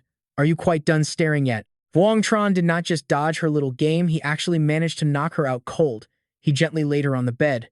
I am not going to the Han house, so I had to do this. Do not go blaming me when you wake up later. He carefully tucked her in and then quietly slipped away. But the second he was gone, she snapped her eyes open. It turns out the whole thing was just an act. While Tin Dao was plotting on the bed, Wang Tran was already tearing down the road. He strolled into the office with a casual, hey beautiful boss. Keeping busy? She looked up and tossed a stack of papers his way. You are just in time. Look at these. Wang Tran carefully scanned the report, his voice full of shock. Wait, 3 of the major shareholders just dumped 10% of their stock in Qdong International? She nodded. Exactly. My family are not the only ones with a stake in Qdong International. The Shangguan family holds some nominal shares too. Wang Tran was totally lost, with a million questions running through his head. Why do they want to dump International Corp shares? What did your old man say? Thi just shrugged and said he lets her handle the dirty work. He does not need to hear about every little drama. A few things are rubbing her the wrong way, though. Some family members are not giving up that easily. They are basically praying for the whole empire to crash and burn today. He grabbed the guy's head to get his attention. Look, we are going to go find out exactly who bought those shares from this loser. Is that all? She snapped back. They honestly do not care. For Wang Tran, this was child's play. He grabbed her hand and pulled her away. Trust me, it is simple. Just follow my lead. A bit later at the villa, he pressed his ear to the door and started roasting the place. This soundproofing is absolute garbage, he joked. Thi stood there confused. As she leaned in to listen, some very loud, spicy noises made her turn bright red. Oh, Wang Tran winked, totally messing with her. Since you are acting all shy now, I am taking you to see a real show. Then he just waltzed in like he owned the joint, ruining Tin Lang's romantic vibe. My bad, did I interrupt? Tin Lang looked ready to kill the mood killer. He told his girl, go wait for me in the bedroom. Then he turned around and just started losing it. Do you people have any morals? Who just walks into a house without even knocking? Thi sat on the sofa looking like a total boss. Recover those shares you dumped, she ordered. Whatever you sold them for, I will pay double. He asked if she was kidding, but she just got more intense. Second brother, who bought them? Ting Lang lit a cigarette and finally spat out a name. Albon Financial. They are the biggest players in Australia. Thi started to speak, but before she could finish, he grabbed her hand. Relax, I have got this covered. She nodded and Wang Tran stood up, getting right in the guy's face. He pulled some mystery pills out of his pocket. Then he shoved them into Tin Lang's mouth, forcing the guy to swallow them. Before he could react, the threats started. Call Albon Financial. Tell them you are buying back those shares. I am coming back tomorrow, and if you have not done what I said, you can just wait for death to come knocking. He grabbed Thi's hand and left. Tin Lang was losing it, yelling about the drugs. They just jumped in the car and drove home. In the car, Wang Tran could not help asking, what is the deal with Albon Financial? She leaned on her hand, thinking, I know a bit. They have ruined plenty of promising startups. If they are coming for us, it is definitely not good. He nodded after hearing that. Sounds like Albon is just pure trash. Do not worry about those shares. I am going to handle everything for you. Thi was so happy she actually kissed him. Wang Tran, Thank you so much. He immediately turned on the creep vibes. If you are not done kissing me, come to my room tonight. We can keep this going. Thi looked like she wanted to call the cops on him. You are such a pervert, she snapped. Your head is literally filled with nothing but trashy thoughts. Wang Tran did not want her to stay mad. I am just kidding, he laughed. How about I take you to a bar? She just huffed a little bit, and before long, they pulled up. Outside the bar, the neon sign was already dark, but he did not care. Let us go. They walked in and spotted Tinda. Wang Tran grabbed her shoulder, and she spun around ready to fight. Who is messing with my peace? But once she saw who it was, her attitude flipped instantly. Wang Tran? He just laughed and asked, why are you sitting here drinking all by yourself? Tinda looked confused. Are you not here for the boxing match? Wang Tran had no clue. Boxing? What are you talking about? She looked him in the eye. Empire, underground boxing. Thi was messing with her phone when she got a call. Can you come back to the villa for a second? A voice asked. She nodded and agreed to head over. All right, I am heading out now. She stood up to say goodbye. Something came up, so I have got to go. He told her to be careful on the road. Tinda started teasing her. Leaving so soon? Just go do your work. I am borrowing Wang Tran for a bit, so do not be stingy. Thi walked off without a word. Seeing her face, Tinda guessed it. Were you two just on a date? Wang Tran wrapped his arm around her waist. Well, based on what you just said, I guess you could call this a date right now too. She shoved him away immediately. Wang Tran just laughed it off. Hey, at least someone likes it. It was finally time for the fight. She stood up. The boxing is starting, let us move. The two fighters were already in the ring, surrounded by a massive crowd. The two of them squeezed through the fans and managed to snag some pretty decent seats. A guy across the way spotted Tinda. Did not expect to see the little princess here. That was Thian Hain. He glanced at the man next to her. Honestly, I am way more interested in that guy. He called a waiter over. Get everything ready. I want a memory they will never forget. The bell rang to start the match. Kai Lan was locked in, staring down his opponent with total focus. Tinda pointed toward the corner. Since the fight just started, let us go play some bets and make some quick cash. Wang Tran looked confused. Oh, how? She was already seeing dollar signs and asked him for a tip. I know you are an expert, so tell me, which one of these guys is actually better? Give me some advice. Wang Tran just crossed his arms. If one of them is throwing the fight on purpose, how am I supposed to know? Tinja immediately shut that down. They will not throw the fight. The rules here are simple. If you lose, you literally lose your life. He could not believe his ears. Oh? Since when did underground boxing in this city become a literal matter of life and death? Suddenly, the ref's whistle signaled the next round. Wang Tran looked at the guy on stage and wondered, what is his story? Tinda knew everything. Word is, he was a top-tier soldier in the elite recon unit. Then he messed up and got kicked out. Now he's with Tan Long Lin. He turned to her. A Tan Long Lin member fighting underground? You did not bring me here just to watch, did you? She stopped hiding it and asked him straight up. Do you not want to take them on yourself? Wang Tran just sighed. That reverse psychology is not going to work on me. I will get what I want using my own methods. She pushed his hand away, looking totally disappointed. What a buzzkill. Right then, the waiter whispered something to Kai Lan. Then the fighter pointed right at their seats. You, get up here. Ting Da turned to him, sounding worried. Look, he is challenging you. Now you do not have a choice but to fight. Wang Tran was not scared. He tossed his credit card onto the tray. 2 million on me. The crowd went wild. If you suck, do not embarrass us. I bet my life savings on the big guy, so kill him. Wang Tran checked the scoreboard. The odds were 1-3 in Kai Lan's favor. He grinned to himself. This is going to be a massive payday. He stepped in and started talking. Heard you are with Tan Long Lin. Did not think I would see one of you fighting for scraps in this dump. Kai Lan looked confused. Then Wang Tran lunged forward to take control. Guess they did not tell you everything. Maybe I will be nice and tell you exactly who I am later. He threw a heavy punch, but the guy actually blocked it. Not bad. Your reaction speed and defense are actually decent. Too bad for you, though. He landed a massive blow, and Kai Lan immediately started coughing up blood. I am one step ahead. The guy flew backward looking absolutely wrecked. He was not done yet. Wang Tran suddenly reached out and grabbed the guy's shoulder. Then Kai Luan's clutching his gut in agony, begging for mercy. Stop. Hold on. I give up. But Wang Zheng's not done. He's got him by the pants and isn't letting go. He tosses Kai Luan sky high. Surrender? Too early for that, buddy. With a massive throw, he sends his opponent flying. While he's dangling in mid-air, Wang Zheng lunges upward, landing one final, brutal punch to end the fight. After that wild combo, he casually waves at a waiter and says, Hey man, don't forget the cash I put on Wang Zheng. He glances at the stands, catching an eye that says it all. A worried guy whispers, "Brother, he's coming for you. You better start praying for your life right now." Then he bolts. Once down there, he starts barking questions. "Hey Thea Nai, was this whole thing your idea?" Thea Nai denies it instantly. "No, not me." Wang Zheng grabs his collar, fuming. "Don't play dumb with me, man. The truth is out, and your whole family is trash. You people just won't go away." Thea Nai is freaking out. He grips his shirt and snaps, "Are you threatening me?" He hurls Thea Nai onto the stage with total force. Wang Zheng watches the pathetic mess and gloats. "That's what you get." He faceplants onto the floor, looking like he's in pure agony. He points at Kai Luan and starts schooling him. "Don't look at me like that. This isn't on me. You brought in some special forces pro, right? You really think the adults in your house didn't know about this?" He gets more smug as he talks. "I know exactly what I'm capable of, but why didn't he try to stop you?" Instead, he just stood there and watched his own brother get wrecked. Suddenly, a voice cuts in from the shadows. "Impressive, truly impressive." Thien Nien walks over, clapping.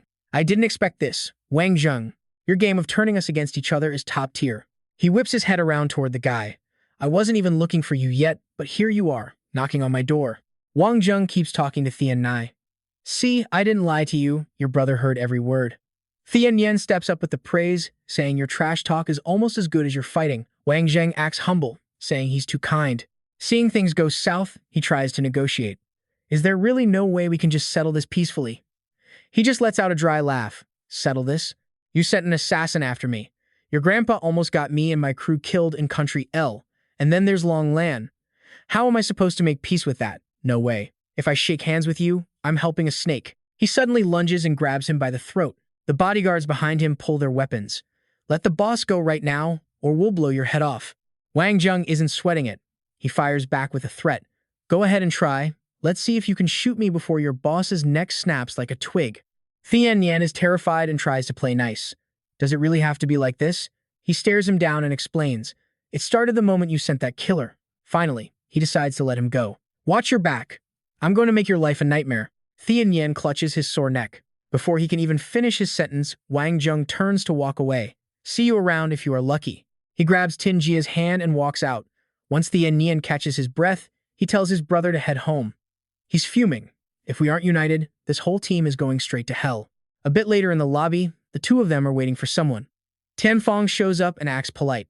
"Mr. Wang Zheng, sorry for the wait. There are $30 million on this card. It's your prize money for winning. The passcode is 1, 2, 3, 4, 5, 6. You can go ahead and check it now."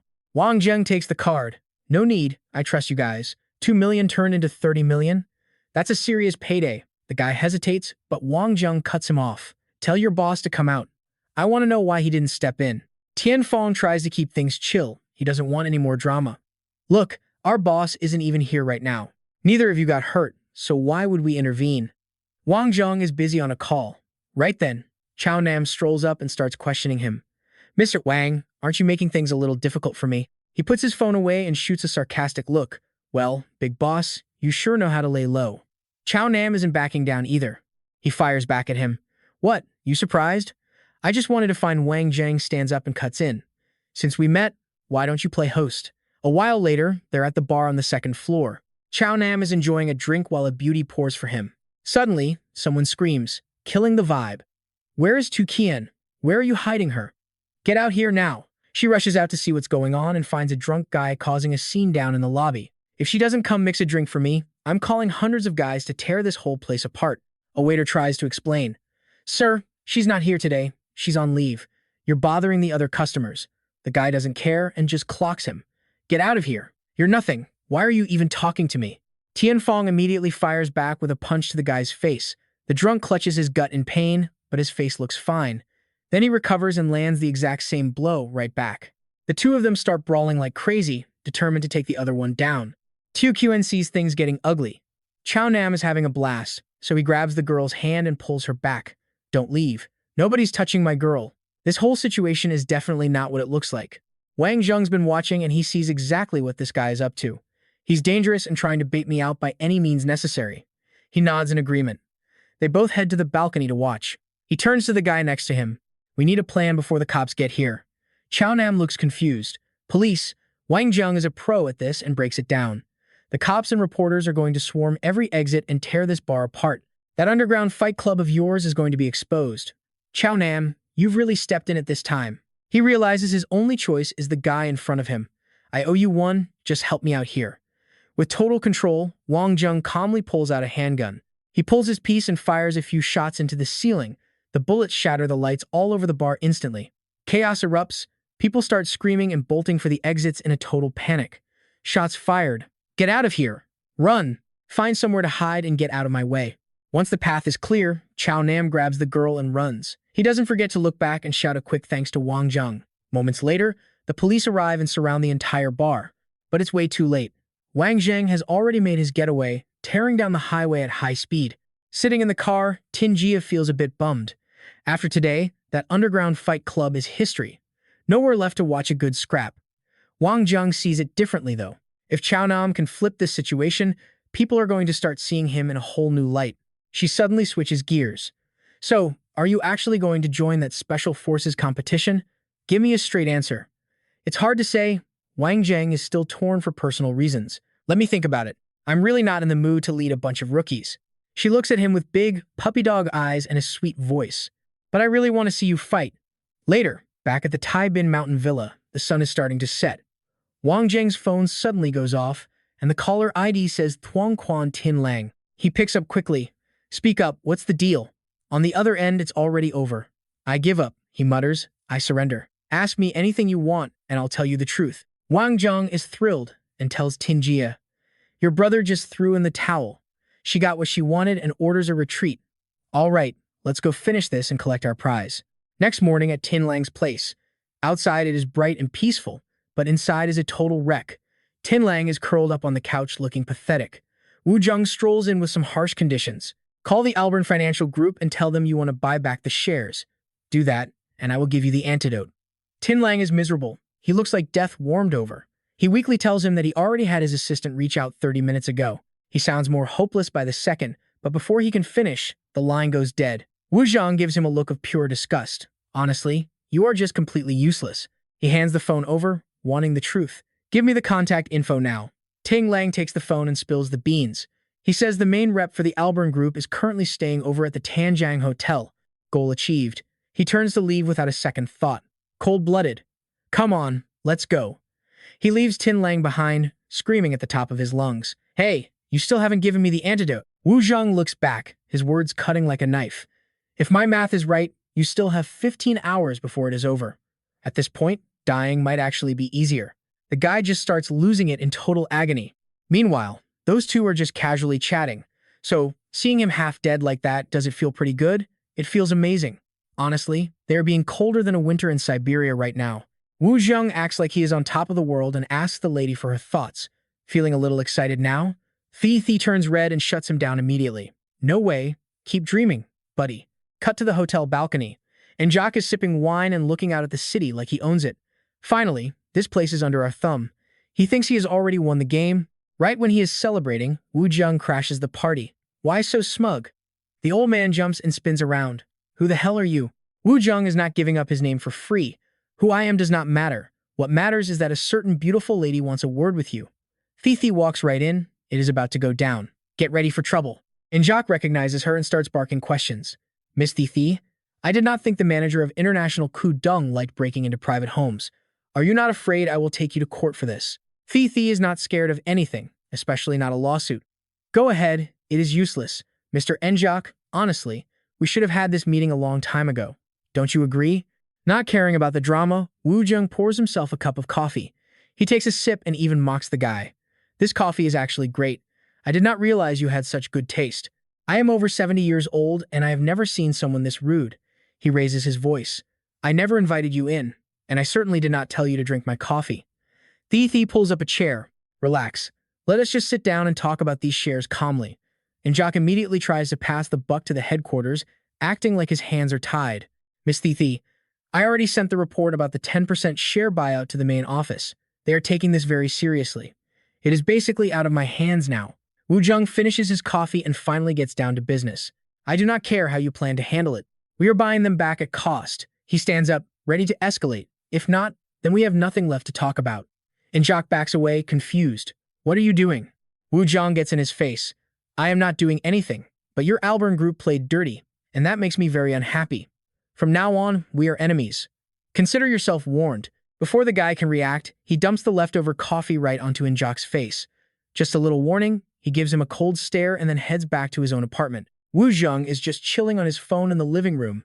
He sees a message from Minky. A handsome guy invited me to dinner tonight. You want to come along? He taps out a quick reply and hits send.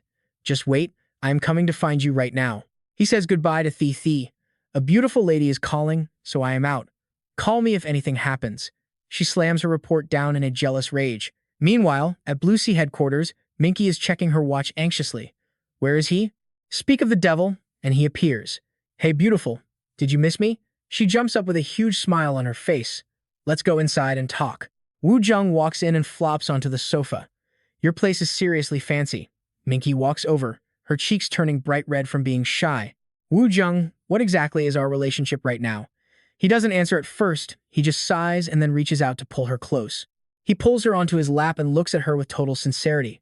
You are very important to me. She melts at his sweet words and tries to be understanding. I know you have a lot going on, and I cannot just keep you all to myself. Minky leans into him and whispers something sweet. My heart is already totally yours, so what am I supposed to do now? Then they share a kiss that is hotter than a summer day. Minky gives him the green light. I think the bed in my room could be put to good use now. Wu Zheng doesn't waste any time. He picks her up and carries her toward the bedroom. But just as things are heating up, there is a loud knock at the door. He feels like the unluckiest guy alive. Who has such bad timing? Seriously, who is that? Minky blushes and tells him they will reschedule. Just take a nap here for a bit, and we will grab dinner later. The next morning, bright sunlight streams through the windows of the Blue Sea Group building. Wu Zheng wakes up and looks for Minky, but finds a note on the table instead. You looked really tired last night, so I did not want to wake you. I have things to do today, but I had a great time. Can't wait to see you again. He scratches his head and laughs, feeling a bit bummed. I can't believe I fell asleep and missed my chance to have dinner with her. He shakes it off and calls Duong Dan. The other end picks up immediately. Hey, why are you calling so early? Wu Zheng starts talking, but Duong Dan is busy with some girls and lets out a surprised shout. Wu Zheng hears the hesitation. What is up? Have you heard of them? Duong Dan stands up and starts asking questions. I heard about them back when I was in the gang. Why are you involved with a group like that? He is not in the mood to explain. He just wants to get things done. It is complicated. Just help me investigate who the Albern group has been working with lately. He hangs up without even a thank you. He is deep in thought when Tin Day suddenly bursts in, screaming her head off. She looks like she is in a massive rush. Finally found you. Come with me right now. She grabs his hand and drags him out. He is totally confused and has no clue what is going on. Hey, what is the big rush? No time. We are heading to Fu Chao right now. I will explain everything on the way. Soon, they arrive. The weather is actually great. After hearing the explanation, Wu Zheng is still pretty curious and starts asking for more details. So your dad wants the two of us to go visit a relative? Tin Da nods as she walks beside him. Yeah, that is basically it. He holds his head, feeling totally played. I got tricked by you guys again, didn't I? She tries to defend herself. It is not like that. And besides, you know them. Wu Zheng just wants to know who they are visiting. She points to an old-school mansion and speaks slowly. The Chuang family. As soon as he hears that, he tries to leave. She grabs his hand and begs him, please, we are already here. Let's just go see them. He finally gives in. They walk up to the mansion and she knocks on the door. Is anyone home? Immediately, someone comes to answer. Glancing out, I spotted a familiar face, little Yi. She politely asked if my cousin was around. Not wanting to be rude, I invited her in, explaining the parents were out but they could wait in the living room for a bit. Wang Zheng was clearly annoyed, looking like he had just lost his last dollar. Thankfully, she was sharp enough to take the hint and politely declined. They headed out, but she followed closely, begging in her cutest voice. Come on, let us go check out the mansion district. It has been forever since I have been there. Wang Zheng finally cracked a smile, tossing an arm around her. Fine, what do you want to play? I am down for whatever. Suddenly, she got this mischievous look on her face, like she was about to start some real trouble. He blinked, letting out a confused, huh. Next thing you know, we are at the beach. Wang Zheng was literally drooling over the girls in bikinis, eyes turning into total heart shapes.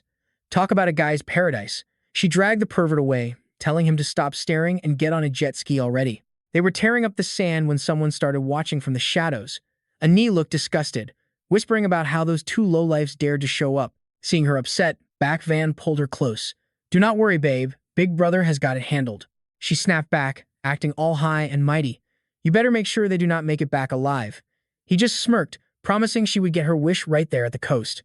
A bit later, they were flying across the waves. He looked back, teasing her about how she always picks the most dangerous stuff to do. She gripped his waist tight, shouting back, "Got a problem with that?" He laughed, totally leaning into the beach boy vibe. She screamed with excitement, loving every second of it. But then, out of nowhere, another boat started gaining on them fast. He glanced back, instantly on high alert. Hold on tight, someone is looking for trouble. Realizing the danger, he swapped seats and shoved her forward. You drive. She panicked, I do not know how. He barked back, it is just like a motorcycle, you got this. He stood up, scanning the enemy boat. Just keep it straight for the shore. She was shaking, terrified out of her mind, but before she could finish a sentence, he dived into the water. He yelled back, do not worry, you are safe. Water exploded everywhere as Min Kai started unloading his gun right into the waves. Bullets were flying everywhere, but thanks to that main character luck, not a single one hit him. She bolted, heart racing with worry. He popped up, challenging the guy. Hey, stop chasing the girl and fight me like a man. Min Kai aimed right for him. Before he could fire, a kick sent the gun flying across the deck. With no weapon left, Min Kai had to use his fists. Bad move. This is Wang Zheng we are talking about. He slammed a kick into the guy's gut, calling him a weakling before landing a brutal blow right to the groin. Ouch. Min Kai hit the deck, clutching his junk and groaning. Wang Zheng just calmly reached down and grabbed the gun. He pointed it right at him. Talk. Who sent you? The guy tried to play dumb, swearing there was nobody else involved. He stayed cool, listing the guy's resume, ex-mercenary, Muay Thai expert. I can find out who you are in 5 minutes. So, you want to tell the truth? The guy just asked what the difference would be anyway. He played the nice guy for a second. Simple. You talk, I hand you over to the local police. Whether you escape them is on you. But if you do not talk, I am breaking your legs and throwing you to the sharks. That did the trick. He confessed everything Fan Hu Nin from the Black West Society sent me. He claimed that was all he knew, but Wang Zheng was not buying it. He stepped closer, slow and menacing. He grabbed the guy's hand and squeezed. Oh, really? He applied more pressure until the guy screamed. Min Kai begged him to stop, crying about how he already told the truth, but he was not done with this lead yet. Talk or you are fish food. Tell me, who does Fan Hu Nin usually hang out with? Give me a name right now. He finally cracked Chuang Bak Van. He froze. He never expected that snake to be the one pulling the strings behind everything. Goal achieved, he aimed the gun one last time. Guess I am a liar too. Thanks for being honest. Later at a cafe, she was waiting with a big smile. He looked at her, his face dead serious. Look, kid, there is something you need to know, and it is not pretty. She was ahead of him. It is about that assassin, is it not? Let us talk somewhere else. She sat down and cut to the chase. Who is it? He told her straight, Chuang Bak Van, and your sister is probably in on it too. She looked down, trying to hold it together. Betrayed by her own blood. He told her it was okay to cry. She grabbed his shirt and sobbed into his chest. Why do they want me dead? He held her close, promising he would not let them get away. She hesitated, but they are family. He was not about to let family ties stop him. He laid it all out for her to see. You call them family, but they are trying to kill you. They are monsters. I will handle your dad. Meanwhile, someone was watching the whole thing through binoculars. Aini was anxious. Can you see them? Even though he could not see anything, he was cocky as hell. They are gone. Those hitmen do not miss. She sighed in relief. Finally, those two are dead. We can go home now. He grabbed her shoulder with a creepy smirk. Hey, sister, did you forget something? She got the hint and hugged him tight, whispering in his ear. They headed for the bed. Little girl, I cannot wait any longer. He threw her on the bed. Little did they know, Wang Zheng was watching the whole thing on screen. He had the phone out, recording every disgusting second. This was the show of a lifetime. Later, while walking with her, his phone buzzed. He pulled it out and watched the video. Talk about a messed up hobby. This guy is a total freak. She noticed him staring at the screen. What is up? He just smiled and asked where she wanted to go. She pouted, looking totally pathetic, wanting to visit her grandpa, but right now it looks like she is locked out. He acted like he wanted to please her, but his mind was elsewhere. She perked up instantly, asking if he was serious. He just laughed it off, asking when he had ever lied to her. Before long, they were standing right in front of the general's massive mansion. She grabbed his hand and whispered to her grandpa that she was home. Sobbing uncontrollably, she told him about her rough 6 months in Nin Ha, how she had gotten thin and tanned, but was now way tougher than she used to be. She kept rambling, maybe even throwing some shade on purpose. She told her grandpa that she had even brought her boyfriend along to visit. He is pretty hot, but honestly, He is a total player and kind of a jerk. Open your eyes and help me teach him a lesson." She broke down crying on the bed while he gently told her it was time to go.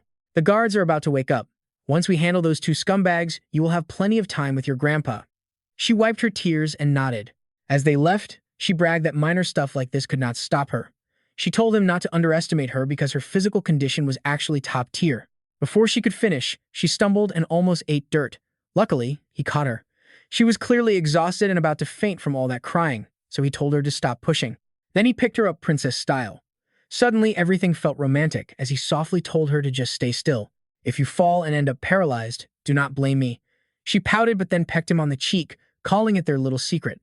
A bit later, they finally made it back to the hotel. He watched her sleep, feeling a bit sorry for her. He checked his phone and started the next task, the screen showing a video file transferring. He smirked, ready for the real show to begin. He would deal with that trashy couple first. Meanwhile, back at the general's place, a sleek black car pulled up to the gate. Those two were laughing, totally clueless about the storm coming for them. Suddenly, his shadow appeared, scaring them half to death. She rolled down the window and screamed, asking what the hell he was doing there and how he even found them. He gave a chilling smile, saying he and the girl had been waiting all day. He mocked them for taking their sweet time while acting so relaxed and posh. The guy felt a cold shiver down his spine. He stuttered, claiming they just had some business to finish. He flashed an okay sign and walked away. Watching them, he knew they were definitely behind everything. He pulled out his phone and hit up his buddy, Yang Dan, to start the plan.